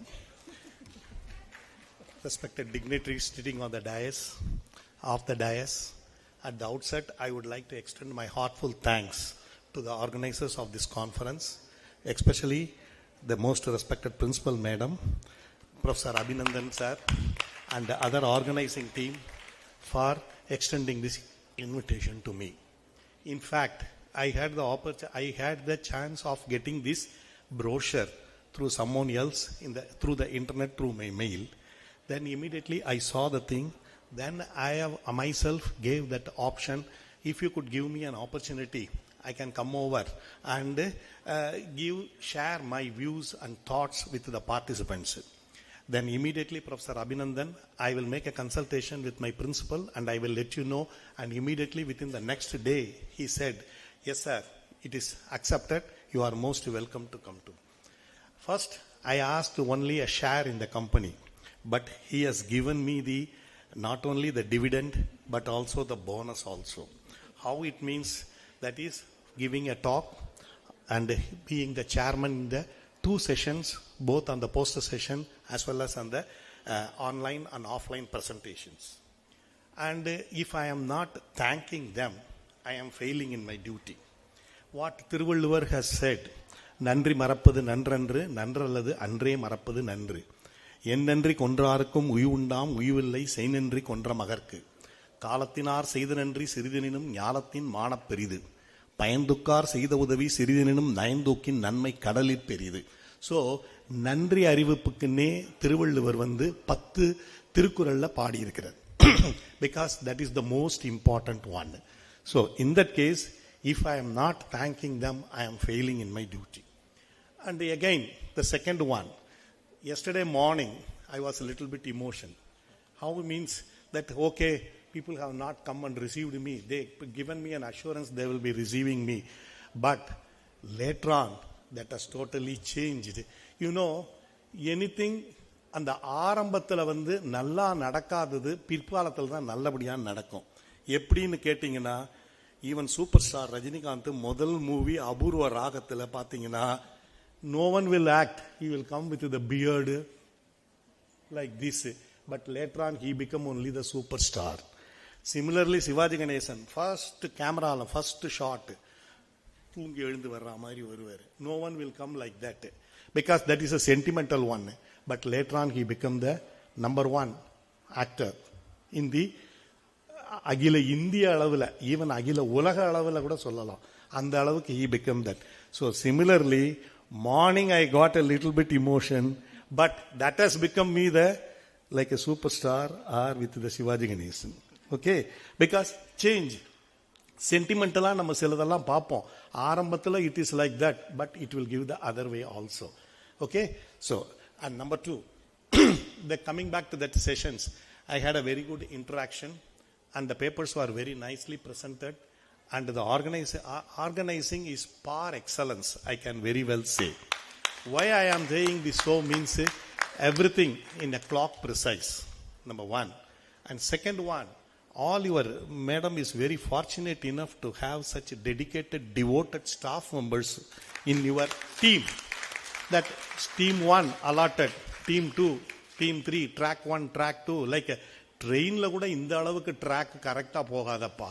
அவ்வளோ பர்ஃபெக்டா track 1, track 2, oh, this is the main line, this is the loop line, this is in the express, this is the Shatabdi Express, this is the Vande Bharat. Like that, it was very excellently organized. And எந்த இடத்துலையும் ஒரு டிரைல்மெண்ட்டோ இல்லை track மாறி போகுதோ இல்லை signal ஃபெயிலியரோ எதுவும் இல்லாத பர்ஃபெக்டா போயிட்டு.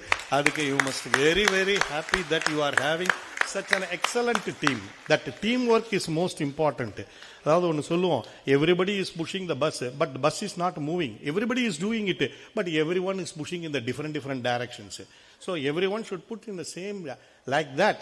Everyone has got that uniqueness and they pushed in the right direction and everything went well. Time consciousness, number one. And the quality of the papers is also very excellent, both on the online presentation and offline presentation. And the third one, that if I am not telling about the food and other things, arrangements, I am failing in my duty. Because you can reach man's heart through the stomach only. That is the most important one. And though it was not so sumptuous lunch, அதாவது கர்நாடகா போலியா, அது என்னது, ஹோலிகே R த மைசூர் ரசம் அல்லது மைசூர் பாகு இல்ல Mysore bonda, like that it was not given. But anyhow, you have given a very working lunch, not made them to sleep in the AC hall. That is the good one. If you are provided the good Mysore pagu, Mysore bonda, means everyone will be sleeping. So you have taken a right decision of providing only a working lunch. Avladha. So that one was very nice food you have given it. So for the stomach, you have given a very good food. For the brain, it was really a brainstorming session, good amount of interchanging of the ideas, and that was good for the brain. And for the hand, you have given a very good memento also, and the book consisting of all the abstracts also. And for our heart, you have given a very sweet memories to carry over also. So for body, mind, heart, everything is fully satisfied for that matter. Okay? And in future, and I understand that madam is going to retire this year, this month. அவங்க madam அதாவது என்னது பதவியில் இருந்து தான் ஓய்வு பெறுகிறாரே தவிர பணியிலிருந்து ஓய்வு பெறவில்லை. She is retiring from the post but not retiring from the work. She said that I am going to become the director some way, because working people are always doing that. People used to say, என்ன sir இந்த வயசுல தானப்பா ஸ்டாலின் 73 வயசுல தான்டா chief மினிஸ்டரா இருக்கிறாரு, Joe Biden 80 இயர்ஸ்ல இருக்கிறாரு, John Trump is around 80 years, Putin 74 years, or our honorable prime minister 74. Don't say the age, man, it is the image which is the most important. Superstar 74 years. So age is not the criteria, it is only the image. You should not add years to your age, but age to your experience and this one. So in that case, madam, I also pray God to give you a long life. அதாவது கவலை இல்லாத மனமும் ஆரோக்கியமான உடலும் அமைதியான மனமும். That is a peace of mind, good health. I hope you are understanding. Okay? Because why I am using it, don't think that I am using the Tamil words. Tamil words na ஒரு உணர்வு பூர்வமாக இருக்கும், உணர்ச்சி பூர்வமாக இருக்கும். When I am talking in English means it will be more a synthetic one. Okay? Whereas when I am talking from my mother tongue means it will come emotional.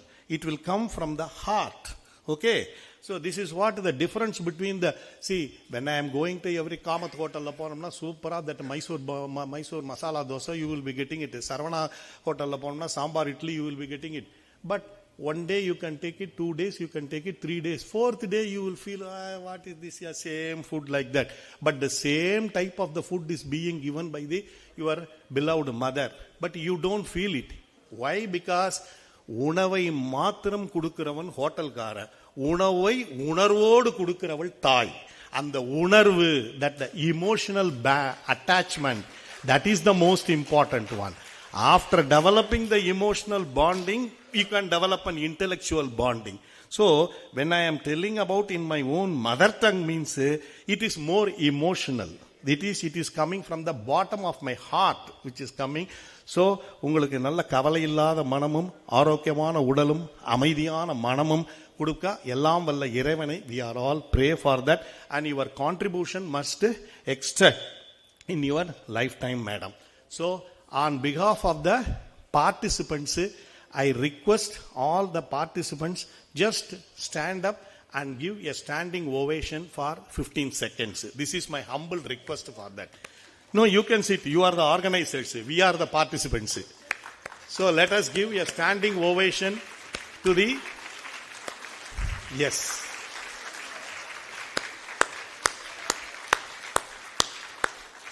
Yes. Thank you so much. Thank you so much, madam, and your team members for having given me this opportunity. Thank you so much.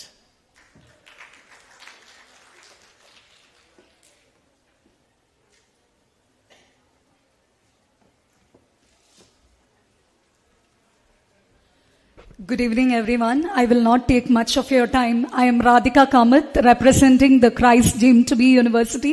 I am a research scholar there, and I am also a faculty of Jyotinivas College, Autonomous, Bangalore. In fact, I just will take 1 minute with all of you all.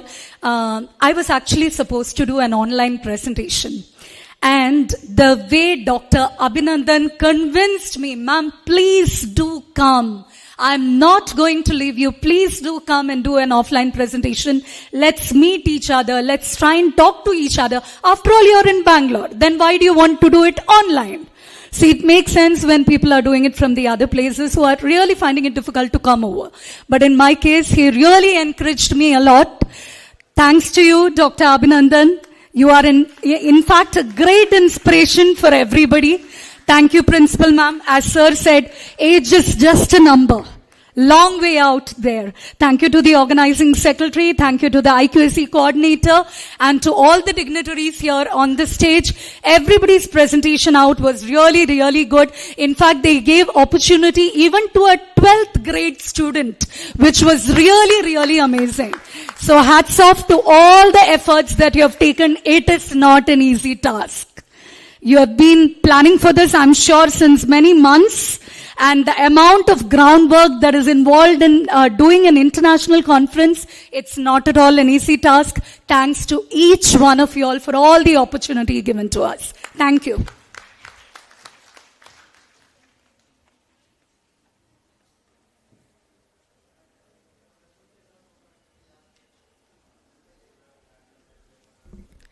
Greetings of the day to everyone present here, dignitaries on and off dais, fellow participants, and the entire organizing committee. I'm Vashni Janardhan, a fourth-year law student from BMS College of Law, and this is my 5th conference, and I did a paper presentation on integration of AI with citizen source data. So, firstly, to the entire organizing committee, I think Maharani Lakshmi Ammani College and Bengaluru City University, and the principal and the organizing secretary, Dr. Abhinandan sir. I think I had multiple doubts and multiple queries, and sir is with so much of time, he just solved each doubts of mine. And madam, you look lovely today. And yes, I got a great opportunity for networking. I met multiple fellow participants from Mount Carmel, Presidency, and NMKRV. And I would be failing on my part if I don't thank my co-author, Dr. Malini Madam. She's been a great source of inspiration and support to me through all the conferences and paper presentations. And it's been a lovely, lovely conference. Thank you so much.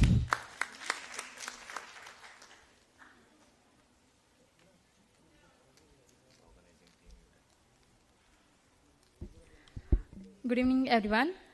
I'm Akshata. Being a part of the organizing team was a wonderful experience. It gave us the chance to work closely with faculty, interact with delegates, and contribute to the smooth flow of the conference.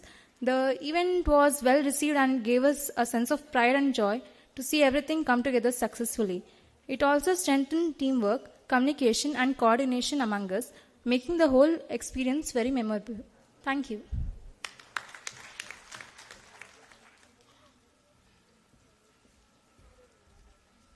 Thank you, participants, for your feedback. I now request our beloved principal, Dr. Sharmishta Datta, to give the presidential address.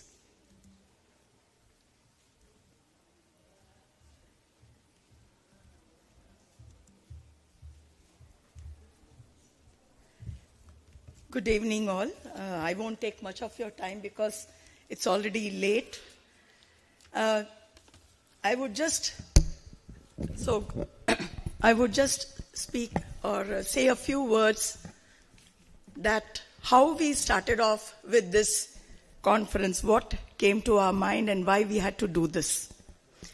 So sometime in the month of June, we had a brainstorming session in my chamber, and then we said we would start off with. Initially, people had a bit of fear that how to take such a big task and to do it immediately, to start working on that. So the IQAC team were a little bit concerned, can we do it? I said, yes, if we take it right now, we can definitely do it. So it was at that point of time when Dr. Abhinandan, Dr. Sushil, and the other IQAC team, they pitched in and they said, yes, ma'am, we will do it, and we will do it in the month of September. We fixed the date and we started working on that. So thereafter, every day the team met, every day, I think they were 24/7 they were working on. And I should thank each and every faculty of MLAC, also with the BCU, because there was a lot of coordination happening.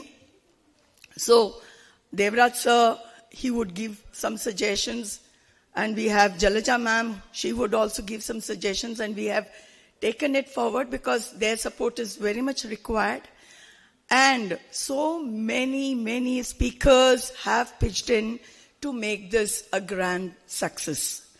So I would say that today it's an honor and a pleasure to stand before you on this valedictory session of this inspiring and thought-provoking international conference which we did.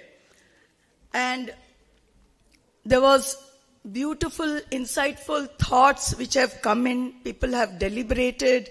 There were exchange of knowledge, and there were various fields people have discussed on, and I must thank the keynote speakers.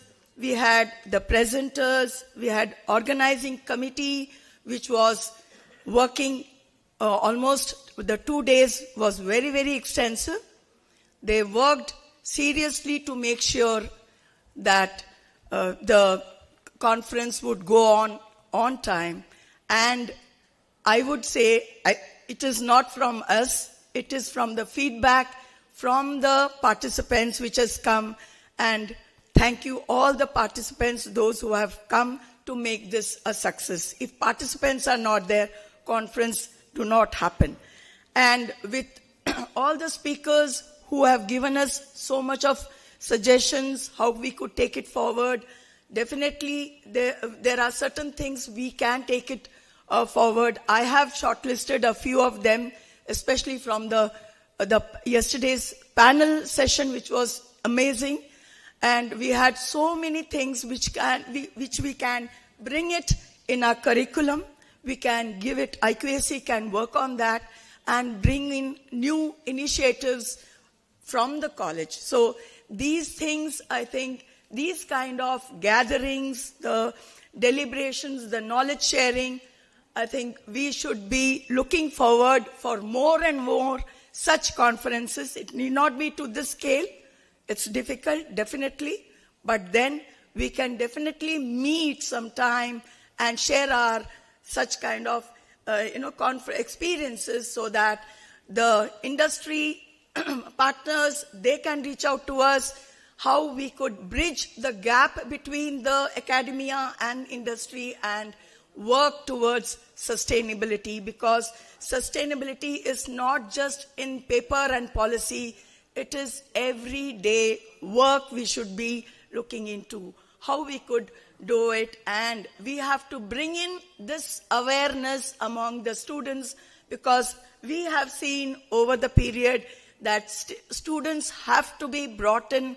They have to be. So if each and every teacher becomes a mentor and takes 5 students along with them and work towards this, a small project, we can definitely succeed.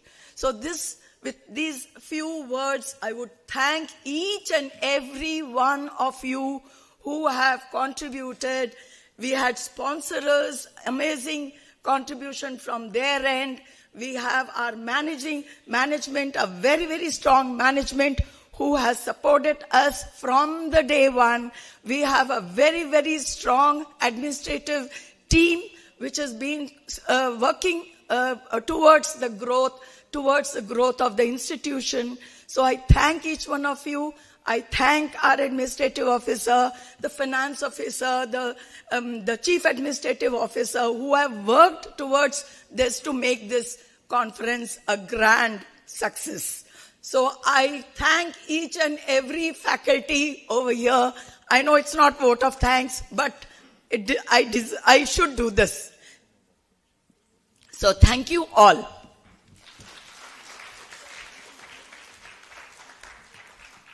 Thank you, ma'am, for your gracious words. As William Arthur Ward wisely said, feeling gratitude and not expressing it is like wrapping a present and not giving it. Today we express our heartfelt gratitude to everyone who has contributed to the success of this conference. I call upon Dr. Abhinandan, Organizing Secretary of the conference, to propose the vote of thanks.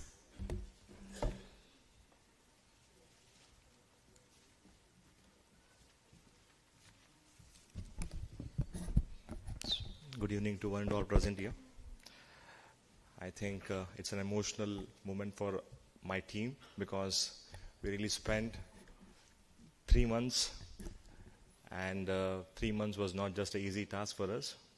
So we did a lot of preparation, because coming from Amani College to Bangalore City University, shifting from there to entire set of a team work, the kind of benchmark that we wanted to set, I think it was not an easy task. Lot of deliberations, a lot of discussions, a lot of time that we have spent to explain the faculties and the teams, committees, their roles and responsibility. It was not an easy task. All the 3 months of sleepless nights, today we have witnessed something called a program has come to an end. But as an organizing secretary, it's an honor and a privilege to give propose a vote of thanks. Firstly, I would like to thank our beloved principal, Dr. Saurashtra Datta, who has been the pillar of this conference. When we proposed this conference, it was proposed for December and November. And the semester ma'am told, let us do this conference in September. And there was a challenge that we will not receive a 50 participant, and we have took it as a challenge. We made a point that we reached 350 registered participant.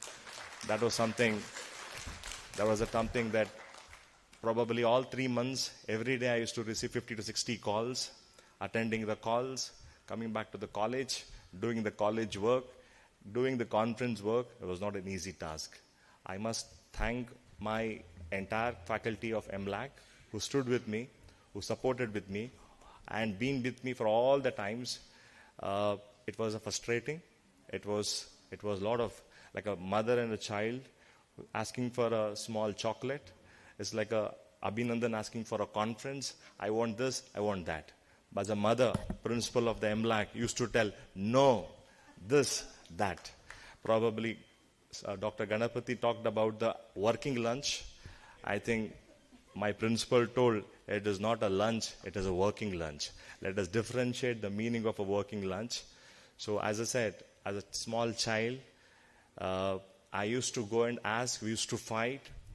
Probably that fight made us to think about this program in a well-structured way. Probably without principal support, it would not be possible at all. And secondly, I must thank Dr. Jalaja ma'am.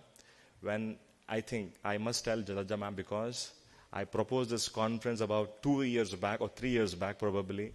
Ma'am used to tell me that you please come anytime, we will do it. Probably I don't know the day and what principal also told. When I went with the proposal, immediately ma'am told, let us do this. So that is how the discussion started. Meeting the Devraj sir or any members in the Bangalore City University was, though it was limited, but still whenever we had an interaction, especially with the Devraj sir, such a supportive person, I think people used to tell Devraj sir is very strict. But whenever I used to go and talk to him, sir used to tell what you have done is a good job. So that is a kind of a confidence which has given me. Thank you, sir. Our sincere thanks to Dr. Thandava Gowda, who is also organizing secretary. A special word of gratitude reserved for our chairman, Sri S.S. Naganand, managing trustee Sri K. Jairaj, along with the distinguished members of MBLAC Trust, whose blessings and support have made the pillar of strength for this institution for this event. We are deeply indebted our administrative officer, Dr. Annadanesha B.A., of a financial officer, Sri Narayan Subramani, who has meticulously guided the administration financial matters, ensure the smooth running for their conference. No event of this magnanimity could be executed without a dedicated team working behind the scenes. Allow me to extend a warm welcome as well as appreciation for the team which we had it. Ms. Shilpa, who's been the creative, made us to give the wonderful banner, flex, posters. Whenever we wanted, in the midnight, 2 o'clock, 3 o'clock, we used to disturb her, but still, without minding, she used to help us in all the way. Thank you, Shilpa. Ms. Pratishta, the certificate, it was not a small certificate that we have done. Lot of certificates we have done, lot of corrections we have done, without minding anything. Whenever we wanted, she used to come and help us in all the way. The registration committee, it was not an easy task because finance matters a lot. So whenever we used to go to the registration committee, we used to check a lot of accounts. The entire team of an accounts at the registration committee, as well as the conference kit committee. Thank you. Social transportation committee and the logistic committee. Whatever we have brought from there, we need to take care of the logistic, and transportation is basically that make sure the dignitaries are there to make them feel happy. So make the convenient, whatever the time that come, we used to reach them. As Ganapati sir was mentioned, I reached the Bangalore at 4 o'clock, and I was a person to take his call at 5:15. Probably I convinced him and made him reach the place where he has to reach. And after that, probably Ganapati sir is what Ganapati is today. So thank you, sir. I thank logistic as well as transportation, a social media committee making the beautiful video about the MLAC displaying here. Thank you, Mega. Mega and team. The anchoring committee who gave us a wonderful script, who gave the rhythm of the sessions. Thank you, anchoring team. The technical committee, as we've decided about hybrid, we, as people was mentioning about parallel sessions, it was a brainchild that what we have to want it, and we told this is how we want it. And initially they were not convinced, but we made them convinced that this can be possible, and they made it reality. All the technical committee, Mr. Venkatesh, Pradeep, Madhumita, Vinita, all the team members, thank you, including Shambhavi ma'am and Geeta. The hospitality and the guest hospitality committees, thank you for making us to have food whenever we wanted refreshment. You made us a point that you please allow us to go and eat. And I saw today that after all the meal, they went and have a food. Thank you, Bhuvaneshwari ma'am. Thank you, Rajeshwari, for being a wonderful hospitality team. And the Nagveni ma'am. A conference kit committee and the stage committee, it was not a small task for you people to take care of the conference kit, what we had it. Thank you all the team that you have handled it. And the stage committee, thank you making us to feel comfortable on this place. Though it was not an easy task, every day it was changing, but made a point that you all made it. He said, whatever you want, you do, I'll do the needful. That is a kind of the relationship that I have towards him. Thank you, Adya Institute. Malgudi Amruta Chai, the same person, whenever I tell I have a program, he always tell me, please, I'm there with you. That is a kind of a relation that I share with him. Thank you so much, Malgudi Amruta Chai. Pyrotechnologies, Kaveri Associates, Chitra Arts. I must say, the Chitra Arts, Radha Krishna sir is there. Thank you, sir, for always being with us. Thank you, sir. Clinomic, Easy Lip, RBL Bank, Mr. Murthy is here. Thank you, sir. UCO Bank, they are also a partner to our institute. Thank you, UCO Bank, for always being with us. And very important, my heartfelt appreciation goes to my pillars. I don't know, it's an emotion for me. Professor Aruna ma'am, Dr. Somya, Ms. Somanjali, Ms. Sri Lakshmi, Ms. Akshata. I think I'm nowhere. Without their support, I think I would have not been able to fulfill this. Thank you. Whatever I have to tell, whatever the directions I have to tell, probably I must tell you this. We had a group called V6. Dr. Aruna, Professor Aruna, please, if you can come on the stage. Dr. Soumya, Ms. Sumanjali, Sri Lakshmi, and Akshata. There is a V6. Every day we used to give a to-do list, and we made a point that to-do list is completed and we used to live. People used to laugh at us saying that whether you have left 8:30, 10:30, does not matter for us. Our task used to make sure that we have to complete it and we have to live it. Probably that to-do list made us to complete this program in a more systematic way, in an organized way. Thank you, the entire team. You made me to stand, but I'm not the person. They made me to stand. All credit goes to them. And I must tell you, all the participants, I must tell you, 300 and change, I've received all the calls. And I've spoken to all of them. I can tell who is that person also. Because that is the kind of interactions we used to have in a WhatsApp, probably a call. And they never used to call me one time. They used to call me again and again. So I used to answer them. Probably now I used to think, after going back home, whom should I call, whom should I talk? Because I'll not get a call any time now, because conference is done. But still, finally, I want to tell you, I must thank the participants, delegates, scholars, dignitaries from across the globe. Thank you for your active involvement throughout thought-provoking discussions, for making this conference truly inspirational in spirit and substances. I must tell you one more thing.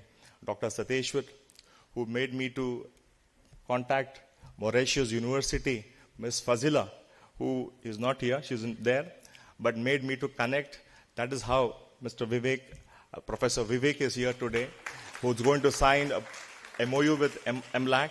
Tomorrow we have MLAC MOU signing with Mauritius Amity University. So very happy to be part of this institute, sir. Also very happy to collaborate with the institution, sir. As we draw the curtain on this enriching journey of ideas, collaborations, and knowledge sharing, let us carry forward the learning and spirit of this conference into our future endeavors. Once again, I express my deepest gratitude to each one of you who contributed in ways big and small to grand success of this international hybrid conference. I must tell you, I've forgotten, or probably I've not mentioned the many names. Please take this as my small appreciation. All the faculties of MBLAC who contributed for the success of International Hybrid Conference. Looking forward your support, the same support in future too. Thank you. Thank you all once again.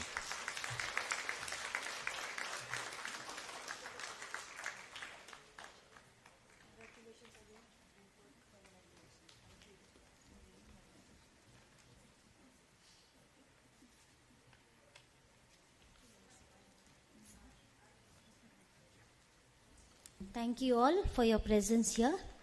I request all of them in the auditorium to come on stage for a photograph.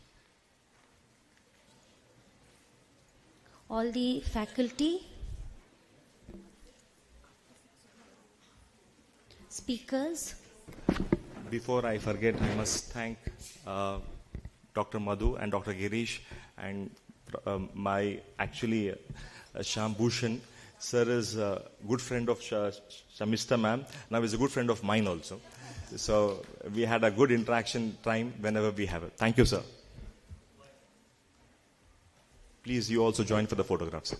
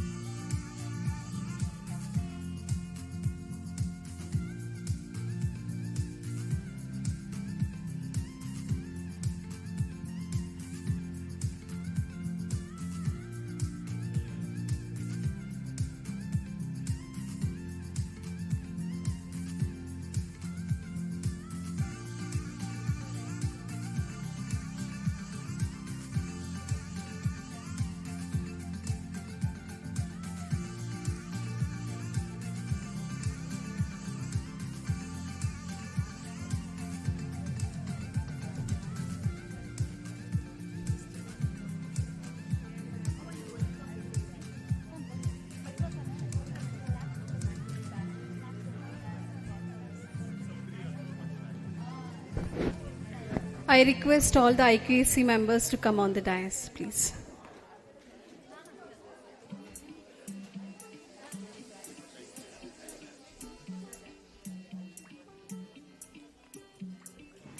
All the IQAC members, please.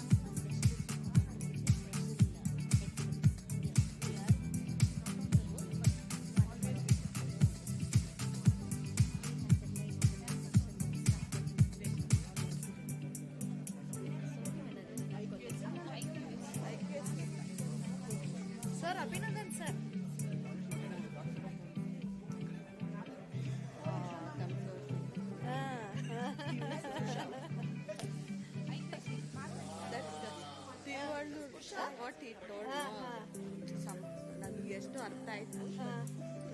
Very nice. Abhinandan sir, IQAC team ಮುಗಿಸಿ sir.